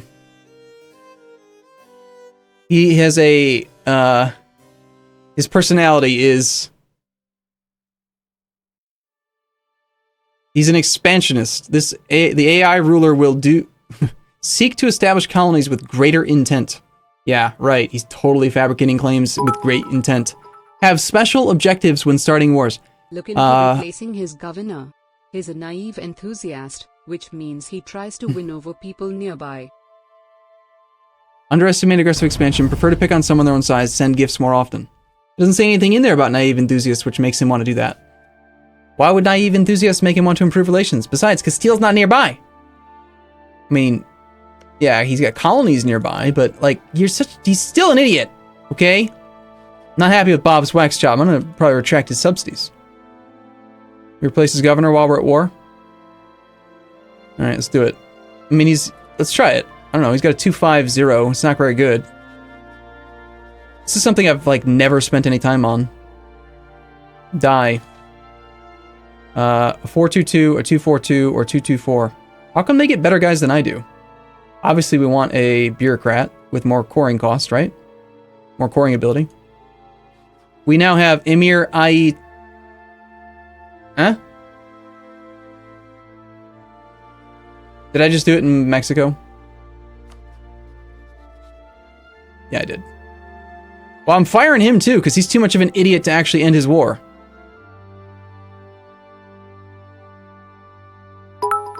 Wrong Bob. That's what you get for naming everyone Bob, now isn't it? Just imagine how much of your subsidized money he's sent to Castile's gifts keeper. What a little bastard. Replace Bob's wax job with this guy. This guy, again, we gotta wait 1 month for the first trait to pop out, but... I mean, it is something we should pay attention to. If there's room to mess with the Liberty Desire a little bit, we should, because that should tick down separately, I assume. Yeah, it's gonna tick down at 0.1% per month. So in 100 months, which is like, what, 7-8 years, it'll go away. Oh, so Bob's electoral votes. How's your guy look? 225, it's a military guy. I mean, every time they re-elect, he gets better, but it's okay. He's not actually claiming anything. He can't, so we don't really care about him. He has a babbling buffoon. Okay. Then there's one more colonial nation, which was Bob's Down Under. I can't not say it that way. I apologize when I like drop F-bombs. I don't normally do that. This guy's greedy. Send gifts less often. He's a 411. He's perfect. Bob's Down Under. You have to pick militarist for personality? Damn it! Well, can I just do it again? Must wait until 66. I gotta wait 1 year. Okay. Still. Okay, so he ends up being balanced personality. And this one was administrator. Less prone towards war unless it furthers their trade interests. You're balanced. The rigged ruler has a balanced personality.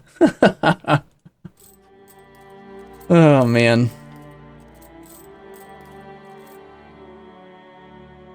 Alright, anyway, let's try to focus on something that's within our control, because that vassal's already making me very mad.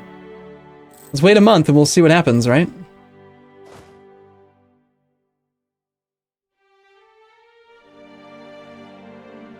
This war up here needs to end. And Japan is... Alright, Japan's thinking about it. He's finally gonna go land 9 troops. He had 13, but he's gonna go land 9. Because he, lost all of his men. He's losing a lot of money because I'm making him pay for forts. I guess I should stop. Let's have someone else pay. Tongo's making some money, right? Here, Tongo pay for this one instead. Let's have Tongo pay for all of them for the moment. Or actually, maybe we should make one of these stupid idiot governors pay for it. Oh wait, I transferred directly from me to them. He's gonna transfer it back.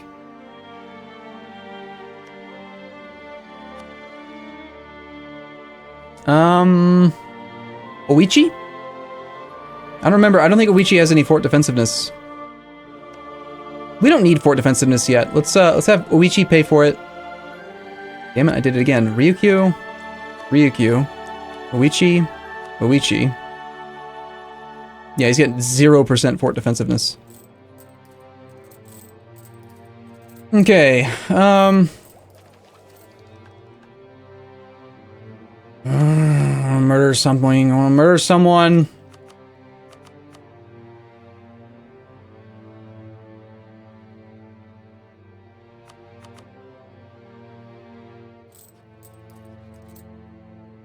I don't want to get caught by Ming. Alright, he's turned around because I broke my siege. If we could get a few more troops up that way, or just pull the whole army. Oh, he's actually coming for me. 14th.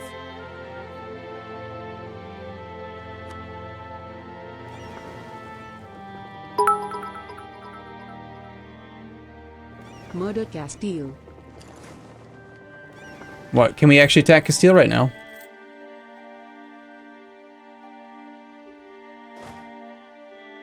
You sure about that? He's trying to use his one heavy. It's only one, and it's Carrick. It's an initial heavy. It's like level 1 heavy ship. Right? Technology... It's a level 2 heavy. Ugh. I'm just really annoyed right now. He's hanging out in flat terrain. If we march down there with our vassal, he's already marching back. So we'll hang out here. We'll wait and see what he does. I might leave my vassal off on his own up here and bring my troops down here to focus down the Gore's capital. Or would it be better to just... I mean, we have the war goal. I don't need Ligor's capital, although it's flat terrain, not very defensive. The same thing can be said for this, though. Now, I think I'd rather just go for Ayutthaya. Let's abandon this position. And we're going to bring everyone up into the northern area. If he tries to go south, we can then come in from the north and occupy the fort and then stack wipe him again. Oh yeah, no, we've kept a war chest pretty much the entire campaign. I've ever since we made that decision to do that, it's gone very well. All right, if we attack Castile, I'm pretty sure that his friends help him. Portugal says no.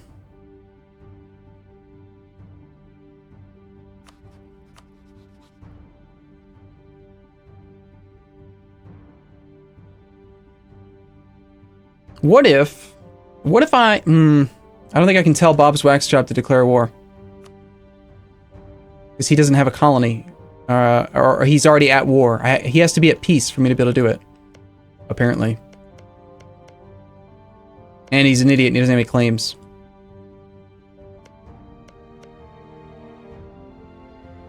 Here's what I was thinking is, what if I tell him to attack Castilian Brazil? Worst case scenario, he loses after Castilian Brazil calls in their overlord, and then he calls me in. But I could potentially not be involved in that, which is what I need so I can release this vassal. Alright, come on. Land, Japan.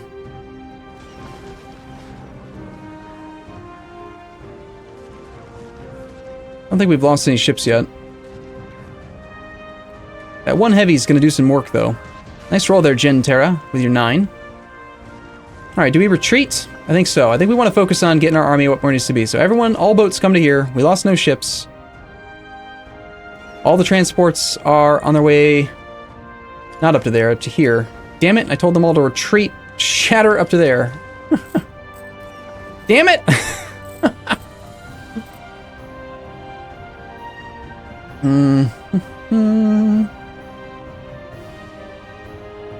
The tinier army's staying still. Let's see if we can snipe that tinier army.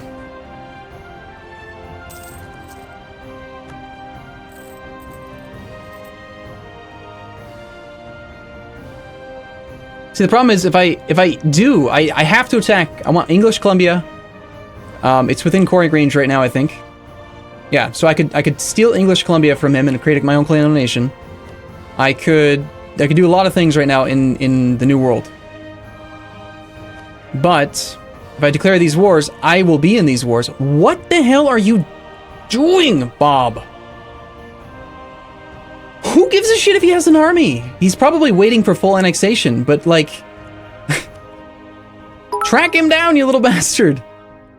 This guy's bold. Just curious, Good. do you plan on having a single vassal own all of Africa? If so, have you considered one of the Berber nations so that your vassal can save some admin on coring? Why would my vassal save admin on coring? Just because of his culture? Or because of his, No, in fact, there is one nation in particular that I really, really want as a vassal in Africa, which is Air. Air is a very, very appealing vassal to me. Let me show you why. EU4 Air ideas. There is a modifier that I have not seen on any other nation, and I really want to try it out. Air's national ideas are caravan power and 15% movement speed. That one's really weird. I really like that. Imagine a 15% movement speed national tradition plus a decent general. Like, that would be a useful thing. Not to mention, they've got land leader maneuver and land leader shock. So they got 2 guaranteed pips and 15% movement speed. I like that. So that's who I'd like to have over there. For now, we're feeding this dude. Eventually, we need to go to war with Mutapa, but I'm not declaring any more wars right now because, number one, I don't want to lose piety any further. And number two, I need to be at peace so I can release this vassal. So, you guys all need to head over to here. Depending on timing and speed, we can probably pull a lot of these guys over.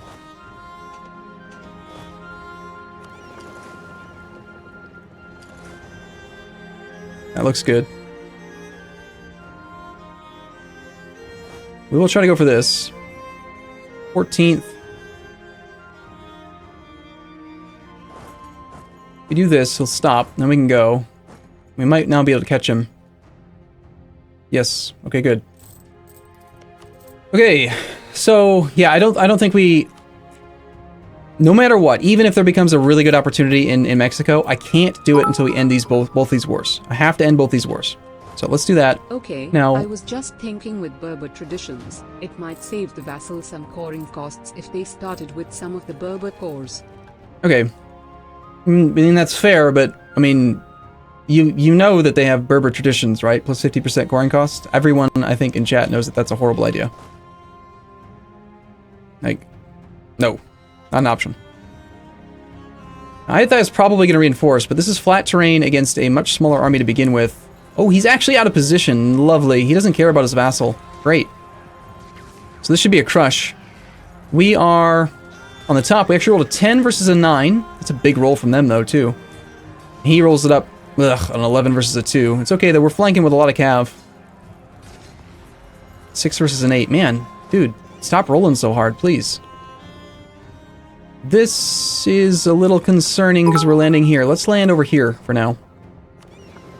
Air, Kaffa and Naged has plus 15% speed, while Rajput get plus 7%. When it comes to Berber, I don't know what he was referring to, but I guess a coast trader can be good anyways. Wait a minute. Relation idea is trash though. Kaffa has movement speed as well? I didn't know that. Are their ideas better for combat?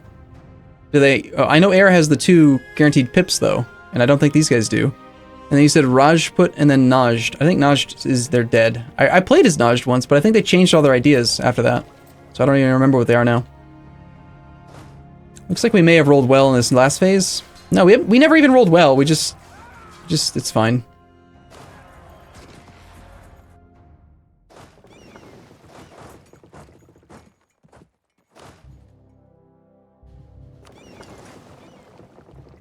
Hold on.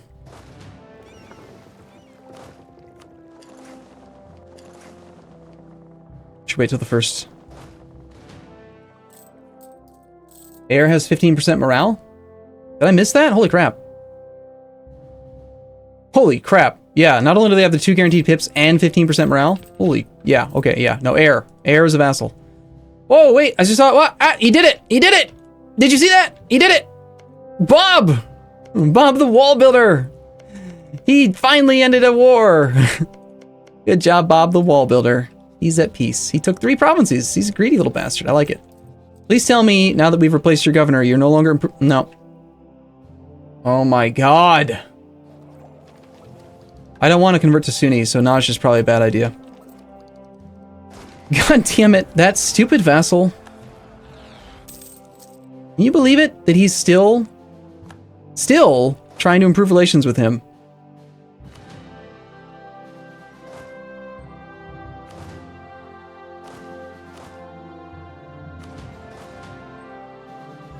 See if he actually keeps on coming here. I'm gonna cross the river with a 1-2-1 against our much better generals. It's bad. We're gonna have a -1. He's gonna have a -1 penalty.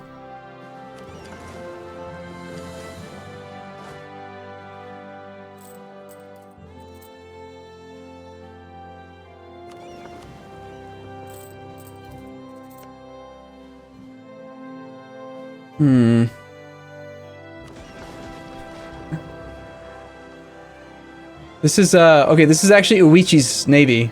He doesn't have any troops on the transports. Where the hell is Japan? What in the flying hell is Japan doing? God damn it! It's just rage-inducing. Okay, what setting do I need to put? I've told him to be aggressive and focus on sieges. Avoid battles. And then I told him to go for this province and for the capital of Manchu. He's in a war for his own mother effing claim. And instead of going up there, he's like, I'm gonna come down here. This is where I'm needed. Get your mother freaking ass up there and work on Manchu, you little son of a bitch. I swear to God, I'm going to execute you. I'm done messing with Japan. Just. Oh my God. I don't understand how it's possible.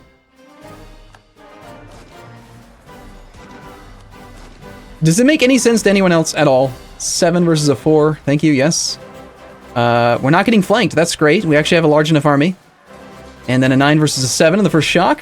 Excellent. Good. We're not going to get oh, nice! 9 versus a -1. Beautiful. Beautiful. Beautiful. Even more beautiful. I still want to murder him, by the way.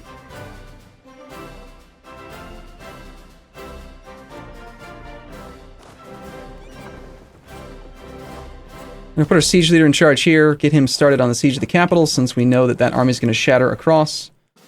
This army, I don't think we can get there before the end of the month. No.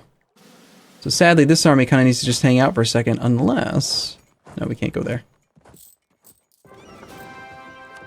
Oh, man.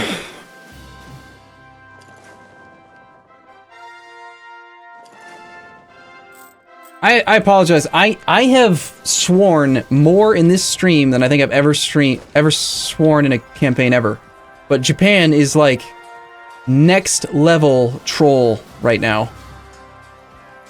Very, very good fight. 5k on our side, 1 war score. We killed over 10,000, including an extra 1,000 cav compared to them. And a lot of this army was my vassal, so that's great. We're going to take our infantry, attach the mercs again, and consolidate just those guys down.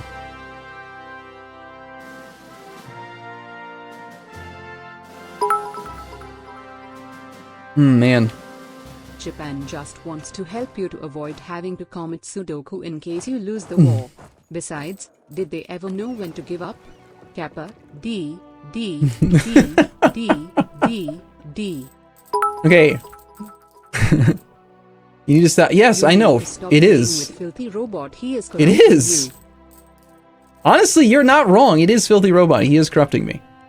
He is, I swear, honestly, the reason why I swear more often now. Because he does. He just drops big he just random big F-bombs in the middle of nothing, out of nowhere. And I've started to do that sometimes, and it's not something I really like. I don't want to do that. I don't want to be that way, but anyway, we're gonna spend 1 more regimental camp. We're going to probably not be able to get out of this area. No matter what, we're gonna suffer attrition. Damn tropical area. So, if we're gonna suffer the attrition no matter what, we'll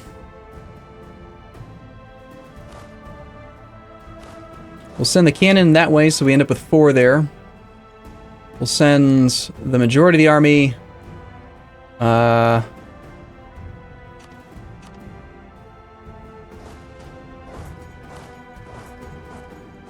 The main army will go to here. He probably won't want to engage me.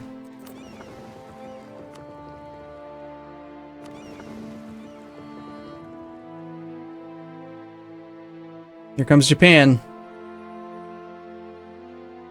Oh wait, he's going back! Oh my god! Telling him no focus and he's actually gonna go back home. Can you believe it? Oh god. I still want to murder someone right now. Our looming disaster. It's been a little while since I paid attention to that.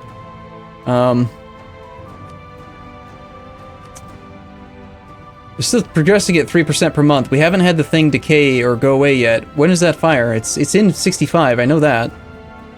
In November. Okay, so we got 1 more month. The Dhimmi are never going to actually fire. That's a pretend rebellion. They're just kidding. We need a tracker for the random F-bombs too.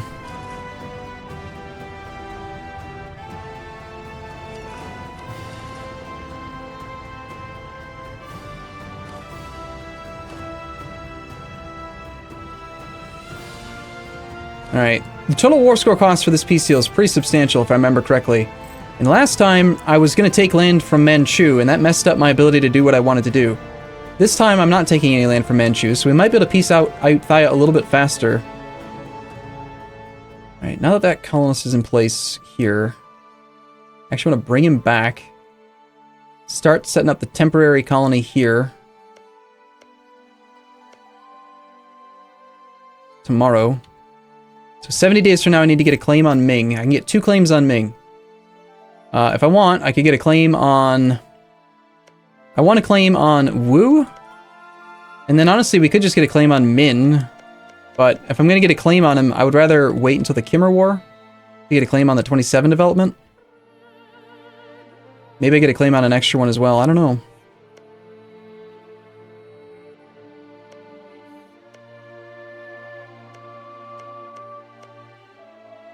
How many vassals will I have in the nearest future? I have room for 1 more right now, but that is taken up when we peace out Ayutthaya. Japan and Uichi are both being integrated. Betisamaraka is not being integrated, and Taungu is never going to get integrated, so...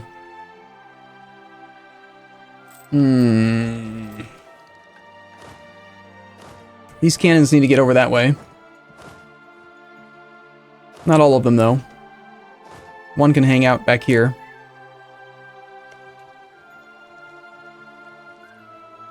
The siege tick will be complete in this province, so we won't be suffering attrition on the monthly tick.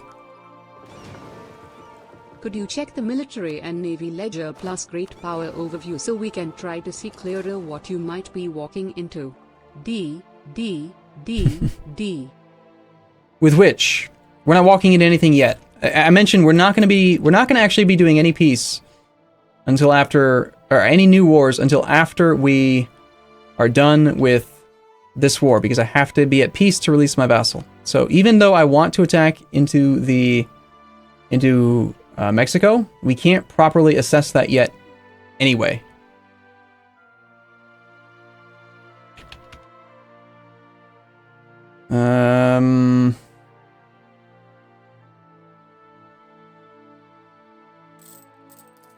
Okay, in 6 days we can see how much war score I actually need. Since I'm not going to be releasing Sukhothai, we don't need to spend 15 war score on that, because I didn't like Sukhothai's ideas. Sukhothai had some decent cores on this land up here, but I think I'd rather have his Senwi. I liked his ideas better. They weren't spectacular, but they were better. We've already got the siege guy here. We need to get some boats up there ASAP. How is the These boats rebels doing? Brabants. Apparently they do. No, wait. Okay, I don't remember seeing Cantabria occupied. They are still in force. Look at that. I thought they got put down, but no. The Brabantian separatists are still 21 in the front, 5 in the back, strong. I can't see all of their leader, but I can see that he's got 2 siege pips. So that means that Castile may still be murking up to deal with this rebellion, because he's having a hard time with it. He really is. Okay, no, he has no mercs, 35k troops, plenty of manpower, but these guys have occupied these forts for a long time. Vermont may still break free, but again, we can't, it's interesting, but we can't,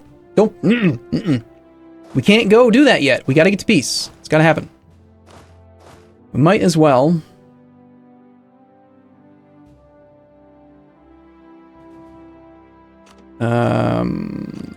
Shift consolidates. Get rid of one of the mercs for now.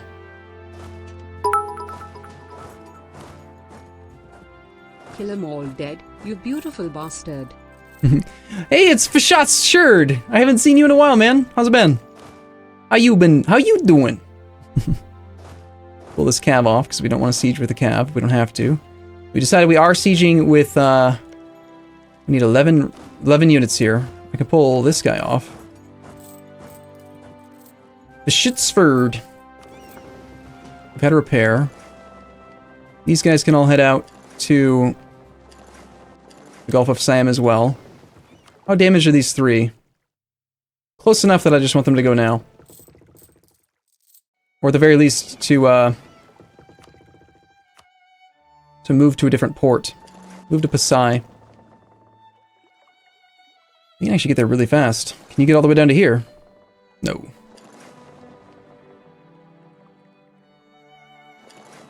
Iraq? Seems fine. That sounds like some Victoria 2 music right there. Anyway, we're checking on the peace deal with Aitthaya now. He's still on medium enthusiasm, unfortunately, so I can't actually look at a true, real peace deal, but the things I want the things I have claims on. I need this province here, and I need his capital. That's the minimum. I need that. Since we're not going for Sukhothai, we might as well go for something else, though, right? Do we give anything else to our vassal? He's not getting anything else out of this war, sadly. I could potentially, after releasing this vassal...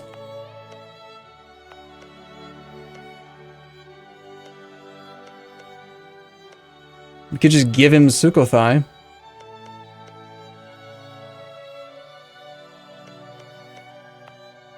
Or this one here.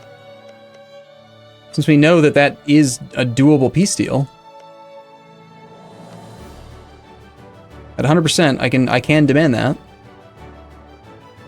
Or we could just try to completely knock them out of the Malacca node, which is also a good idea. This is one big state. I lean toward that, actually. Let's take another province out of the Malacca node.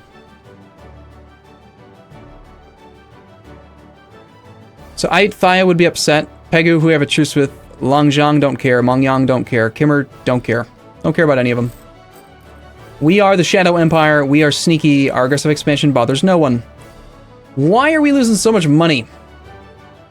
I started my 4th colony. That's part of it. Paying for forts. We'll give this back to Dangu.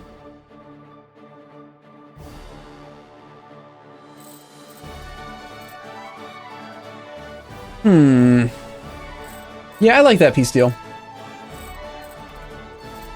How goes the institution spread? We've leaked colonialism and Renaissance pretty heavily. Printing press we just recently embraced, so we still have we're always going to have an advantage, because I'm going to spawn global trade, like, I'm always going to be hostile to Ming. Like, we're going to constantly have an advantage, but, it is true that, we've leaked a bit. It was going to happen eventually no matter what, though, so I'm not that worried about it. I guess we go back to spying on Kimmer, then. We know we're going to need 100% war score. And again, this is supposed to finish, if I'm not mistaken, before the end of the month. 13 days left. Yes. So we're not going to actually suffer any attrition here. Supply limit's 20, but it will be higher. Just in case, let's take the majority of these troops actually down to here. You are oh, of course. To spawn global trade on first try. D. Absolutely, of course. Why wouldn't we? Definitely. 100% chance. It will happen.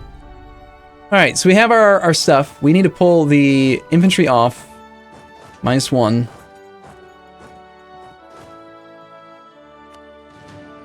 The very risky, just pure cannon siege. I actually want to just, like, depending on how long it takes this navy to get up there, and actually also depending on how many damn ships we need to blockade this port, because it might not blockade the actual siege, I might intentionally delay the siege by 1 tick. We have a 14 plus 14 plus 7 chance of actually, like, doing good progress. If I intentionally go below the number and just hold it like 1 day shy, we can get our blockade in place and increase our chances of a good tick. But he might also poke out his navy. Let's see, we get there on the 10th. That's fine. We'll just take the tick. This army is not large enough for an overrun, because a big chunk of it is not mine. Calling this now. Info Squirrels got your global trade kappa. D. Squirrels may get involved with that. You are right. Actually, we're close to a monthly tick. Let's just sit still and get some attrition. Or sorry, get some loot.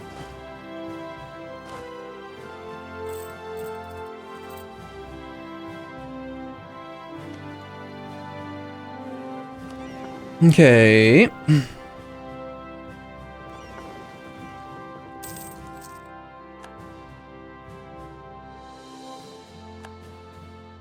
Alright, that's the mark I was looking for with the merchant guilds. But they're still pissed off enough that we've got to remember 14 months now. Here's my fallback, just in case I forget and that damn disaster fires. Free the squirrels.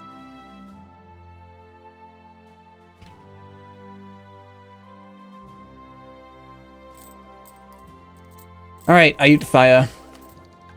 Alright, Manchu.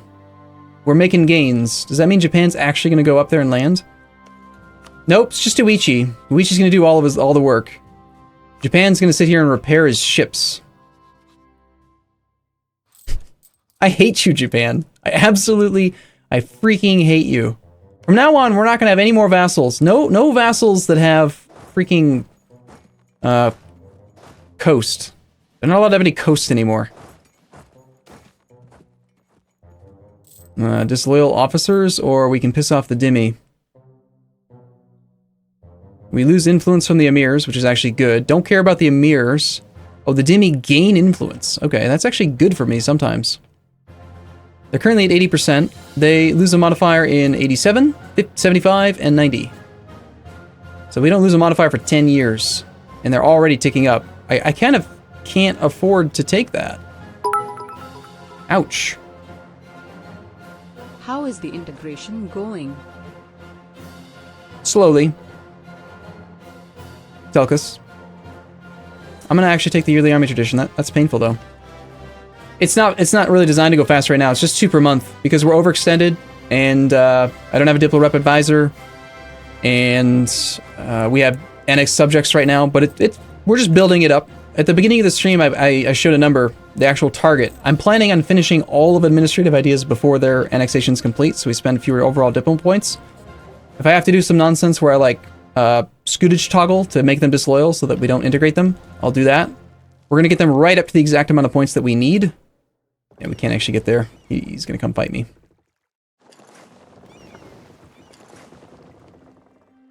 Now, you want to fight? We can fight. Fight you in real life. To get a supplies shortage, it's okay.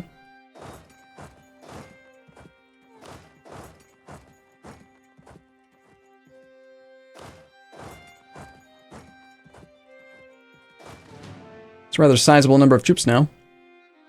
I believe cannons are actually the worst at looting, right? 0.05?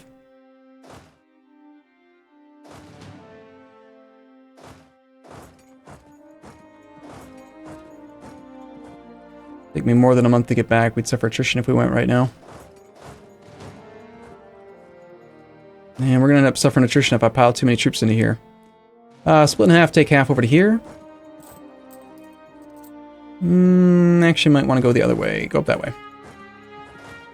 You can stop there. You finish your siege. Okay.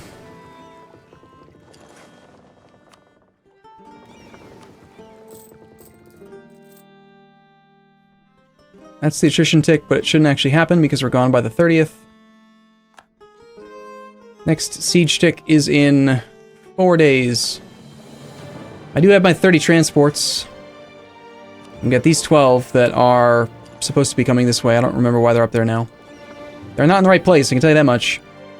These guys won't be there until January the 6th.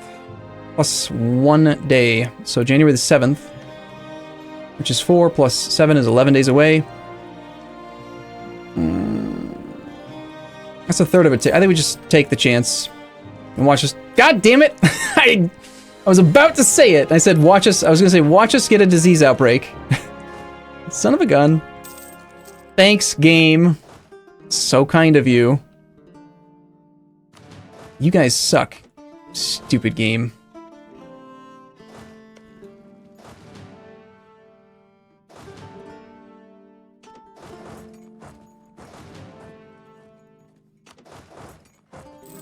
%1 chance. We have a 6 out of 14 chance of a wall breach, but no. Give me the disease outbreak, game. Thank you. Thank you very much. Appreciate that. All right, we're gonna lose control of the war goal. Mongolia's up here. Oichi, sadly, is incapable of winning. Japan is all like, I don't know how to fight wars. What?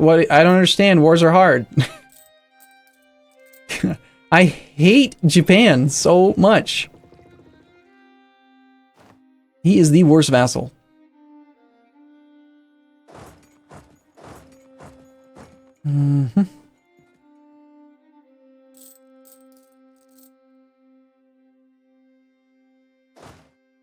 Just literally the worst. Oh crap, we're 8 troops shy. Damn it.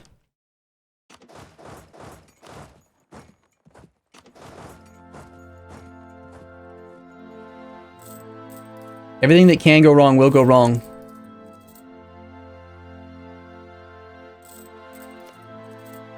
Why is Prussia not formed? It's a good question. I don't know.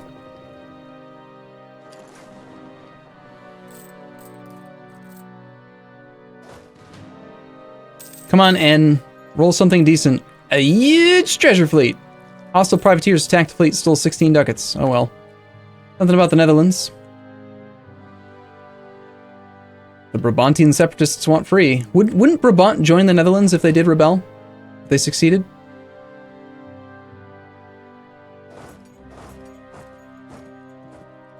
Alright, I can't go there and get back at the same time. I'm just gonna take, like, 3 infantry with a guy and just go fight that. We'll suffer a little bit of attrition with the infantry.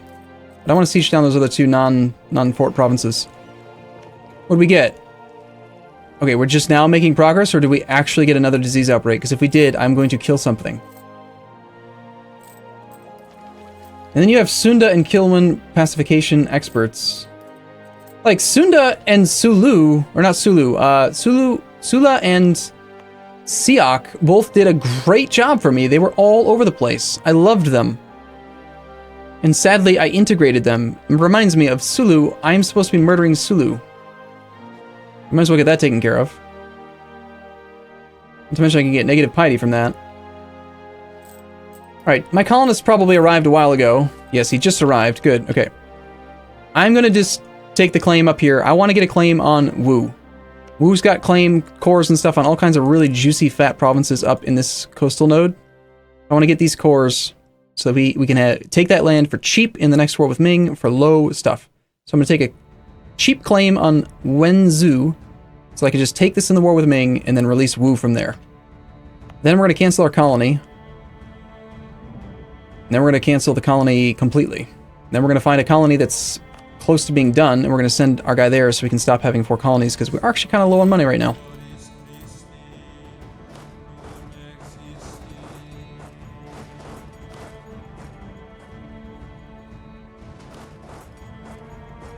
Shuffle balance those armies.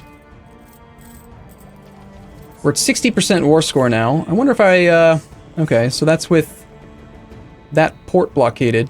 War score from blockades is what? 6, 3. Actually pretty good. Nakhon C. See, in this case, it's actually blockading the 2.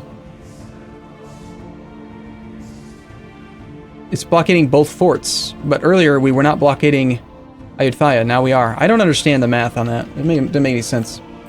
How's the Explorer? Probably just fricking around like an idiot. Nope, he's still exploring, actually, surprisingly. You should probably take care of those, Bob! If you want rage, all you gotta do is have me go look at this guy and look at him improving relations with Castile. Still.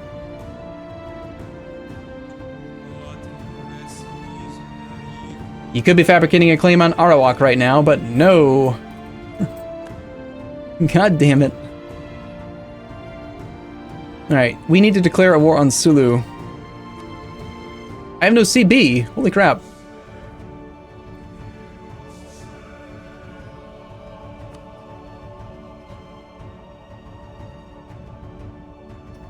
I want 2 claims on Kimmer before we declare on him.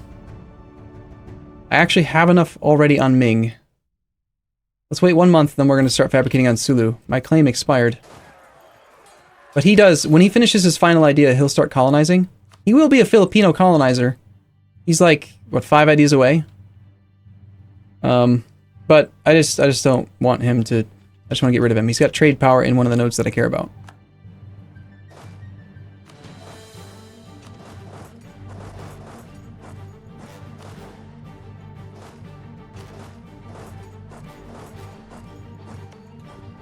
Seriously? +2 +5 with a blockade, and we roll a supplies shortage. Oh man, I'm paying for it. You guys remember when we got that 21 and 14% sieges? I took special saves because of those. That's what's happening. Let's come back from Ming for now. We're paying for those lucky sieges. That's what it comes down to. What? Austria was temporarily not allied to Castile? No. Austria was allied to England. That's not cool. Why is this changing? No, Europe, don't change your political environment. Ugh. Gross, yuck. I'm not happy about this. He's given up, by the way. He's just standing there. Meanwhile, Japan... Oh, wait. Oh my god. He's got 9 troops on boats. He's going for it. You can check Explorer by looking for the green arrow in the outliner. If there is none, he is slacking. Honestly, there should be an alert for idle explorers, or idle conquistadors, I think. But yeah, that's a good point. Thank you. Alright, come on, dude. You've been here for like 140 days, and you barely have any progress at all. You're supposed to be good at sieges. There's the wall breach. At this point, you should have already taken the damn fort, but okay. It's not that bad, really, I guess.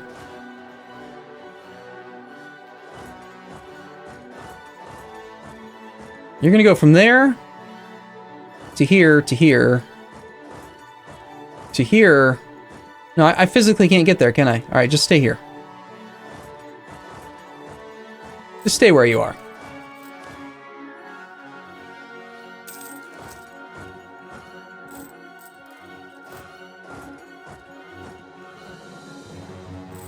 Ooh, I like this song. Crap, I wasted a month of spying. We're supposed to be spying on Sulu. Hopefully that doesn't take very long. 2.24 per month, so in 10 months I'll get my claim on Sulu. And get rid of him. Where are you in finding these songs? I basically just copied the entire library from all of my Steam folder music for EU4 and Hearts of Iron 3 and 4 and all that stuff and just put it into a playlist. I actually have separatists now, all because of the damn stupid dudes. The merchant guilds apparently think we have low trade income. Okay. That's kind of a nice little feature, actually. We have low trade income because they're not loyal. So because they're not loyal, their disaster's not ticking up. Cool. That's great. Come on, 28% chance. Let's go, game. Water shortage is +3. It's okay. It's fine. We'll take that. If we get his capital, I think we're done with the war. But that doesn't solve the Manchu problem. Do I need to just send some troops up here? Because this is how bad Japan is. He's not even landing on the war goal. No, he's landing on Bohori. The war goal is this province, 25 development. He's going to land in Bohori. March. It's going to take him like a month and a half to march to Yaren. Oh, I could just, I don't even know.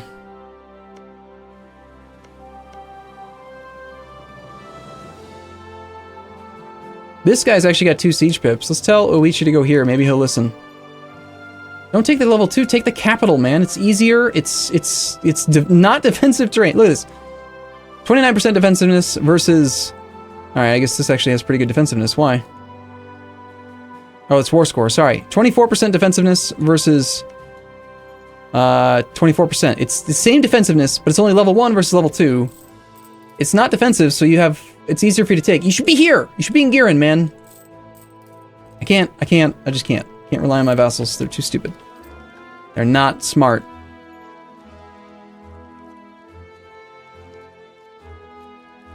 How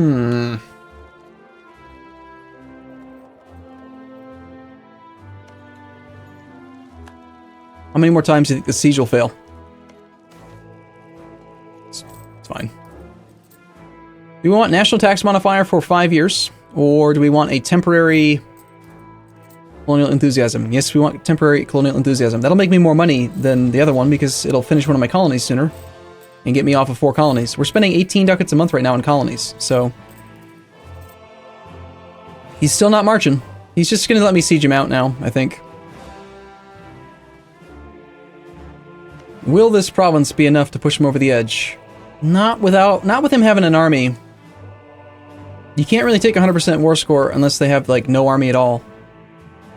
The problem is, I can't actually get to that. So should we start the siege of Nakhon-Si? Or should I just detach some troops and go try to help out with Manchu?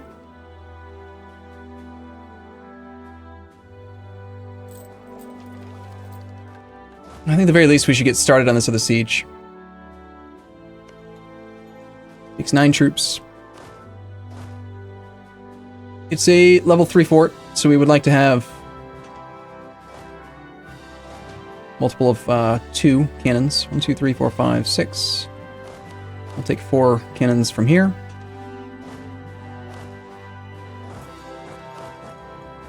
Secondary siege leader, go down there. Ah, I marched them. At least it was just the cannons, and they only loot a little tiny bit, but I marched them right as they, as the monthly tick happened. Now there's the plutocratic coup again, so we still do, okay, 10 months away. I don't technically have low trade income anymore. I suppose I could stop protecting trade if we get really close to the disaster. Yeah, well, here's the thing. We rolled back, but a lot of other things went better. Like, we already have Sunda integrated, we already have lower autonomy, we already have the What do you call it? The Institute. We already have Tech 13. Like, we have a lot of advantages that we didn't have before. Alright, that's 82 war score.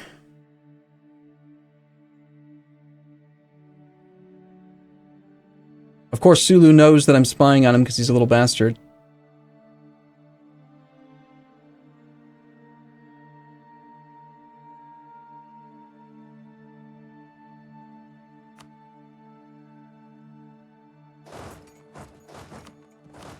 Supply here is really high, so we'll put the whole army there together now.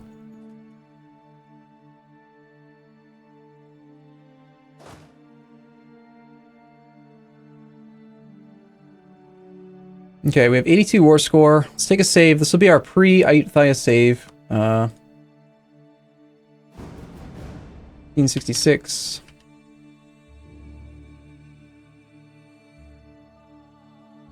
And let's see. With this stuff in my possession, this is going to me. Sukhothai, I think I decided I wasn't going to take. So I wanted these two, that, and that. We're negative 47 reasons right now. Their army strength is only worth 6 points. Length of war. We can get a lot more from occupied and besieged provinces. Alright.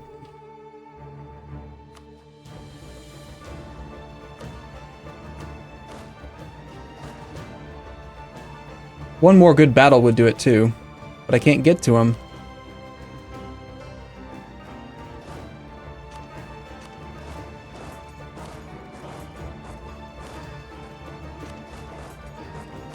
See if he takes the bait and actually moves, now that I'm putting like little one stacks forward.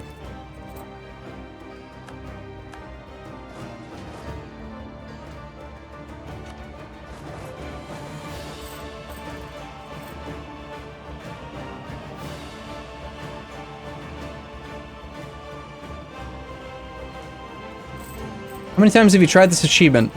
Damn it, I'm capped on admin points. I hate when I do that. Yet another reason why I need to end this war. Because I'm going to be keeping some of this land. Spare admin points with no inflation equals we tax Bob the Wall Builder. Just one click this time, though.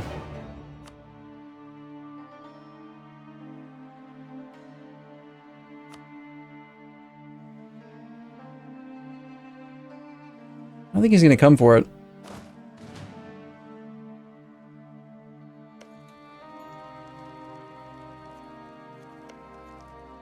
I am not suffering 3% attrition with my entire army. We're going to just poke forward for 1 month with just mercs. Get these provinces under control, inch forward. I'm not going to suffer all that attrition. That'd be painful. Okay, I think we're almost done with this war, but unfortunately the other war is going to now be out of sync, and I'm still honestly what was the overextension going to be? Because I'm keeping all this land myself. This might be too much, actually. Damn it. Alright, 26 plus 9. 26 plus 9. If I take this and this, that's 12 plus 14. And if I take his capital, that's plus 36. That's 97 overextension. So I can't even do this peace deal until I'm done with these cores. It's 97. Damn it. I haven't thought this through. Turns out we need to go peace out Manchu as well, because, yeah, we've got till March of 68 until we can actually do this peace deal if I want to take all this land. Which I do. So if we're going to do that, we might as well,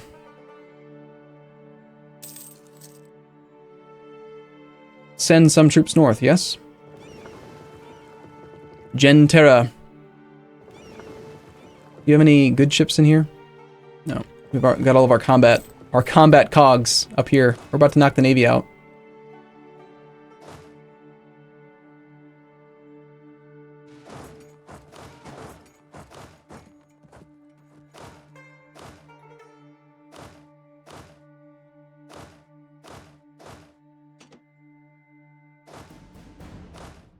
My vassal's already providing us with 3 cav. I think we just leave most of our cav behind. Because they're not going to be able to engage very well anyway. This has made one guy decide to move.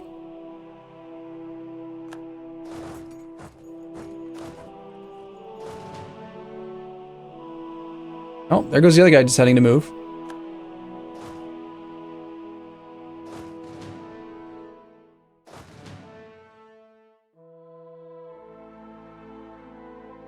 '24th, 21st. He's no longer moving. I can't get there still. I don't want to engage there. I think we march to here.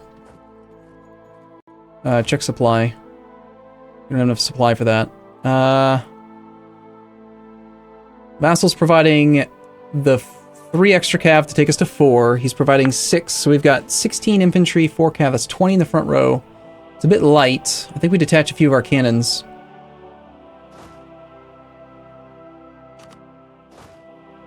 And even with that, I think we're going to be oversupply.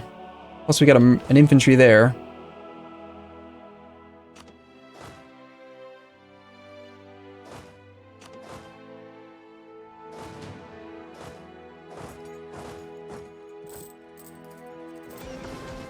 Okay.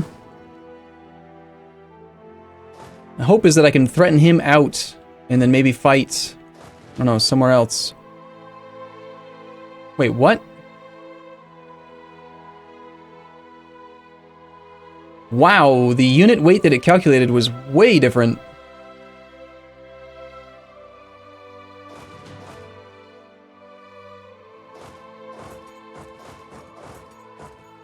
Most likely because it doesn't factor in the attached army. That's dumb. Alright. We've got the war goal. Give it to Japan. We don't have any... Of course, yeah. Yeah. Yep. So instead of actually going for something you could siege quickly, you siege this thing, and now you have to fight 22,000 troops. Good luck, Uichi, in Japan, who doesn't want to help out. I'm getting very frustrated with my vassals right now.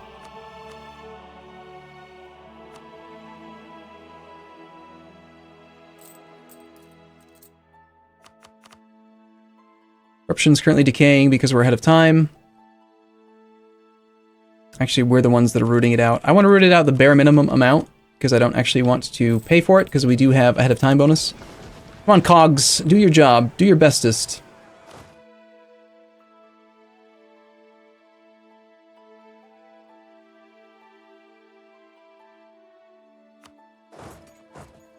We should have the better siege guy down here.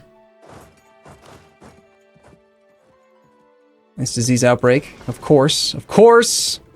I swear, it's not a 1 in 14 chance for a disease outbreak. That is, if you think it's a 1 in 14 chance, you are crazy. Crazy, man. It is not.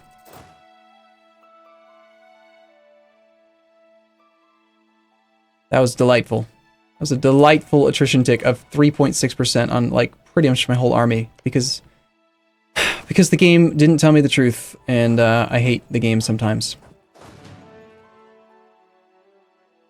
He arrives on the 7th. Just go murder them, please. Just do it. Run me with your 424. We're actually not going to be there in time.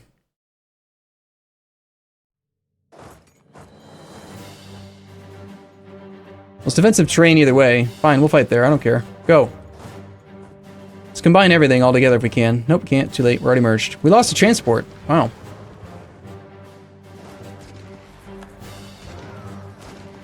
Murder him. Nice 11. Nice 6. Man of science. Nice. Negative piety. We are maxed out with Naples. There's no reason to keep spying because we just get caught and he knocks us down to 75. It's better to just come back. Counter-espionage and Sulu's making this take a long time. We got the ability to claim on you. Should I just peace out for less? Should I just take less from Ayutthaya so that I can get done with this war now, rather than wait for derp number 1 and derp number 2 to actually siege a fort?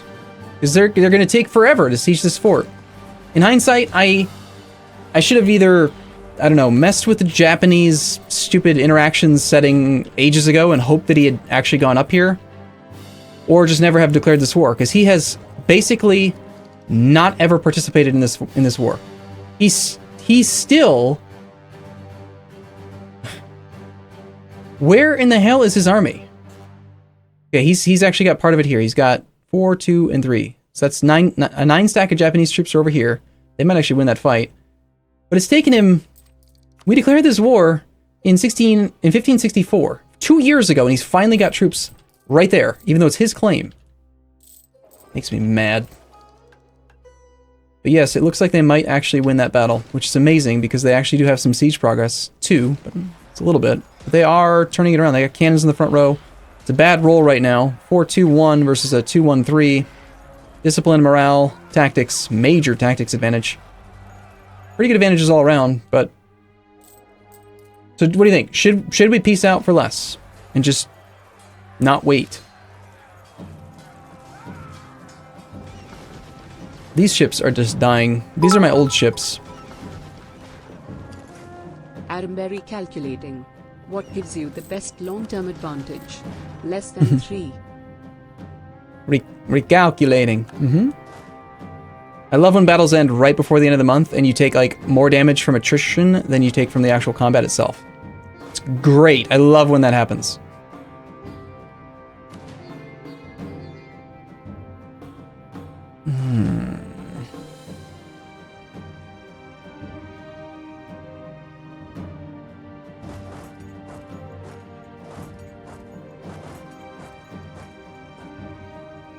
Where is he going? He's going that way, but he's going behind the fort. Okay.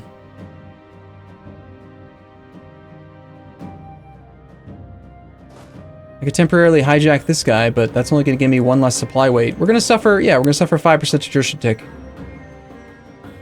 We just are. It sucks, but it is what it is.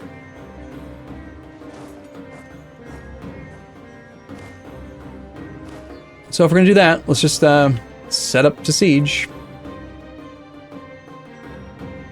If I had a diplomat free right in this second, I could peace out before the attrition tick. Nah, we'd still suffer the attrition tick.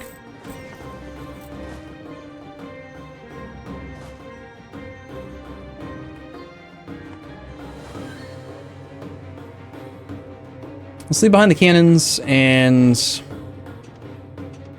most of that. Pull this forward with the attached army. Supply here's only 21, so that's still too many. Take 3 of these cannons over to here. Take the most damaged guys.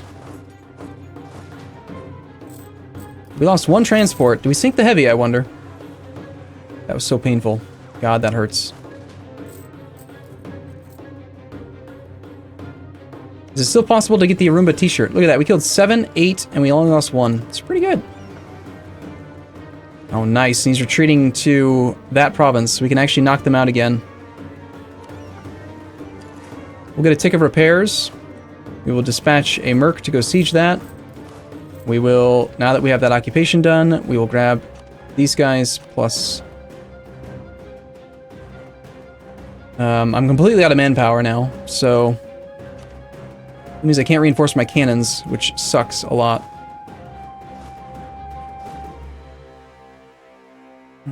Come on, let me select the guys in the middle.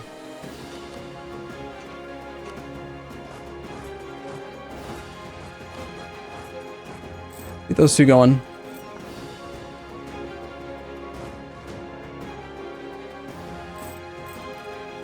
The disaster is at 94%, 6 months to go.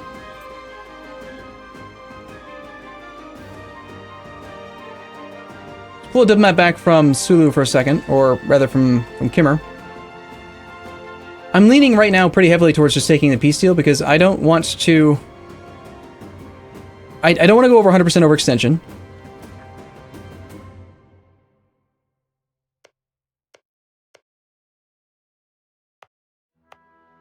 I can't release this vassal until we're done with the war with Manchu. I can't peace out Manchu until we have an actual fort. They did win their battle. They have a chance. There's a 7% chance. If they get that fort, we might actually be able to do it. Because I'm not even asking for that much. The war score cost for this province is rather high, but as soon as his enthusiasm gets low...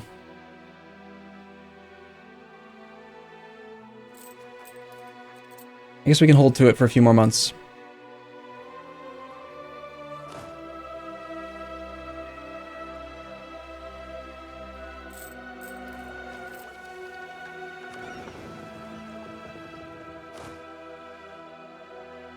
Yeah, a few more months won't kill anything.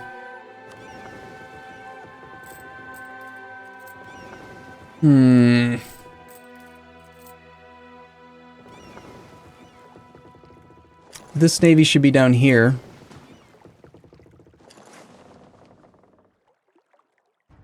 One, two, three. We'll ride both out there.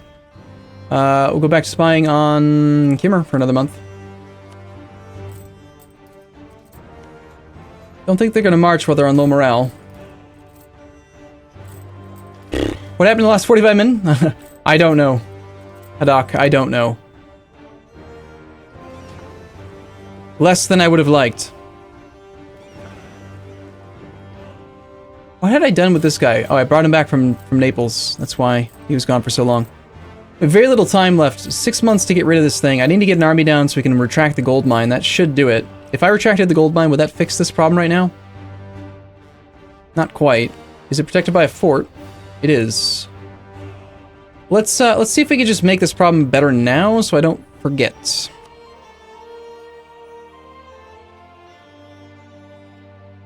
I need to retract a province. Ideally just one that makes them loyal again, or not problematic again. That's within range of a fort.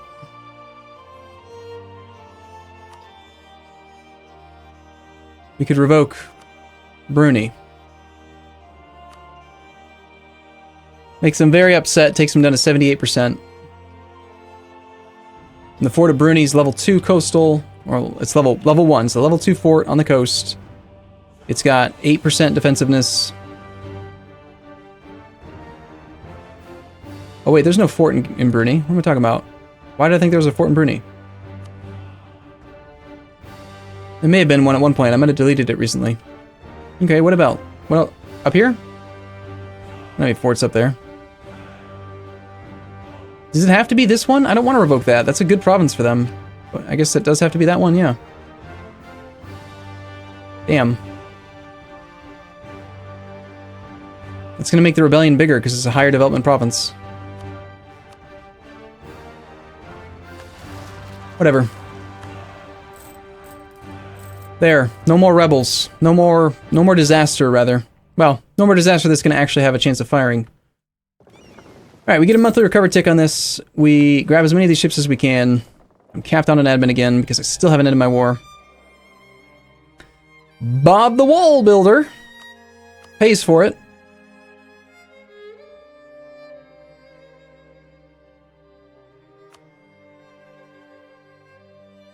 We can attack the Maldives. I still have a truce, or I have a claim on the Maldives.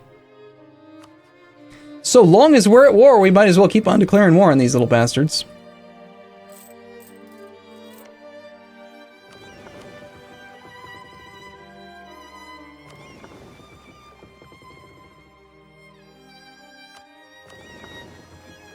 This siege is about to complete in 11 days.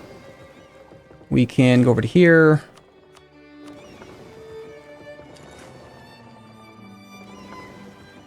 One, two, grab these ships over to here. Any damaged cogs? Yeah, I'm gonna bring those guys out. I want to murder as much of his navy as I can.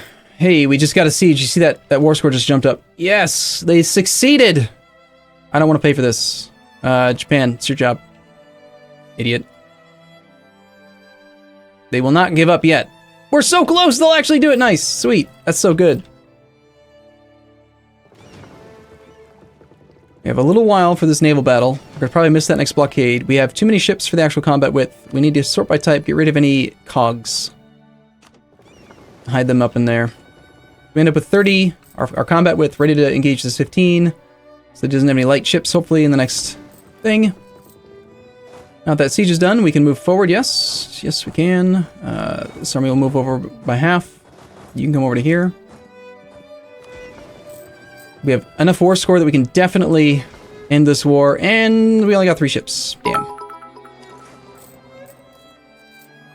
Arumba, how many hours do you have in EU4 now? You must have gained a shite ton with all the filthy playing and 3 mountains. 2475. That's what's logged with online Steam stuff. I've played in the past offline. Okay, what do we need to make Manchu low enthusiasm? Because that's going to be the next thing that decides that we can actually peace out. Turns out, I don't think I want to wait for the cores. Or do I? March of 68? That's like... Do we wait 18 months to take a god-awful huge amount of land from... Awesome land, mind you. But it is a god-awful large amount of land.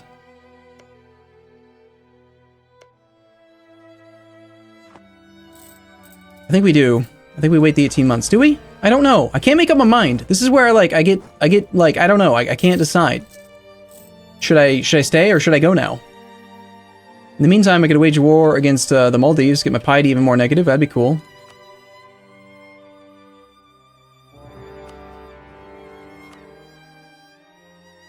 We do have to deal with the particularists, who are going to get pulled into that defensive fort soon.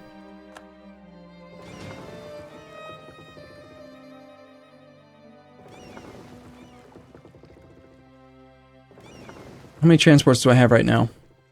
I have 59. Part of that is that I've got a bunch that are just sitting over here. Bunch of flutes, doing nothing.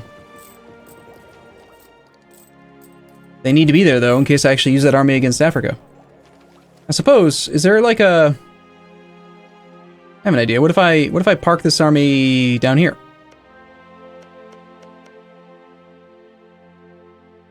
You can declare war while being on uncolonized territory.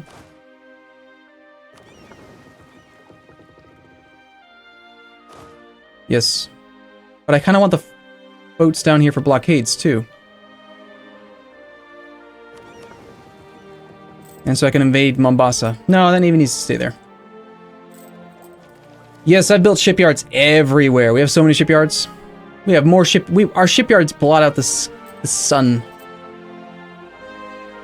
He's definitely ready for peace. I'm just not, because I've got cores that aren't complete. They could be more complete if I had blocked him from blocking my coring.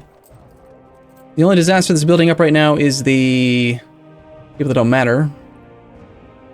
We need a 14-wide army. Can I just march my ally down there? No, that fort's in the way. Well, I don't actually have the best siege leader here right now.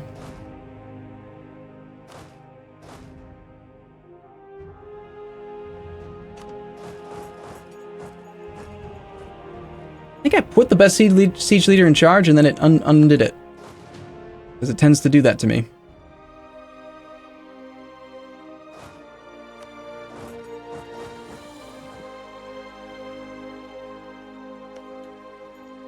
Seven days.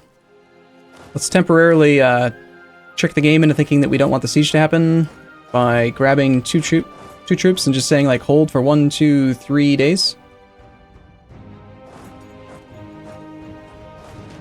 Delay it just a little bit. Now it'll happen in 5 days, and we will arrive in 3. So we have the better siege leader there. Okay, come on. We don't need that fort, but, you know, why not? Nice. So that means that, yes, now we could just march down there. Any forts that I'm not taking personally are not occupied by me right now, right? So I am losing some money right now.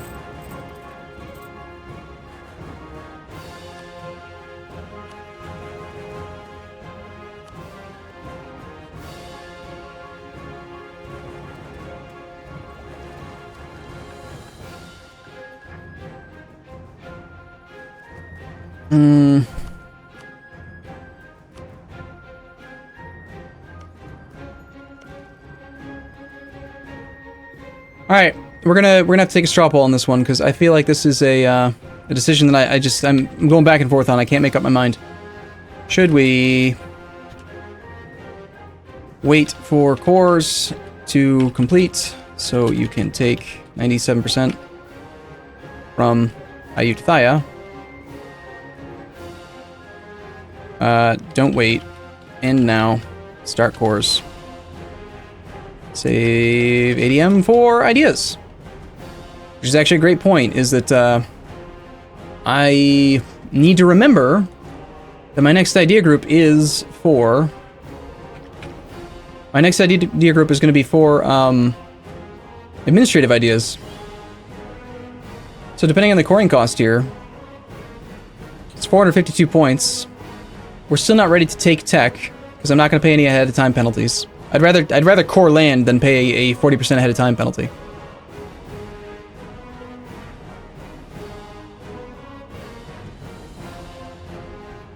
What just happened to Squirrel?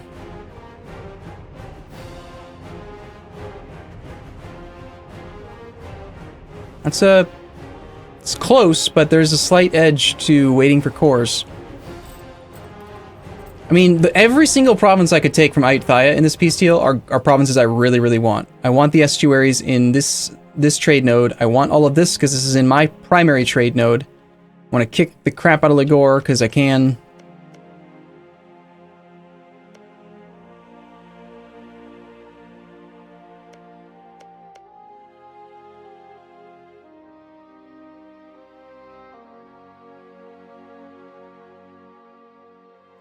We're still 4 years away, well, 3 years away from being able to take the idea group, okay?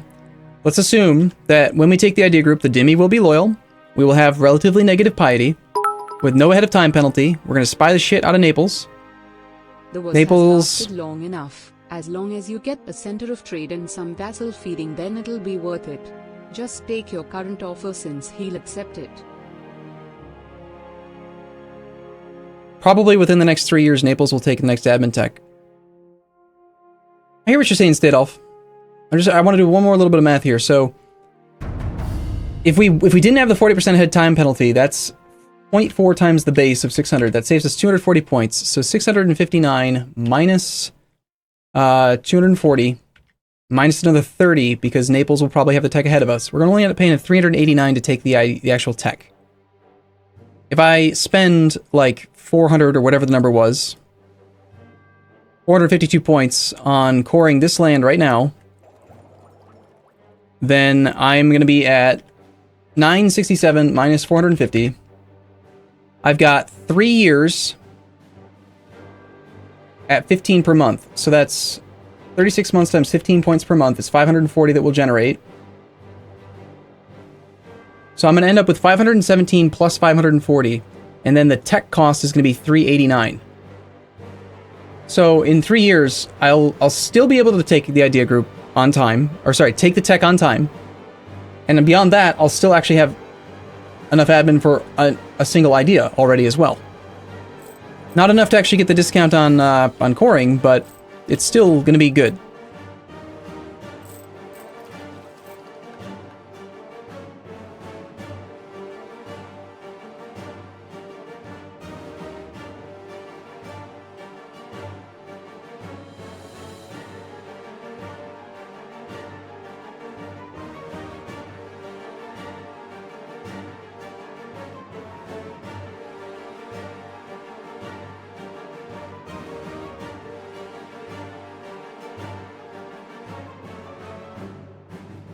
What I'm looking at right now is, what if I took provinces in different states, just so that I could get them as full cores and turn them into states?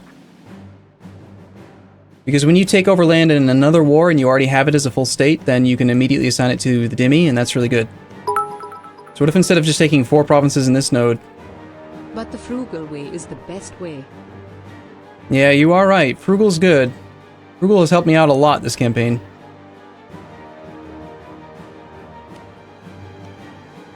That's 23 development in that one.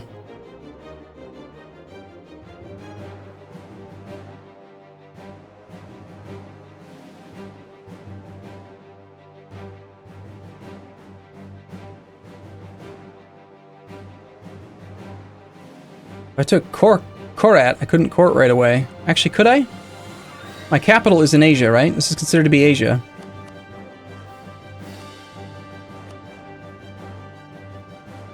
Would I be able to core Korat right away? Or would I have to wait till I have Ayutthaya cored? Because taking Korat gets me land in a new state and gives me adjacency to Langjiang, which right now I don't have.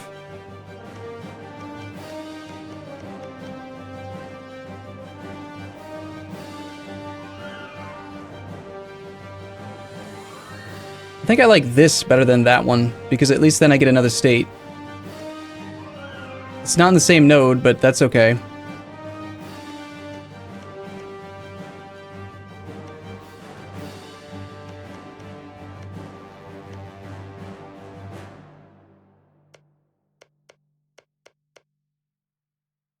There's a lot of value for me in having a state, getting it cored, making it a state, declaring another war, and then being able to, in the next war, take all of the rest of the state and immediately assign it to the Dhimmi and lower autonomy. Instead of having to wait 2 years, 3 years to actually core it and then assign it to the Dhimmi. It's really nice.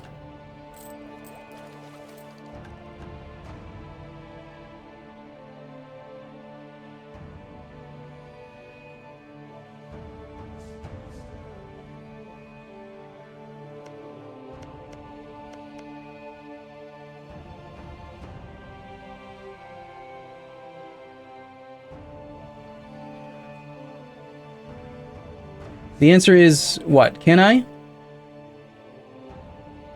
Have I spent 13,000 ducats? Or are you exaggerating? I'm confused.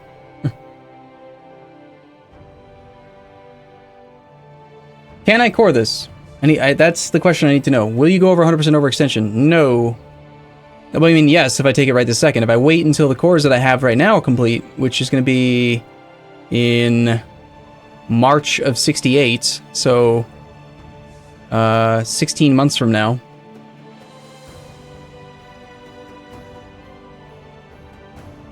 I mean, I don't really like this state that much, but I'm just curious if I can core it.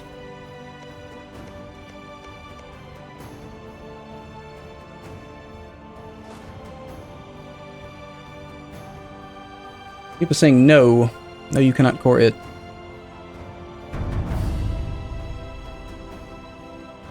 I love you, man. No homo. I love you, man. No homo. Really? You do? You love me, man. No homo? Take his money. I think I take a... I'm actually going to do this. I'm not going to take this province because I don't have a claim on it. I'll get a better benefit from it in the next war with the state. And I want to get a province in this whole state because there's some pretty high development here that I can get in the next one. And this is upstream mostly. I mean, this is not a great state for me because half of it's in the next node over. But I mean, I suppose technically... I apologize. If you guys are bored, I apologize. But this is what I do a lot when I'm playing by myself, is I'll just sit here and I'll like look at peace deals for 20 minutes just because I'm trying to figure out like what do I want to do. And I'll look at trade goods, states, I'll look at the autonomy of the provinces to see if I'm getting a good ratio, because you guys know that the autonomy of a province affects the war score cost. Look, this province has 25% autonomy. The war score cost is reduced from local autonomy minus 1.61. That means that high autonomy provinces are cheaper to take. You get more development per war score from your higher autonomy targets. Whether it's owned by an estate or anything else, like... I want his capital because it's good. But what if I didn't take it? And what if I didn't take this? Because they're upstream from my node. Hear me out. We're almost there. Hear me out. What if instead I took a sample province from every single state he owns?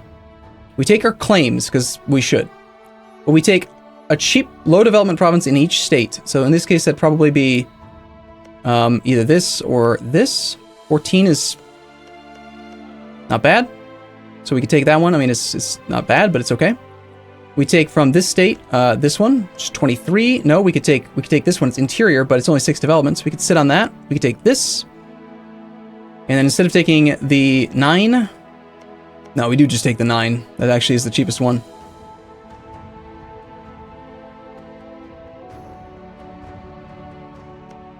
And And then we could actually take this and feed this to our vassal as well. This is going to be part of his state up here anyway. That gets him into Sukhothai. We could do that instead. So instead of taking his capital, because his capital also costs extra war score. His capital costs 36%. Capital plus 7. So it's 7 extra war score just because it's his capital. Here's what I could do. Yes, I miss out on some provincial trade power. Yes, I miss out on the fact that I only have to pay 300 admin to core this because that's just the cap on admin cost is 30 development. But then I could fabricate on Ayutthaya. But the border gore, it's terrifying. This is true. I could fabricate on Ayutthaya, get a claim which reduces autonomy by 10%, which is great. By the time I declare another war on him, it'll be 15 years from now, and I'll probably have administrative coring cost reduction, so I'll get negative 25% from the second idea from administrative ideas. So I can save 35% coring costs. 35% coring costs in this thing. This, I think, is much, much, much more appealing to me at the moment. The border gore is horrible, yes, but we have boats. Look at my land. It's all over the place. I'm used to that. And it's actually pretty damn contiguous, if you ask me. If I can't core these two, I'll sit on that overextension. That's no problem. It gets me a border with this guy. It gets me a province in every single state that he owns.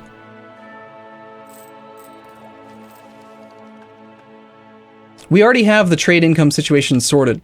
The main goal for the last 60 years has been make our trade node the bestest, and it is the bestest. So we win, especially if I integrate Japan or Oichi or both. So we've already achieved the next major campaign goal.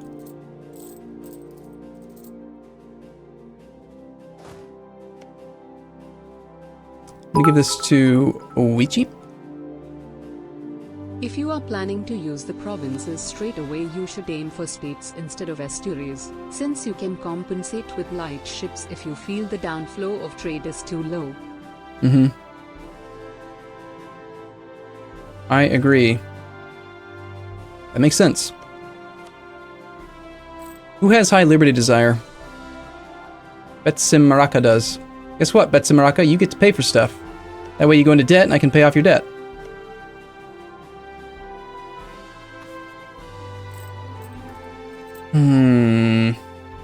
Well, now we have to end the war with Maldives anyway. We've got some time. We also need to fabricate on,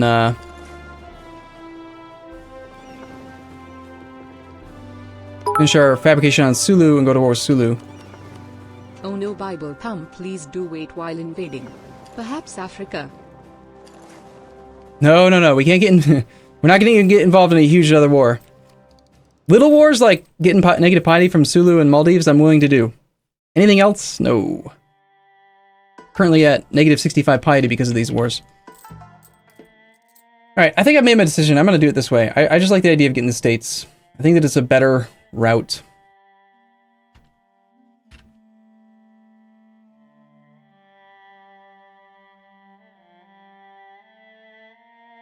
And next, there must be an ongoing battle, because right now they are on high enthusiasm. If I could get one of these derps to go and occupy the capital, which looks like Oichi's there, occupied and besieged provinces might do it. Apparently his navy decided that it was time to... Oh, that was this navy. Yes, it's decided that it's time to die. Good.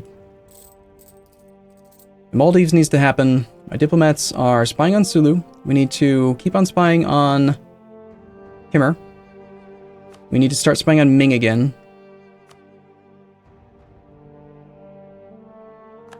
Ottomans are still fighting the Mamluks occasionally. Meanwhile, Khmer is apparently winning their war by a lot against the other guy.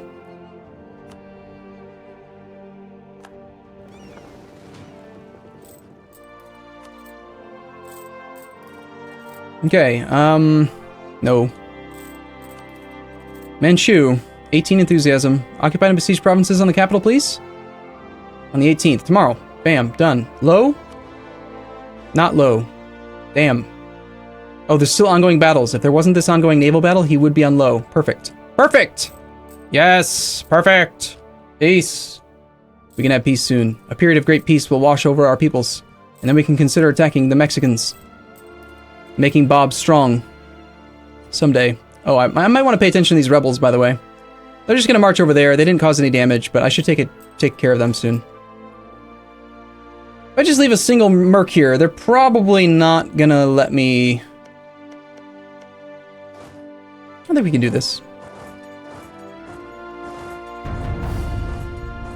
I think we can just march away. Ooh, Iuthian Pretenders. Haha. It's kind of funny. Subspace 31! Welcome to the team of being a subscriber. There's his low enthusiasm. We need to wait one more couple days here for this next tick. Can't really afford to miss out on any of these ticks. I can peace out Manchu. That's so good. That's been a blocker for me for a while. Come back from Sulu for a second. These three provinces will stop being occupied. Damn you! Stop it! This navy is not for you. It has another task. It is not your problem, you little bastard. Alright, Manchu's on low. He will give this land to Japan. Now, annoyingly, Japan doesn't occupy this stuff, so...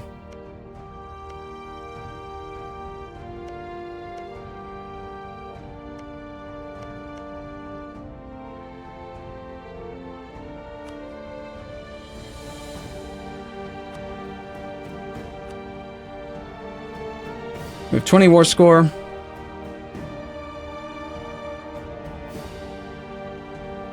He's not going to give me anything except for the war goal. And some money. That's fine, though. I just want to be done with this. Yeah, that war's over.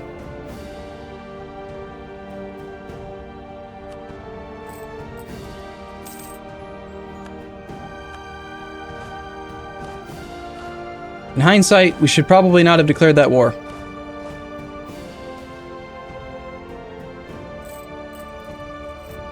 Wow, I'm so glad this event just fired because I totally would have forgotten. Guess what, Bob the Wall Builder? You get to pay more tariffs.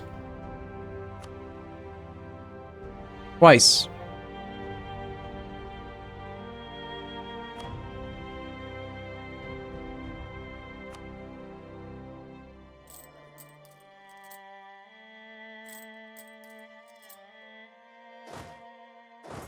Look at these cute little guys trying to move forward. They actually apparently want to fight me. My navy actually won. Okay, get where you're going.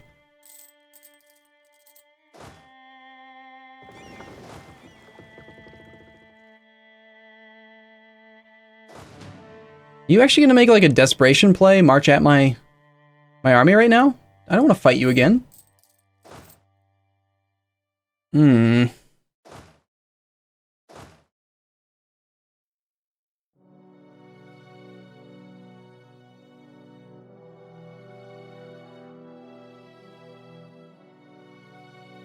If the vassal stays attached and he keeps his 3, then I only need 1 cav.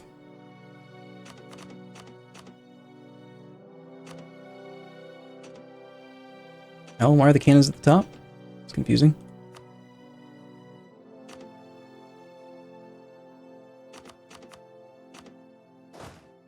You guys can head over to Pegu. Hopefully you guys can march down safely along this route to Kedah. Wait a few days. Should be still spying on Sulu. Letting that decay is a mistake. Should have used somebody else's. The Grand Captain has died.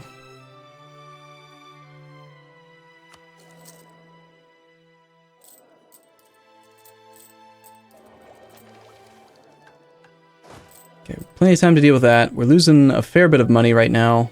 Colonial maintenance is a big chunk. Not to mention I'm spending 13 ducats to support my vassals just because I want to. Let me watch him just completely ignore zone of control because he's an AI. Probably gonna march right through it. No, he's gonna stop. Okay, that's good. Okay, the Maldives. All I need to do is get this navy in position to blockade him.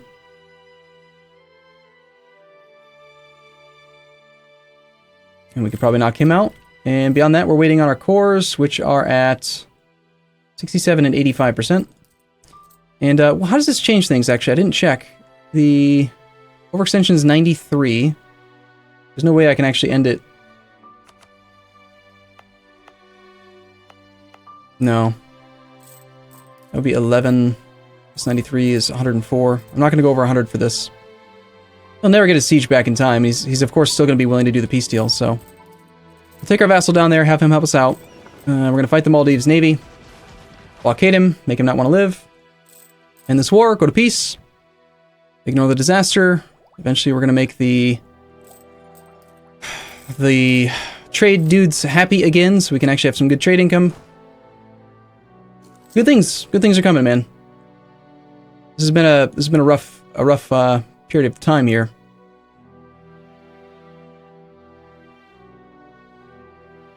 We get here before the end of the next month. Yes.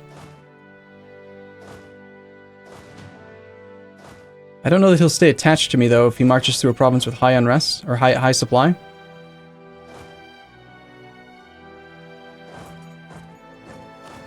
I'd rather just use his army, and then we'll have these guys reinforce a day later. So we get there on the 1st. That's painful.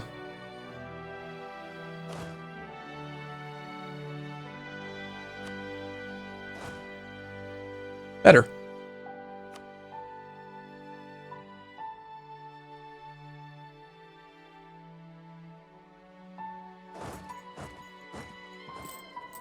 Okay, the cannons will help out. Some light ships there we could try to murder. That would not be bad. Maldives. Battle with Maldives? What song is this? This is apparently from Hearts of Iron 4, Soviet Suite Part 2.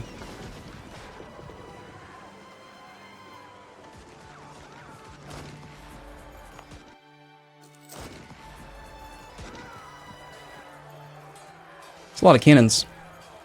Damn it, did I forget to start spying on Sulu again? Damn it! Spy on Sulu! He's difficult to spy on, that's part of the problem.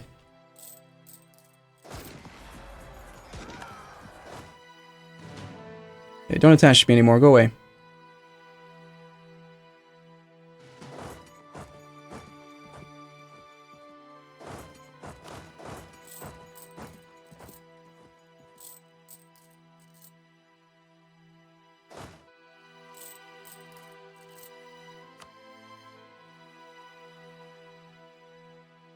I think it really is just waiting on the core. We gotta wait until, like, April of next year.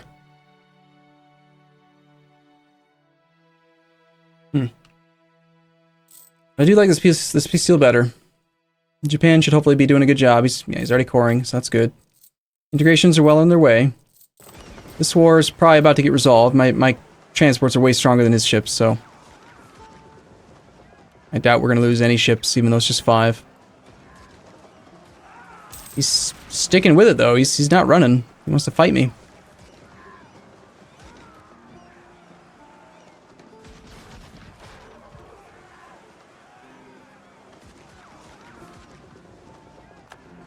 Okay, blockade.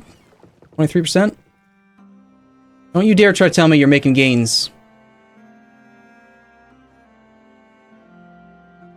Occupied and besieged provinces is not a thing. -9 reasons for a white peace. I don't really want to land troops over there. Damn it, I'm already capped out on admin? God, that happens so fast.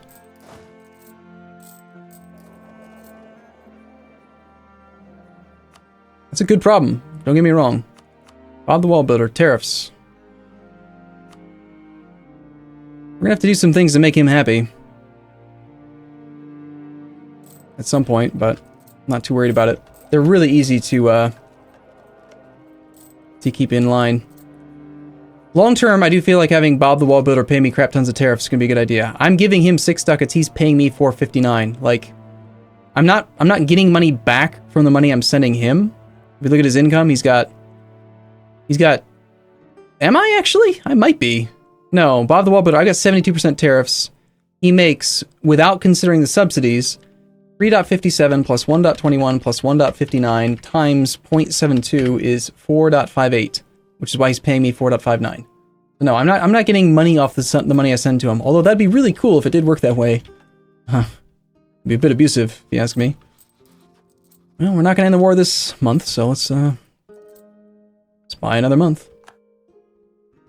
We do actually have some more exhaustion too. 13 months worth to wear down. Meanwhile, I haven't checked on the Castilian thing. I have not done anything with Mexico. Brabantine separatists still exist. They are still sieging. They have a 21% chance of taking the Fort of Vizcaya.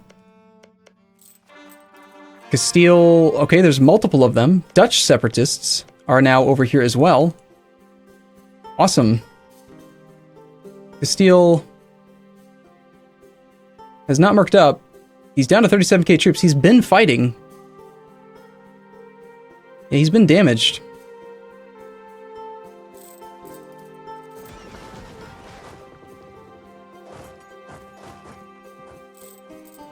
One of the cores is done.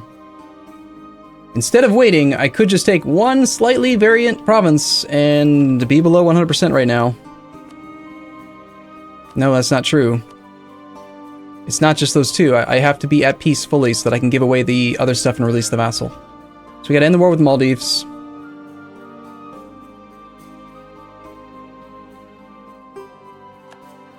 Potentially declare the war on Sulu, end the war with Sulu.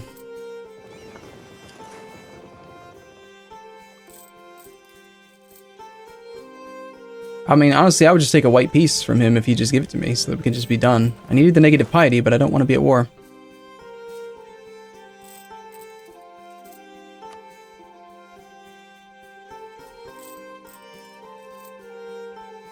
Alright. We're down here. Light all the admin points on fire. You make me feel bad. I need to top off spy network against Naples. I'm assuming he's taken Tech 14. He has not yet taken admin Tech 14. My network's at 90.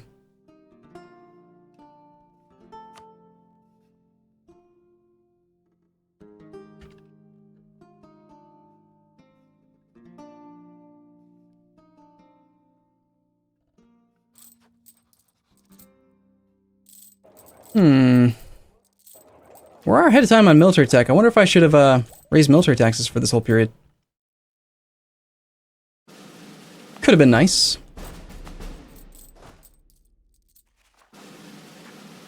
Plutocratic coup needs time to cool down still.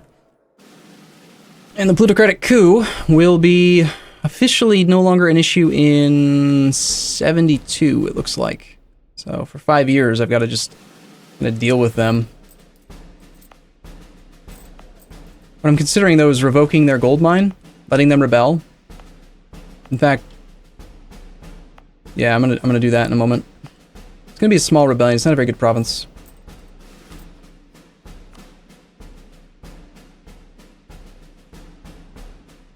We just gotta go a little bit quicker. We gotta get to March. Let's just go till March. Mercs, 10 ducats, and 955. Not over the force limit, am I? No, it's just that damn expensive. Got a lot of men.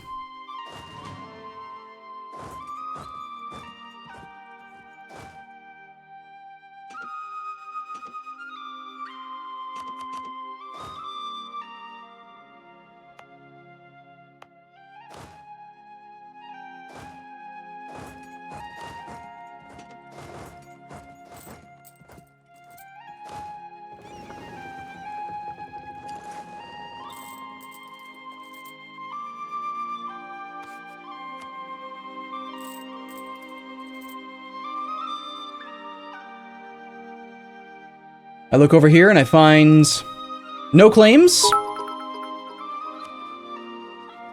Thank God he's at least... Now you need the Curtail the Mercenaries event. Yeah, I sure hope we don't get that. We'll get that occasionally throughout the campaign. It's just gonna happen, but... at least he's not improving relations with Castile anymore, but still no claims. Because he's an idiot. How's Bob the Wall Builder doing? Now there we go. This guy, he knows what's up. He's actually got some claims.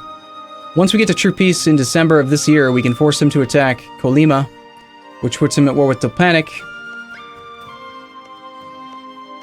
Are you in a union under him? You're a vassal. Okay, so Bob the Wall Builder's got a claim on multiple provinces. Have him declare his own little separate war. Bob the Wall Builder's gonna be a good little vassal. We like Bob the Wall Builder. This is rather irritating.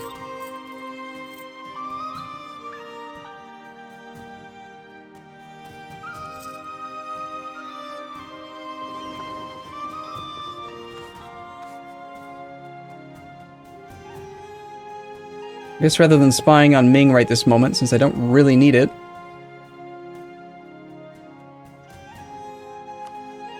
Top off relations with Naples. Or, not relations, but spy network strength. We will, real quick, come back from Sulu, and I swear I'm not going to remember. I swear I'm not going to forget to,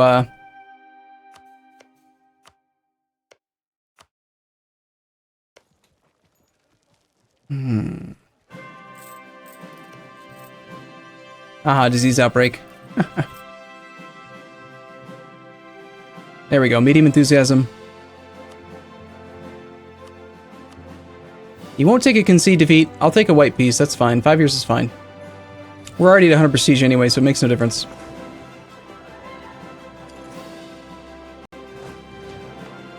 We're going to revoke this from the merchant guilds. They're going to rebel. That's fine. We already have a leader here. We rolled a 13. It's pretty good. So now we have our gold mine back, making us 2 ducats a month, which is good. We need to remember to spy on Sulu again.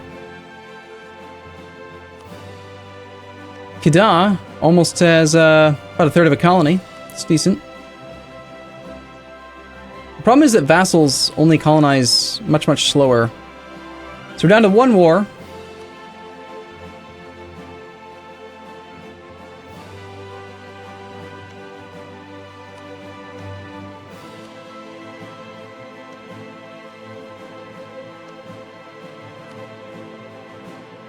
That's the peace seal I want.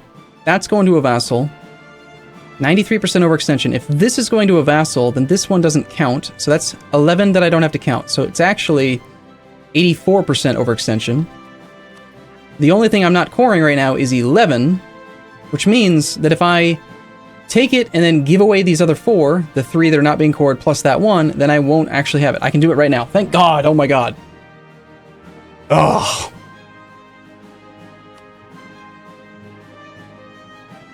This is about my 6th free-piece Ayutthaya save.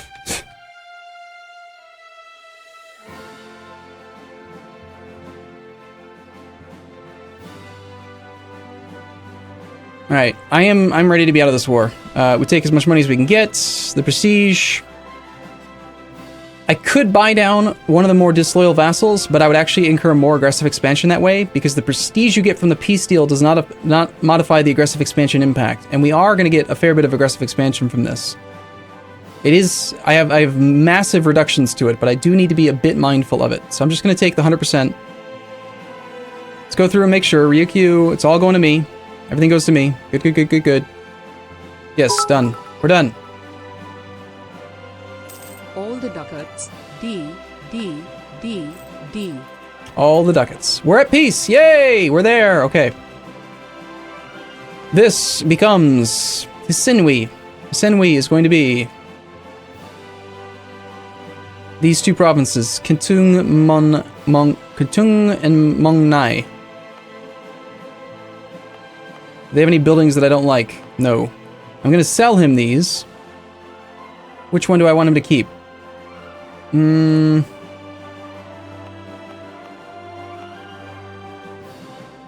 Taungu's fort should protect that one. If I eventually inherited or integrated all of this, I wouldn't want this one. So let's destroy this fort now. It doesn't kill himself trying to pay for it. And then we will release that guy right this second. There's like no reason not to release him right away, right? Right?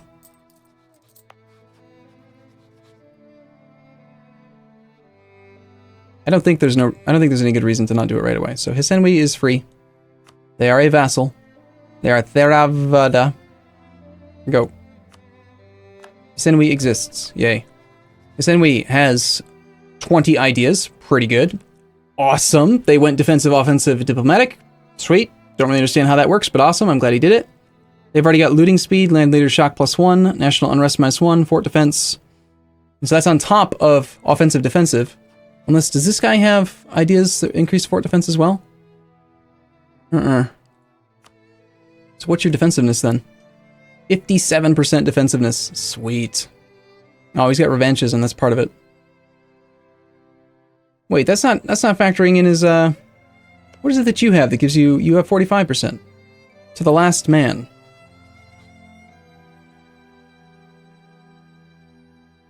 hell's to the last man?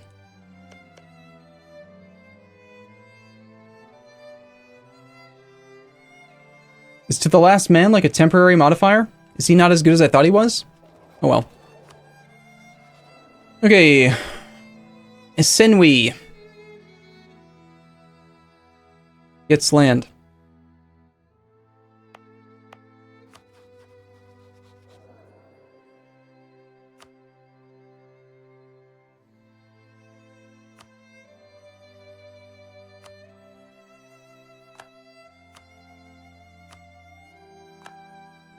That puts us below 100%. At least it should, unless I'm crazy. And then all of this land we're going to core directly.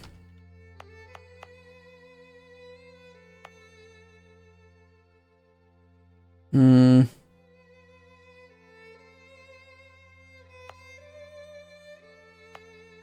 really like this fort.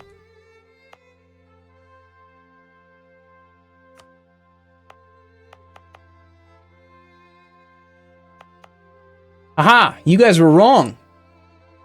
You guys were wrong. Somebody was. Somebody in chat was wrong. Somebody said I wouldn't be able to core this stuff right away. You were wrong. I am allowed to core it right away. See that? I can core these. It's allowed. I do not like that it's taking me 37 months. We're at 997, so we gotta just pay for this stuff. He's an offensive little derp who is defensive about the fact.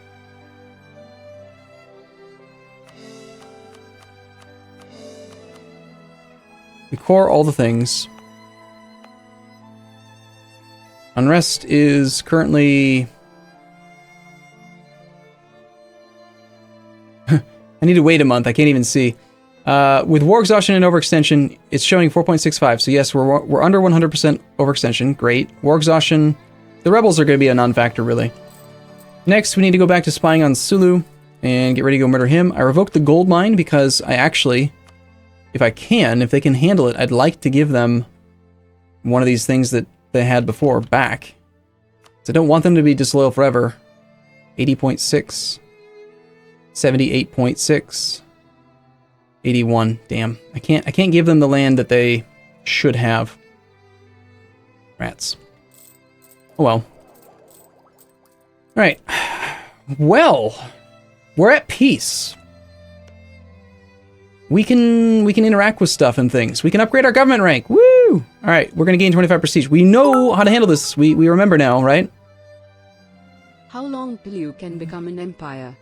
Right now. Let's not placate local rulers on someone we haven't placated local rulers on already. Because each one of these things stacks and decays separately. So, like Japan, I've placated a lot. In Japan, or like maybe Bob the Wall Builder, somebody that I've already done it on. It turns out I don't really need to worry about it, do I? Never mind. In that case, I guess we do just go with the guy who's the highest. Which is actually totally not organizing it by highest liberty desire. Cool, thanks game, it's actually this guy. We do that once, then we upgrade our government rank. We now have cultural union on everything in this area, so accept a culture map mode. It's all yellow, because it's not considered to be a brother country. We accept all, we have no more penalties whatsoever due to culture. We used to have like 15%, because Filipino was my primary culture. We had like a brother culture malice, minus 15% tax income, minus 15% manpower, but that's all gone now. Looking at our accepted cultures, we accept all of these now. Karen. Where the hell's Karen?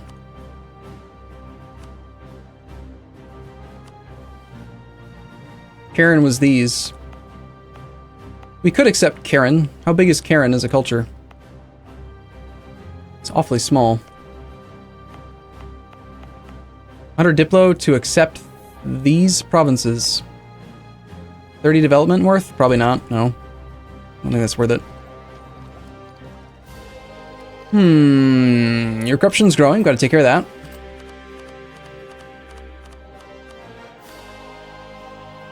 Stay below 1.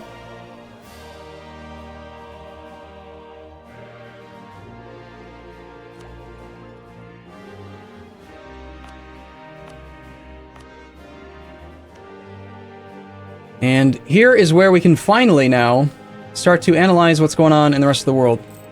And of course I did miss the next monthly tick with Sulu, so we're going to decay 1 spy network strength and make it take even longer than before. Turn something into a city. The smallest one, naturally. Just gonna take that one because I want the Diplo rep. We'll wait 6 days. I think we should tell Bob the Wall Builder to attack somebody.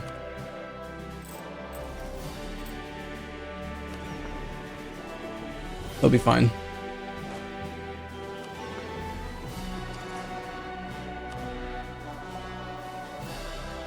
Kilwin Separatists. Interesting.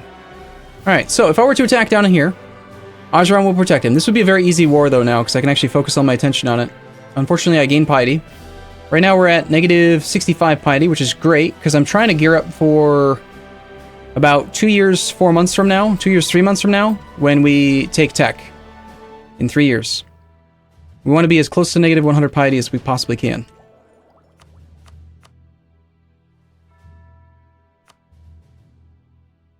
So, we want to attack Sulu. We might be able to attack Kada again soon. By 70? In 3 years. Might be the thing that I do right before taking tech. Bob the Wall Builder has no truce with these guys, right? No, we have a truce until December. So like 2 months, okay? Castile will now dishonor a call if we were to attack Portugal. Unfortunately, this costs us piety, but it's so good! So good. So good!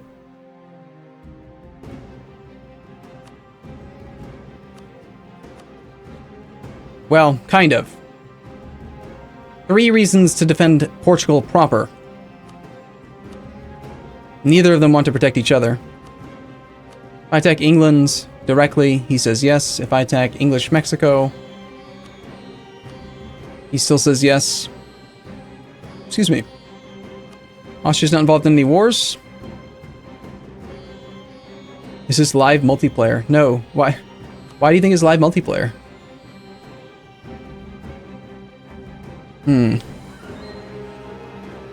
I like how these guys are getting actually kind of close to the border here. If I were to colonize over here, we could actually expand this guy a little bit if they could colonize just like one, like just migrate one province over. Migrate to here, please. One of you. What do you guys think? Should we just stay at peace for a little while? Should we declare? Should we try to, you think that Portugal would actually be independent? In an independent war? I got a 20 stack ready to go. And he's got, most likely, mothballed forts. 2 of them. Let's check rebels. 60% for... That's Maraba. One of my subjects, the Itza. They're upset in Chiapas. We're about to move our army there. This guy's upset in a few places.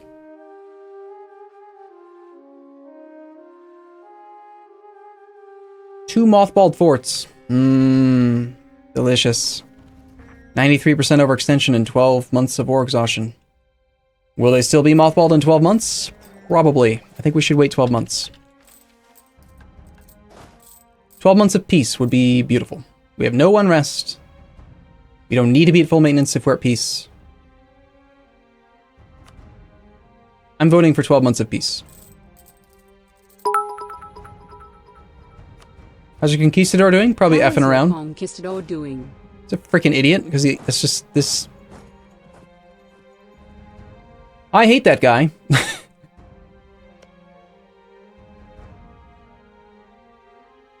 He's practically just the most worthless ever.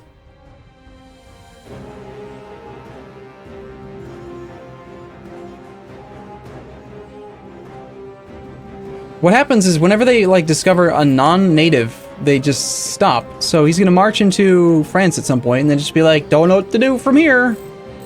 I can't do it, man. It's impossible. It's really irritating. Alright, colonies are how big? 937 in Palawan, that's great. Good to see that thing finishing up. 800 in Ile Bourbon. England hasn't picked up any new allies, right? Nope. He's not guaranteeing anyone, he's not doing anything. France has no colonial nations yet. I did see Norway colonizing at one point, which is probably now Denmark. He has no vassals, which means he probably lost the colonists now. Yeah, Norway was trying to colonize, but Denmark said, no, I'm going to integrate you.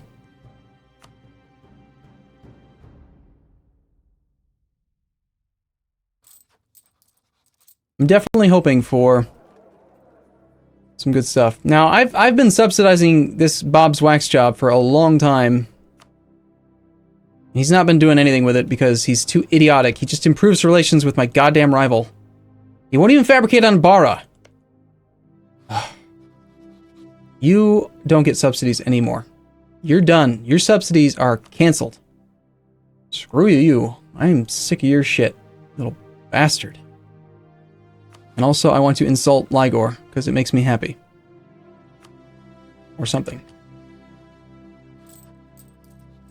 No more subsidies, Bob's wax job. That saves me quite a bit. We're still subsidizing Bob the wall builder. He kind of needs it, though, because I'm taking most of his money that he earns himself. Without my subsidies, he would be way negative right now. And I still want him to have an army, because he's going to declare a war. In, like, a month. That turns right around and claims on me. Right, okay, so we have claims. We can claim stuff now. We can claim on you. We need this claim, of course. We want to finish this core before we declare the war so that we can actually have it as a state. So we're going to claim that. And then I'd like another claim on another province in his other states, which is going to probably be out of these two. Might as well take the one that's adjacent. And then we'll take separately in the war with Kimmer Q, which gets us our border with Ming, so we can claim Canton. Ming has mothballed forts. Ming has all of their forts mothballed. Not all of them, most of them. A fair few. A lot.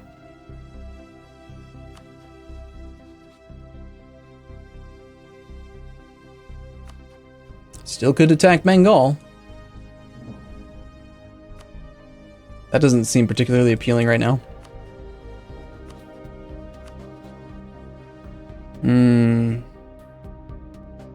Kham and Mongyang both say no. We could declare a trade war or humiliate rival on Ming and just blockade him and stuff.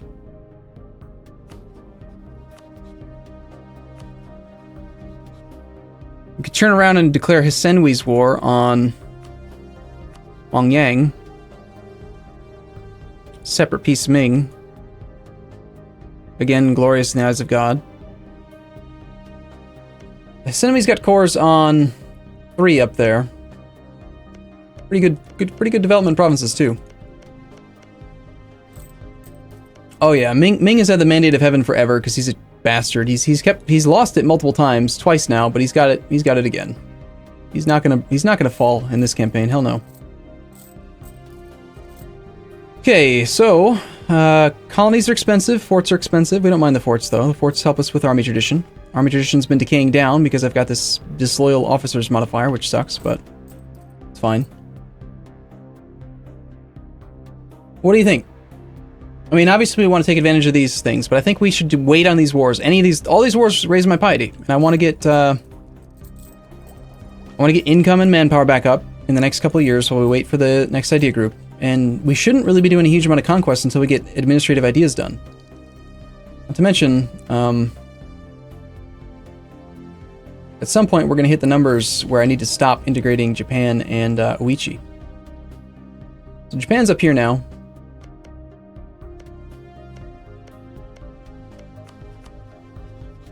He personally desires all that land, which is great. I desire all that land as well. Counting. Ducker 0993. Good, so he's going to fabricate, hopefully. He's fabricating on Uichi. He's that aggressive. He has another claim already, up there on the 4 development province. That's brilliant. Good job, dude. Can you fabricate on Persia? No. There's no colonies over there that I can reach. That's the only reason. If I had taken expansion ideas, then I could fabricate on trade regions directly. So I would have been able to like fabricate on, like, say, this province of Bella and that would allow me to jumpstart my path into Europe, but I decided against taking that in favor of just going exploration, humanist influence, getting ready for expansion. This guy doesn't need to be here, so we'll put him in charge of the fleet that is protecting trade. We're very, very overextended, so right now is actually a bad time to be protecting trade, but yeah, trade income is going to be way down for the moment. We're at 30. The highest we've been was like 42, 41, but it's way down for two reasons. Number one, we're really, really overextended, and number two, the merchant guilds are like really mad or something. We temporarily actually have a low trade income modifier, but if I give them another province, we'll then end up having high trade income, which will put us right back into the position we were in before, which is where we end up with bad stuff happening. I think what we do is,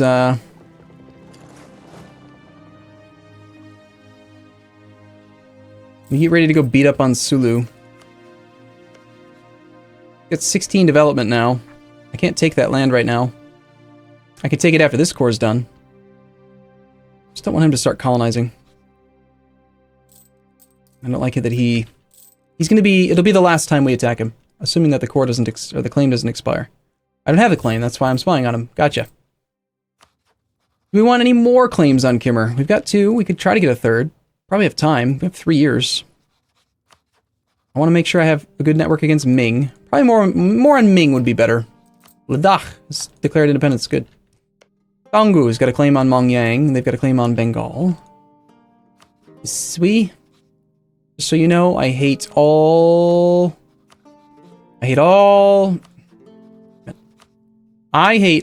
of these. Just so you guys know, I hate everyone and everything that borders me. Okay? Make sure it's clear that if you have any capacity to fabricate claims on these things, you are expected to fabricate claims on these things. By the way, I am hostile to him. I am hostile to Ming. I am hostile to Langzhang. I hate them all. Want to murder them? Want you to claim on them. Okay? Good. Just so we're clear.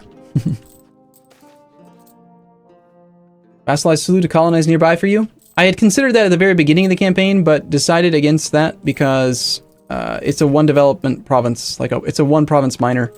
And vassal colonizers get 25% colonist growth. So in the early game, I didn't want to tie up a relationship slot with a single development province, like a one province minor. And he's not actually as good as colonizing as you might expect, because if he's a vassal, he sucks at it.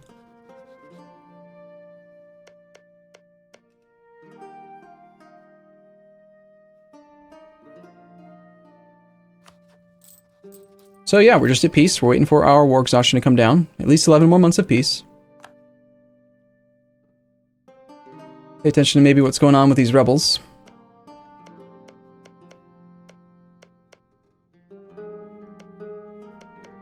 Can't find the rebels. They either just finished the siege or they're dead now. I swear, Castile's gonna lose Brabant. Brabant's gonna break free. It's been years. Right, that is a great excuse to attack that dude.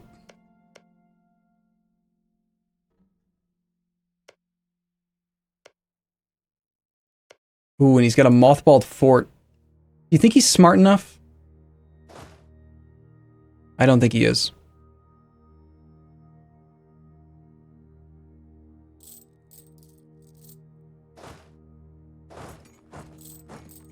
I don't think he's smart enough to actually take advantage of a mothballed fort.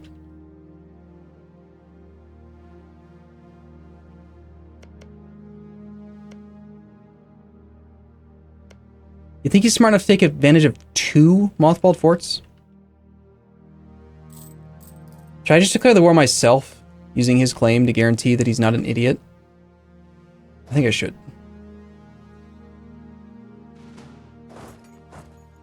Yeah. I don't trust him. He'll be like, oh, I'm supposed to declare war? I'm sorry, I'm supposed to declare war? Okay, boss. Oh, I better wait. I better wait until my morale's up a little bit before I attack. And then he lets the mothballed fort get wrecked. Well, here's the thing. I'm not going to wait on the Sulu thing, so... I guess we are going to war again already.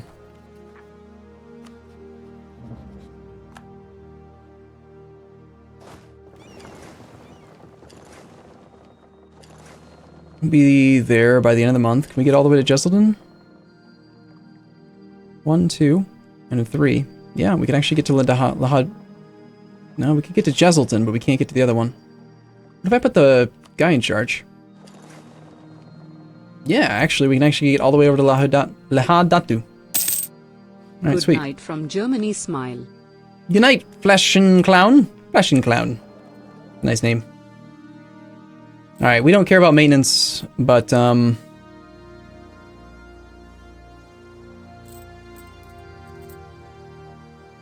It's kind of sad that we're not going to lose war exhaustion.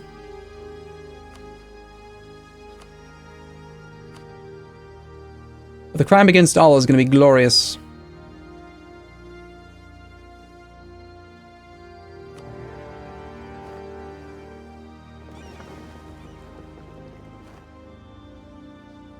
Uh-oh.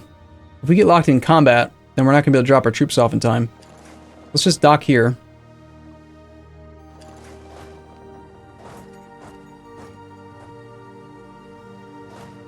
I am going to need to siege him out, since I'm actually planning on annexing him. He's got 3 troops over there. Looks like we just need to hang out here for a second, because we're right up against the supply limit.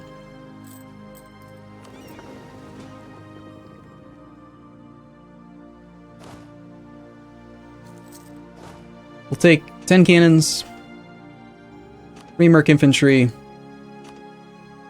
plus a couple extra to... one extra to flank.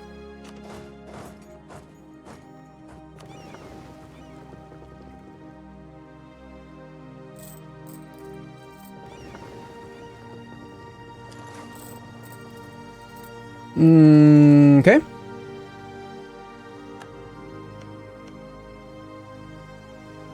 God, they just make it so easy. How did one army end up with, like, all the mercs? That's not splitting, game. Apparently Ethiopia is not so bad after all. No one wants to fight him anymore. Let's just check and see if anything's changed with Portugal and Castile. Back declaring on Portugal directly. Castile says yes by 3. See if those rebels have moved. They have not. Have I set Castile as special interest? Because if I want to know when something happens to them.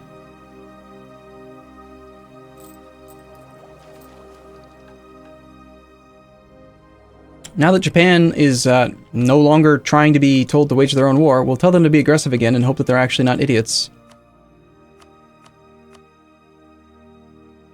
We'll see. I don't know if I believe that that's going to happen, but maybe? We are going to suffer an attrition check no matter what. I have no idea what the hell happened with this army. It totally took the wrong one. Great.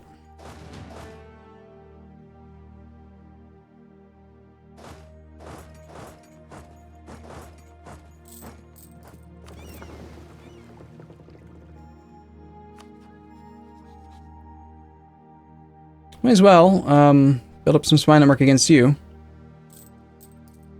He's not doing counter-espionage right now, so it's a great time to be spying on him. 2.5 per month is pretty good. Okay, merchant guilds. They still think I have low trade income. I don't know if I agree with that.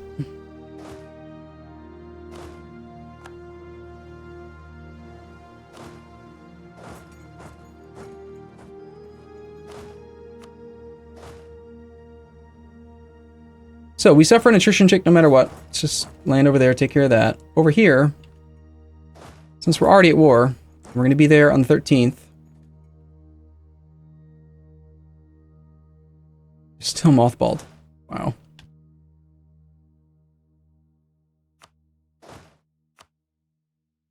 Let's just guarantee it, make sure that we declare on the 1st. I want to make absolute certain that I don't miss out.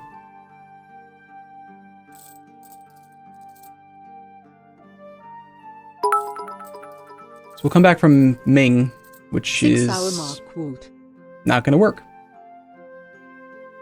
We'll come back from Ayutthaya then. And we'll go back to Ming soon. 6-hour mark. Woo! Yes, that's right, Bluesturk. Brabant is free. That's actually bad. Kind of. Because that means that Castile's more likely now to defend Portugal. Well, he's at 4 reasons. If he keeps going into debt, that's the main thing. It's not revolts that's preventing him. We'll see. Might happen.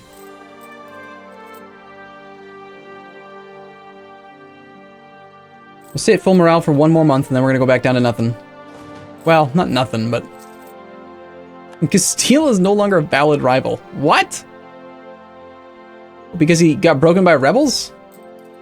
Okay, that makes sense. It's March the 3rd. Declare the war. Mothballed? Yeah! Mothballed? Yeah! Sweet. Our vassal has claims on... This guy. This guy's the war leader.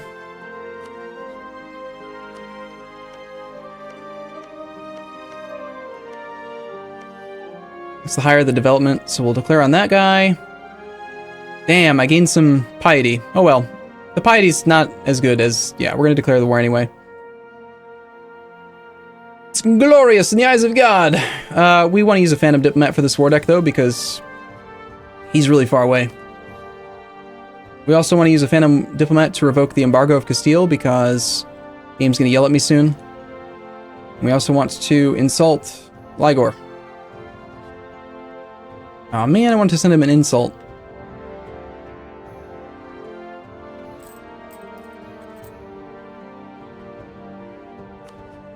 Alright, so we revoked the embargo. We declared the war. We need to come back from Ligor.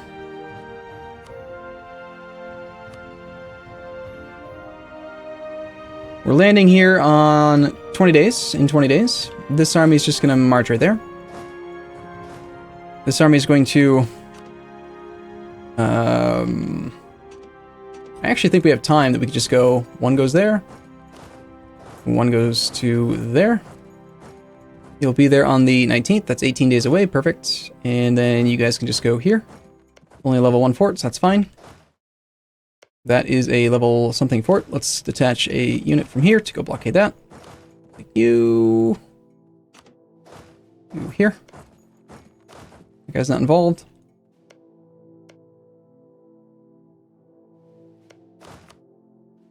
The secondary siege pip guy, Kai Sho, is going to go over here with the requisite 4 units to get onto that. And the combat guy is currently in charge of the army of Bob, which is over there. Siege guy is doing Sulu. Secondary siege guy is going there. That guy is fighting an army. I guess since we know that the guy's probably not exploring, so why would he do his goddamn job, right? I guess we use him. You son of a gun, right? He's such a bastard. Just flat out refuses to do his job. This is the job for Bob the Wall Builder. Bob the Wall Builder, I want you to be supportive. You're allowed to attach to this army. Not this one, not this one, not this one. Not this one, not this one, or not this one. You are to help me with the siege. Get over here.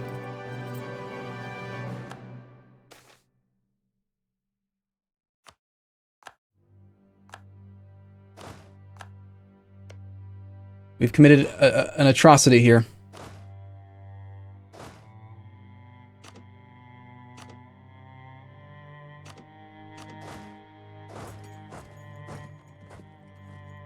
As long as we're in combat, will he be gone on the 28th?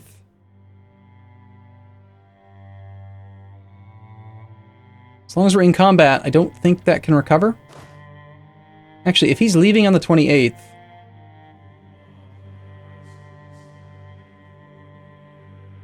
if he doesn't leave, yeah, just wait.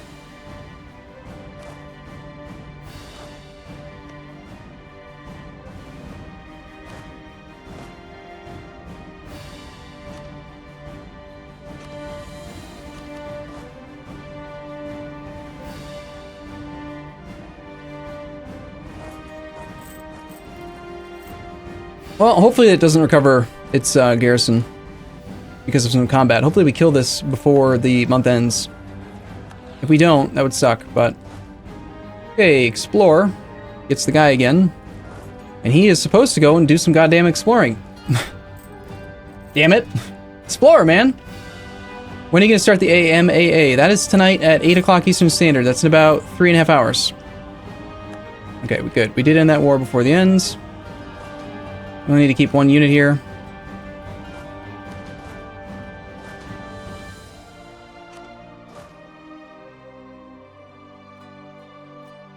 We're gonna start for the attrition check anyway, so we might as well just stay here.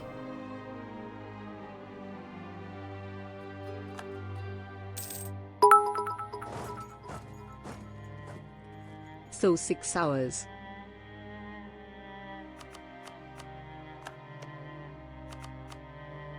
Yeah, 6 hours, yep.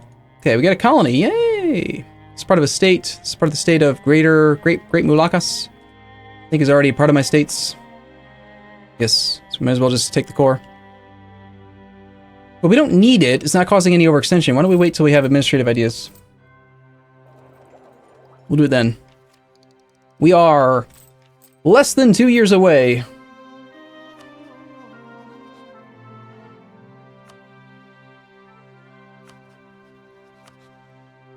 From being able to do good stuff. Okay, we've murdered every army, right? There's no enemies? No enemies. Low maintenance it is. And most of this army is going to now leave. We will leave behind... Damn, I should have brought... 11 cannons if I wanted to do a no maintenance siege. You know, honestly, as long as we're at war with the other guys, it doesn't matter. So... let's just go down to the bare minimum. We'll take a single cannon with other way around. We'll take the cav, leave just one cannon, and that. The rest can leave. Oh, never mind. It's a apparently it's a level 3 fort.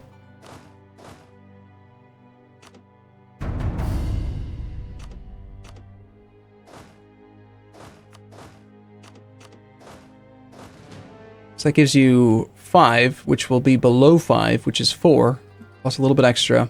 Yeah, we'll get some of them out of there. So the best siege guys on Sulu, we got them blockaded. Over here, we should see these forts falling in just a moment. Soon. We have a new subscriber. His name is Hydrolux Gamer TV. Thank you for your subscription. And we're doing no... Here we go. Bob. See, this Bob. I like this Bob. This Bob is... he's smart. We don't need to spy in Naples if we're at 99. He's actually trying to help. He's actually not an idiot. It's weird, I know. Having a vassal that's not an idiot. That's, like, unheard of. Is there any land that the Dhimmi shouldn't have? No. There's never any land that the Dhimmi shouldn't have. Which, speaking of the Dhimmi... is the land that the Dhimmi should have? No. They could have the gold mine. The Ulema are not too loyal. Or too influential, rather. There's no good provinces to give them, though.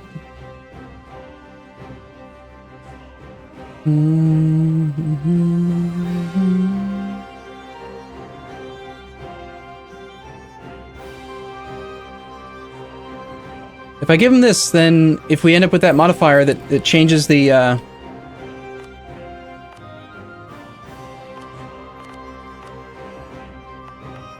if I give them that...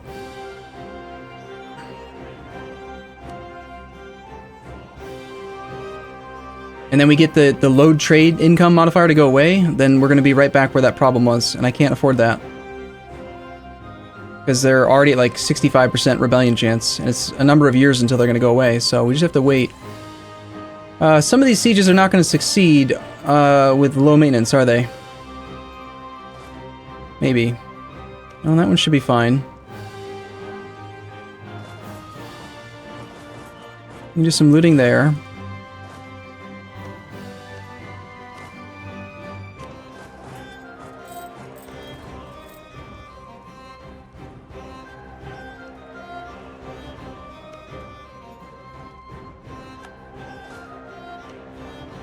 Okay, Bob gets to pay for this.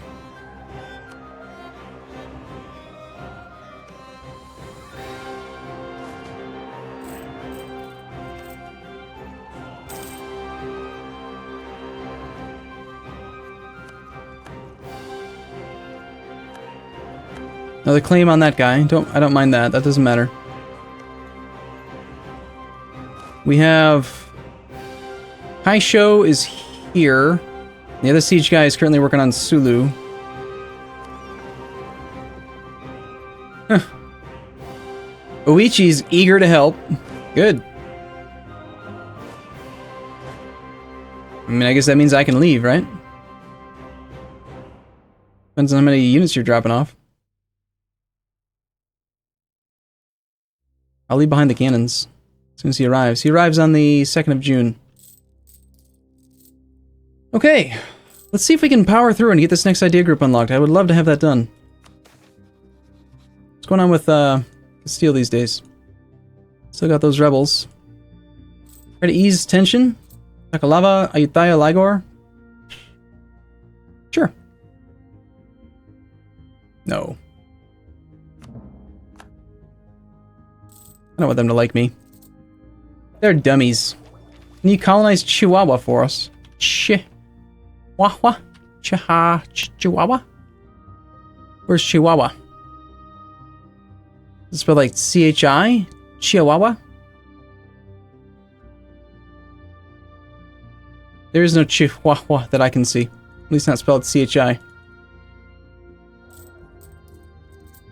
Il Bourbon is at 902. We have a colonist there, so lands are defecting to Brunswick. Nothing major's going on over here. Sweden's still independent from there. Russia's pretty strong. Ottomans currently at war with the Mamluks still. No wars there. England's at peace. Austria's at peace. Poland's at peace. Poland doesn't even have admin tech yet. Enough to, like, integrate. Are you serious? Oh, never mind. Okay. He's not trying to annex Lithuania. I was gonna say, why would you do that?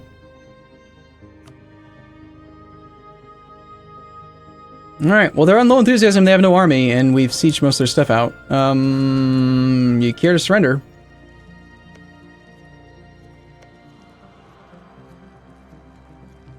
Look at that, Bob the Wall Builder brought a cannon and everything. I like you, Bob. Bob? You're a nice guy, you're swell. Oh, Chihuahua in Mexico? Chihuahua. I don't see it. Alright, we only want your complete and absolute annexation. That's all. We can't take it. What? Really?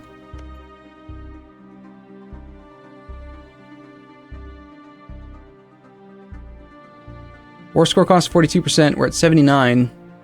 Or no, we're at war score of 42. Cost for you is 13, 11, 15, 8. We'll call that 19 plus 15 plus 13 plus 17 and 12.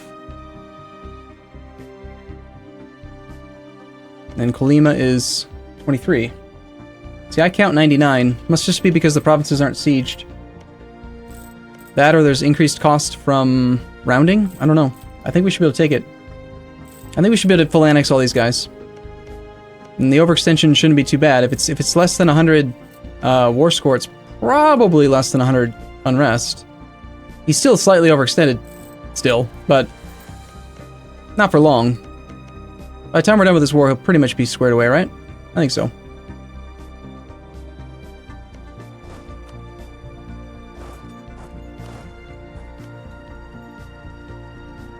Oichi has brought a 2-siege Pip General. Nice. In that case, we will take our 2-siege Pip General out.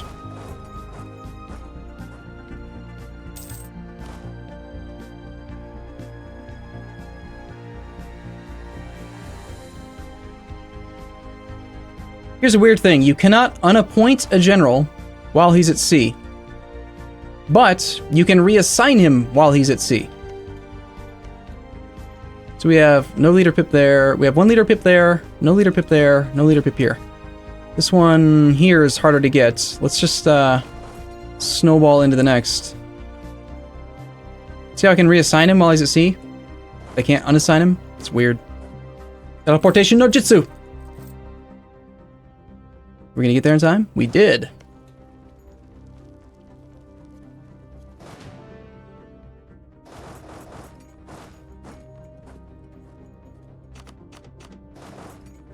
We can get appointed to this one now as well.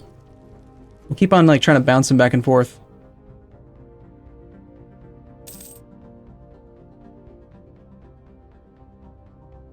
Brabant joined the Republic, so they broke free from Castile. That's got to be what caused that major rebellion.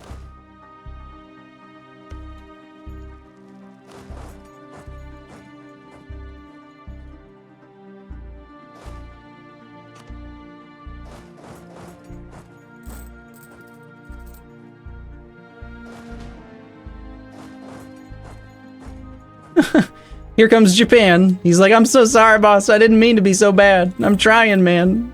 Give me a break. Cut me some slack. No, you suck. We hate you. Nobody likes Japan, okay? That's why you're being annexed. That's why you need to cease to exist. Dummy head.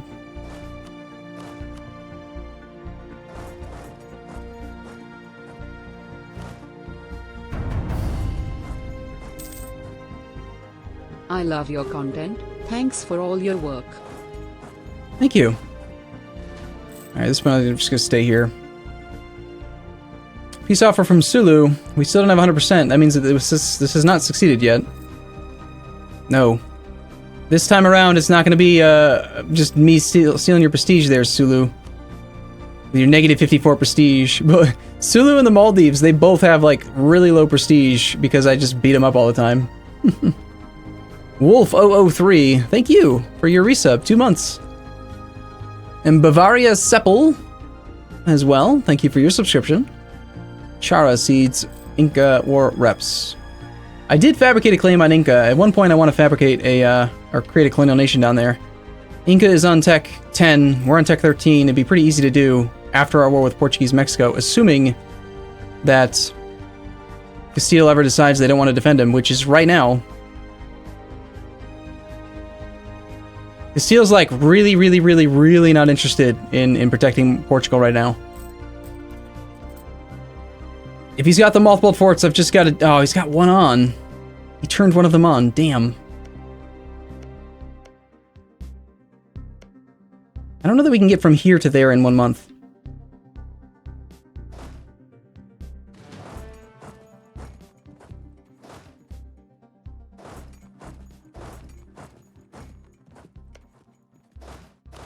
I think we have to just go do this now, right? I think we have to. Yeah, we still have a little bit of war exhaustion, which sucks. Bob's down under. Yeah, we'll take that.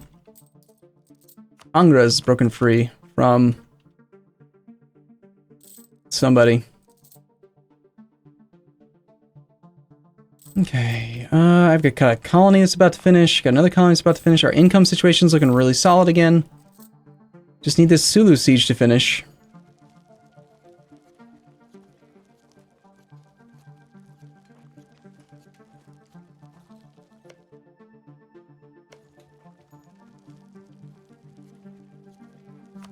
There we go. We have room to annex this. We'll still be under 100%, so we'll take that province. I don't really want to fight any navies that he's got. We'll just take his 67 ducats in his province and call it good. Sorry, man. I let you exist for so long as a piety farm, but you exist in my capital node, and that just cannot be allowed. Should I wait? This province isn't a problem province. It costs me 75 right now. It's only 16 months. But within 16 months, I could have the administrative efficiency. I could practically have admin tech, the second admin idea. Well, maybe not that fast. Nah, let's just court. Don't be silly. It's not going to be that quick. I think Russia's having a pretty good game. Yeah, they're doing well. He's beating up on Bukhara right now. He's at 47 war score against Nogai. The war leader's Nogai. He declared war on the little guy, and he's beating him up. If we were to attack Castile directly, he is allied to Austria. I'm assuming Austria would protect him.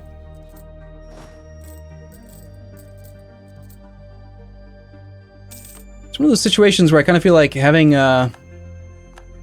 optimism would be really handy so that I could just stay at war forever.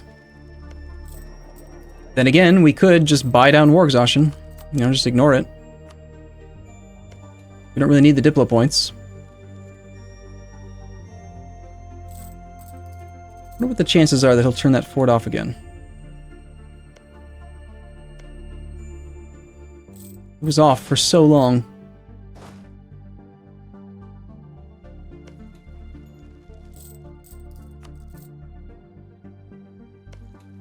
Take it. Take it.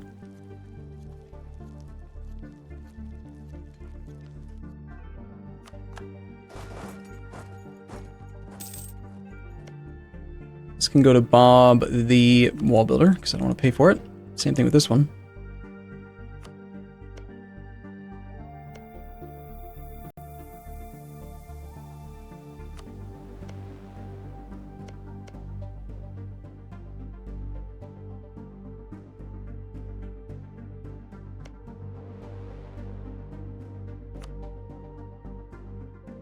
Yeah, now we're down to 94%. We already have the token cannon here. We just need to forward the leader.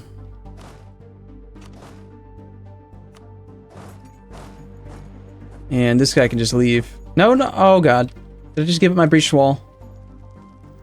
I hope I didn't. I don't think we had a wall breach. But if we did and I gave it up, I'm mad.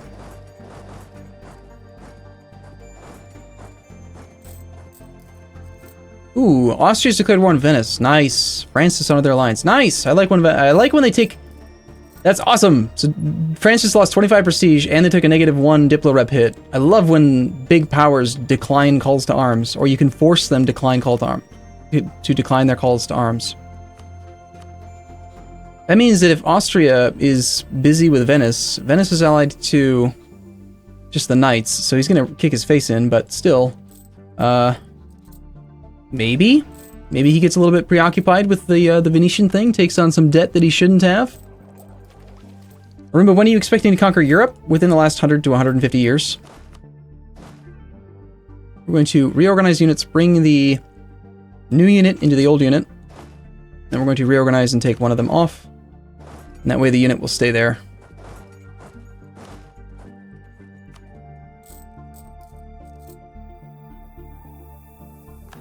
We are at 91%. He might surrender now. No, not without Kalima being occupied. Rat. Hey, Portuguese Mexico, turn that fort off. Just turn it off, man. You don't need that fort. That fort's unnecessary. It's a dangerous thing to have enabled. You should just turn it off. By the way, there's a fort in Sulu. Do we care about this fort? Probably not. I think we just get rid of it, right? Doesn't really protect anything. I don't like island forts. Besides, he doesn't have a shipyard. Destroy.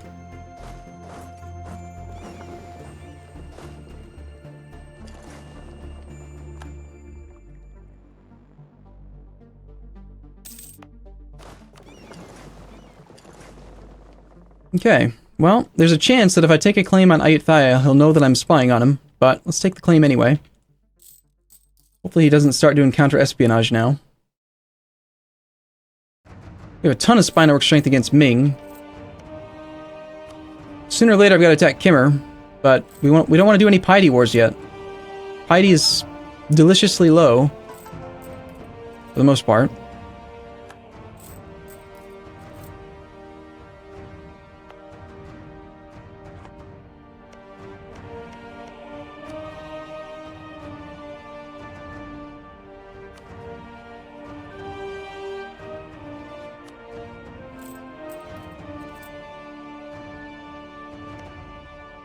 I give you all these subsidies. You do nothing. You do absolutely nothing, Bob's Wax Job. You get no claims. You do nothing. I hate you. I hate you, Bob. Bob the Wall Builder's losing lots of money right now. Mostly because I'm making him pay for all those forts. What I should probably do in this peace deal is I should just take all the land myself, which will still cost 0 dip, and then delete all the forts that he doesn't need, because he'll keep them all, because he's crazy. And we don't really want him to be bankrupt. That would be dumb. Okay, we're on low maintenance. We got a disaster at 50%. We can just revoke a province from the Dhimmi whenever we need to. Overextension is about to come down. We're still making 31 ducats a month. We had a dicey little phase there. We're at 126 income versus 72 for France. Army size. We're the second largest army in the world, barely. Ming's got a couple more troops than us. We have very little manpower. We have the most mercs hired out of anyone in the world right now. Castile has hired mercs. He's merked up to deal with that rebellion. Yeah, I can't delete the Colonial Nation forts if I transfer them to him and then have him take them in the peace deal. But you can always demand provinces from New World nations for 0 dip. So I'll take them myself, and then one day later they get transferred to him. But in that one day, I can delete the forts. So I'm going to take care of that for him. Because he doesn't know what's good for him. He's an idiot. They're all idiots. Every single one of my little vassals are idiots. Look at this Japan with his double forts right in the center of the country instead of having coastal defensive terrain. Like, why not put a fort in Ryukyu, for example, or in the... There. He's an idiot. Yeah, he's fabricating claims, though. Not fabricating on Korea, but... Senwi has done nothing. You have fabricated... slightly. On Pegu.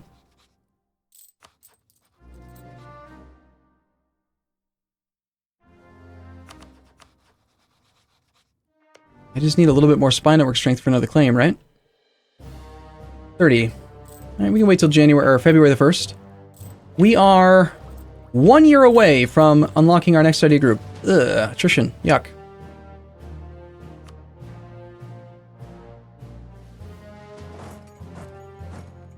We can get out of here before the end of the month, so we'll spread out.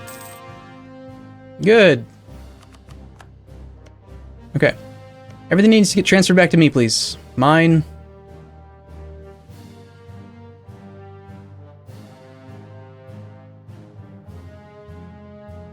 He won't let me transfer it to him? Oh, I currently control that. It's like, why am I not in the list?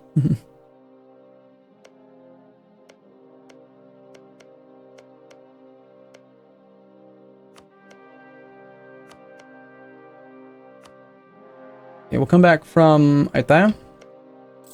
Wait our 9 days. So we can march over there.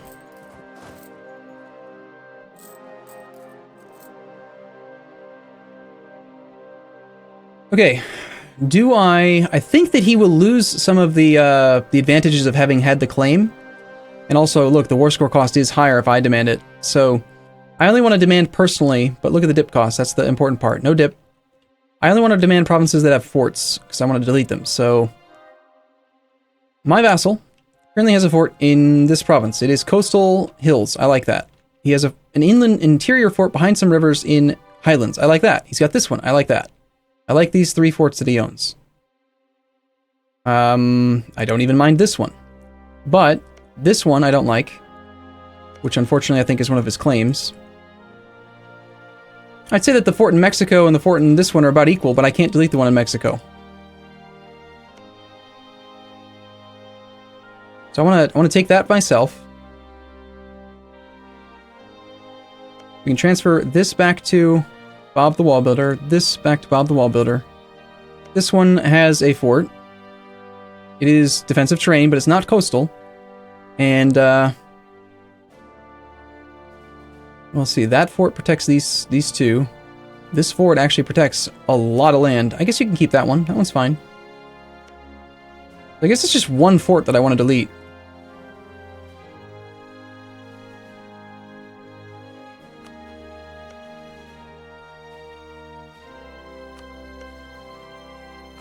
Damn. I guess he's gonna have to, like, figure out how to make some money or something. So I get Tiep back.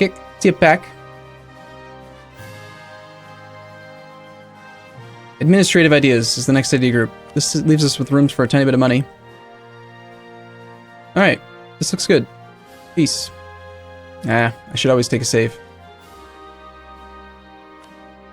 A copy of my save, that is. 156902. 3-piece Mexican natives. We've got apparently only 1 minute left. Wow. Today's Thursday, right? I think so. Ugh. Should send a Phantom Diplomat. 90 days. It's a long time. Okay, we have exactly today. This is exactly today that I get to consider doing these things. I'm going to delete this fort from this one. Destroy. Beyond that, yeah, I like the spread of these other ones. It'd be nice if his capital wasn't right there. And then tomorrow, automatically, boom, they're not mine anymore, but the fort's gone. And Bob the Wall Builder is probably devastated when it comes to money. Yeah, he's losing 4.5 ducats a month. He's probably got some debt. Interest, negative 1 point. How much debt do you have? 700 ducats in debt. Holy crap. Dude, Bob, get your act together, man. And that's with me subsidizing the crap out of you, man. What are you spending all your money on? Outgoing tariffs is 2. He's rooting out corruption. He's trying to colonize. He's paying for 6 ports. He's trying to do a missionary. Paying for states. He's paying for advisors. Like, dude, Bob, you realize that you're Bob the Wall Builder. We're gonna make you pay for things. Like, you need to not be bankrupt. Crazy Bob. How come my diplomat's back already? Oh, because they stopped existing. Cool. He's literally building a wall. Yeah, you're right. All right, how are our cores looking? We're at 60% overextension.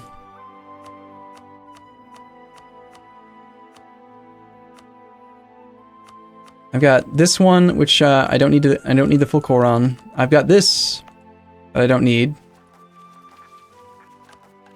And then I've got Palawan, which I'm holding off on until we get the administrative idea, which is in January.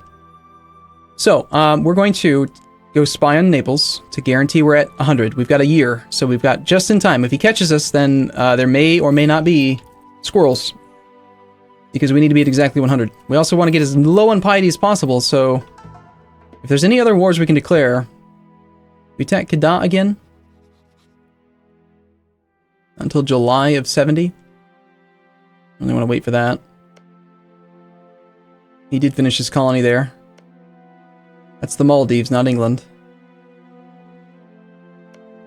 That's Kedah, not England. I just want to make sure England's not trying to colonize further east. I don't want him over here bothering me in Australia. I don't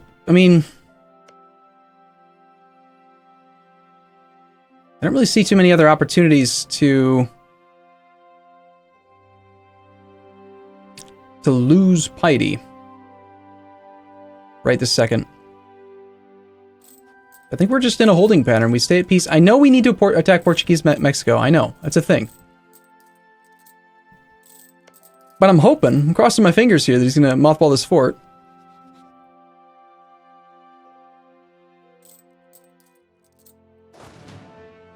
What do you think the chances are he mothballs that fort?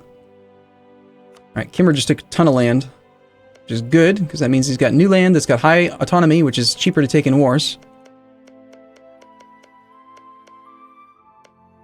Kimmer also has no allies, which is fantastic. If we could get this core done, I would attack him, but that's not until October of next year. So, we're not attacking him yet. Nope. Nope, nope. I think we,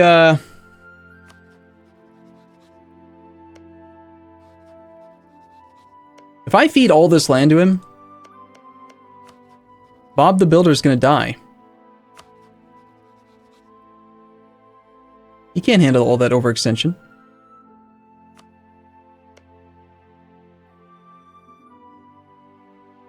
%190%. There is an exploit that I've been made aware of.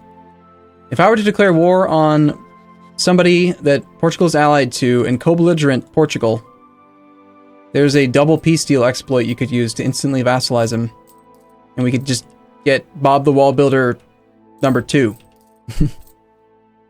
But I mean, Bob the Wall Builder right now, he's at 80% overextension. If I attack this guy and I just give him tons, he's gonna die. He can't handle it.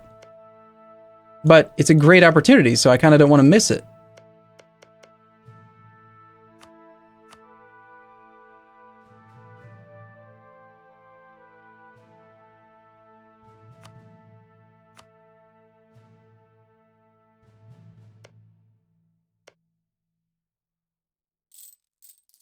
Should I? Should I just attack him anyway and just hope that... I mean, Bob's probably going to have these cores done soon. Yeah, he's going to have these 3 done. So that's... 1, 2, 3. It's 5, 15, 21. So he's going to be at from 80% down to 59%. So it's some land that we could feed him.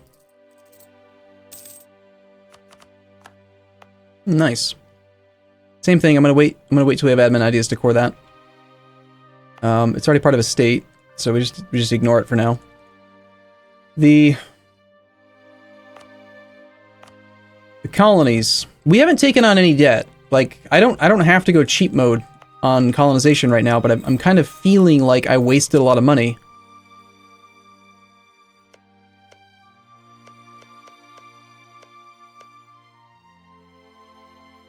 I think we'll still do 3 colonies.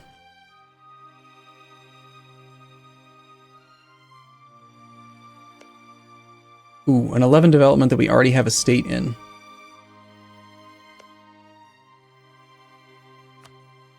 Go there instead.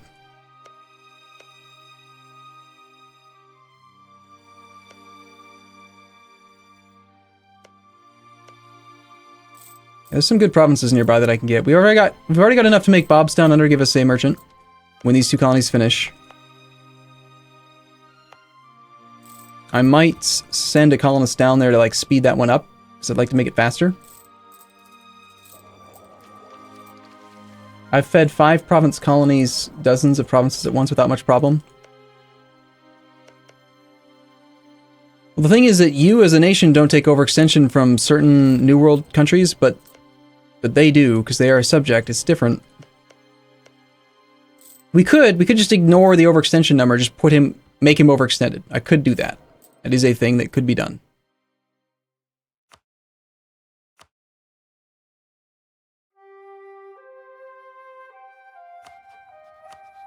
Best opportunity to weaken Castile. He's in debt. I can make him take a 25 stab hit. Sorry, 25 stab. Wow. 25 prestige and 1 diplomatic reputation right now by making him dishonor his alliance. And then I could actually probably just turn around and attack Castile. And there's a pretty good chance that Austria might not actually defend him. I'll tell you what, we'll do it, but we're going to wait until January. We're going to get our tech, we're just going to stay at peace, let our war exhaustion get down to 0, a little bit of autonomy can come down. Let's just, you know, take a breather. Take a small breather.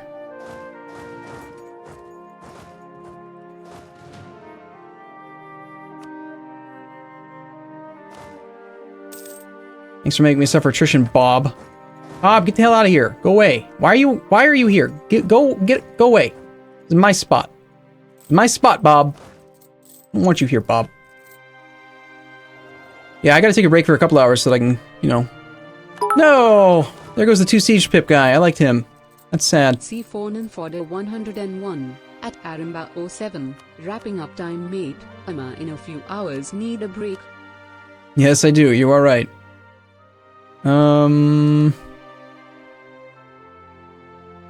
Got that same thing again. Low trade income. I love how it says I have low trade income when I'm making 34 ducats a month from trade.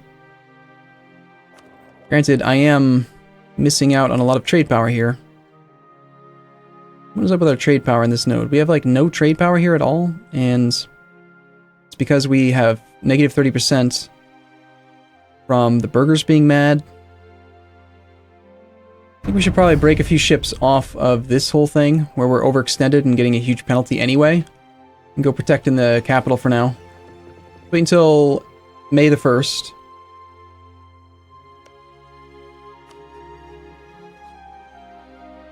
We have enough for a 3rd claim on Kimmer.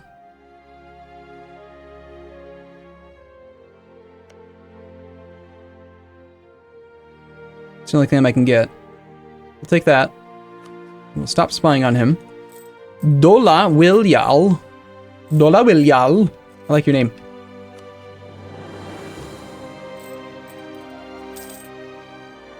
I'm going to take a save here because I want to make sure that Mr. Stupid Naples doesn't kick us out. 1569.05.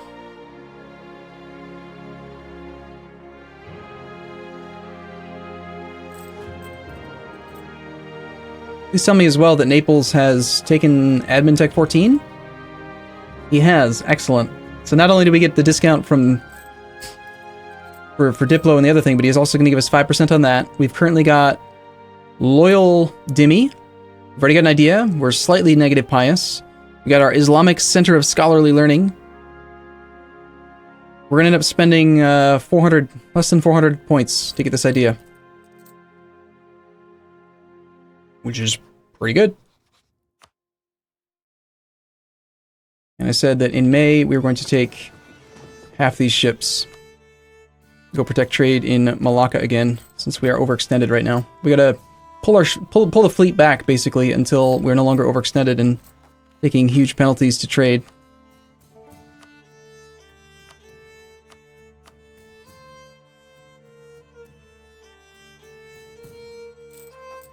Okay.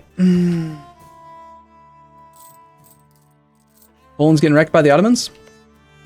How do you guys notice this stuff? Oh, just in general they are. Okay, it's not happening right now. Austria is actually technically losing their war for the moment. Probably just due to not having the war goal yet. They're probably already sieging it. Yes, they have a negative 14% chance. Castile still has rebels. They've got Dutch separatists up there. If we get down to 0 war exhaustion, and there's still no way that Castile will honor the call, then we're going to declare war on Mexico again. Alright, let's check on... Ooh. Liberty Desire. Can I pay off anyone's debts? Get their Liberty Desire down.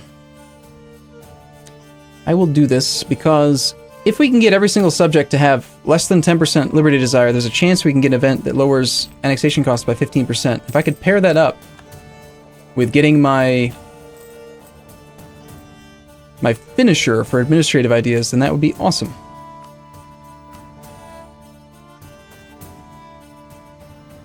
Right on time to be able to demand admin points.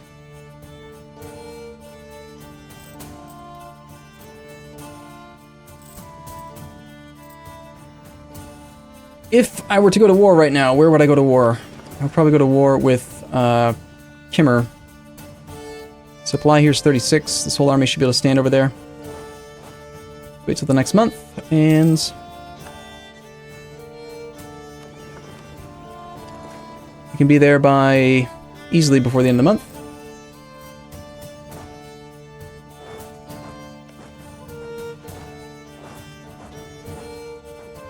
We have like no unrest at all because we're awesome. Making 41 ducats, 42 ducats a month. We're up to 37 ducats a month in trade again. Twitch baby yit D. Twitch baby yit D. 9 months. Swag. Alright. We're gonna play for... It's 5:15. Damn. Alright, we gotta play. Just don't pause. Just play. Just let it go. Just let it go until January. Everything's gonna be fine. Except that, yes, everything's gonna be fine. Just don't pause. Just don't pause. And don't catch me, Naples. Yeah, Castile inherited the Burgundian inheritance, and then they decided to go south. They're like, I want Genoa. Alright, good luck. Have fun with those Brabantian and Dutch separatists. 1 more year. No, it's not 1 more year. It's like 3 more months. Pause the game, I dare you. We're almost there. I'm not gonna pause it. Mothball your fort. Mothball your fort. Man of science. Yeah! Negative piety right when we need it. Save the game. That is so good. The game loves me. Sometimes, and wants me to be happy. 1569.09. That is like, it's just like giving me 2.5% off all of the tech that I'm about to take. 2.5% of 600. So 600 times 0.025. That's 15 admin, man. It's just like, here's 15 extra admin. Oh, and by the way, here's an extra 5% national tax modifier. Oh, and by the way, here's another extra 5% manpower. Thanks, game. It's so nice of you. You're such a nice game. By the way, we have a lot of spy network strength on Ming. I only need one more claim. Should we sabotage this trade? That doesn't seem like a horrible idea. It's only 5 years, but I'm gonna be spying on him anyway, and I can't get any more claims that I want until after Kimmer. I think we do. Do it. Done. You suck. Haha. I'm the bestest. Don't pause the game. So you can save an Iron Man by just copying the save file, yes. And renaming it, and then reloading it. Iron Man is not so Iron Man, is it? We have colonialism against Portugal. Excuse me. Is he colonizing down here? I think that's not the one. He colonizing over here? Where's he colonizing near me that I just suddenly got colonialism? Ah, he's colonizing up here. You silly Portuguese. November. 2 months to go. All right, let's get a claim on his vassal. Because, his vassal's dead. His vassal's gone. Damn. That would have been easy. I should have claimed it on his vassal earlier. Actually, it wouldn't have mattered. He integrated his vassal. The autosave upgrade, like the actual Iron Man file, saves non-stop, like all the time. So you have to make copies. Make a copy of it, back it up. I have an entire folder full of saves. We have a huge treasure fleet. Paying 45 ducats a month, pretty good. We're paying 20 ducats a month. And we are 1 month away. I'm so excited. Negative 82% piety. Please don't die. Watch my ruler die right now. He's 64. He's pretty old. His heir, who's actually pretty good stats, he's 50. I sure hope we have some other blood in the dynasty. And then we're not relying solely on him. Alright. It is 1570.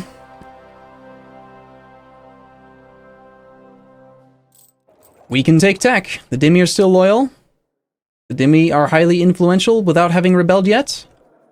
Technology, ho! Negative 5%. Only 348 points for Admin Tech 14. Lovely. And that also unlocks plantations.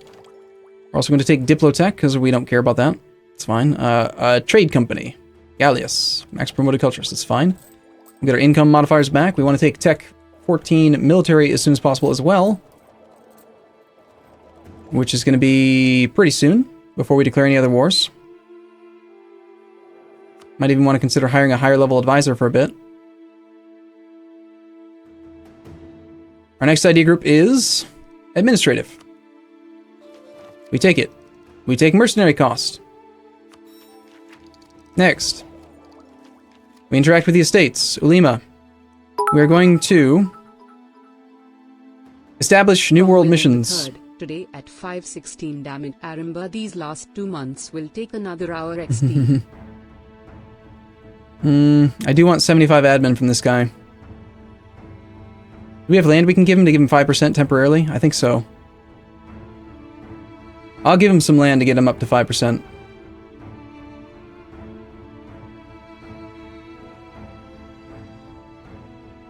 You can have this, and this, and those belong to... You can have this one. No. Yes. Yes.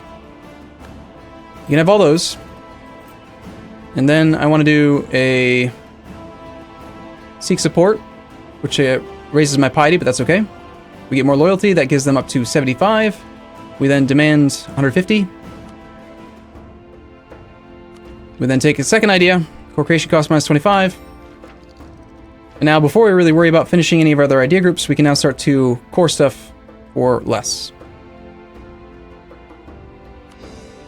And we might as well knock out all the rest of these cores now. And also give this to, like, the Demi. B9 Demi. We're at peace right now. We could lower autonomy here. Not going to. Okay, cool. I like it. I like it a lot. We're making 45 ducats a month. We are at 140 ducats a month in income. We could be making 50 ducats a month if I wasn't subsidizing Bob to keep that little wall-building bastard afloat. And we do still want to power through our ideas, but main one I wanted to get was adaptability so that I can now core some stuff cheaper. Technically, practically could have sat on some of this stuff and knocked it out earlier, made the cores that I did do cheaper, but I like that we're already down to 60% overextension, soon to be much less. So, cool. I'm going to take a save after having taken tech. 157001 host tech. And we're going to have to wrap it up here. Ugh. Okay, guys. Thank you so much for watching. It's been a very long stream. It's been 6 hours, 46 minutes. I'll see you in a few hours. We're doing an Ask Me Almost Anything in 3 hours and 40 minutes. So if you want to come check that out, feel free to be back here.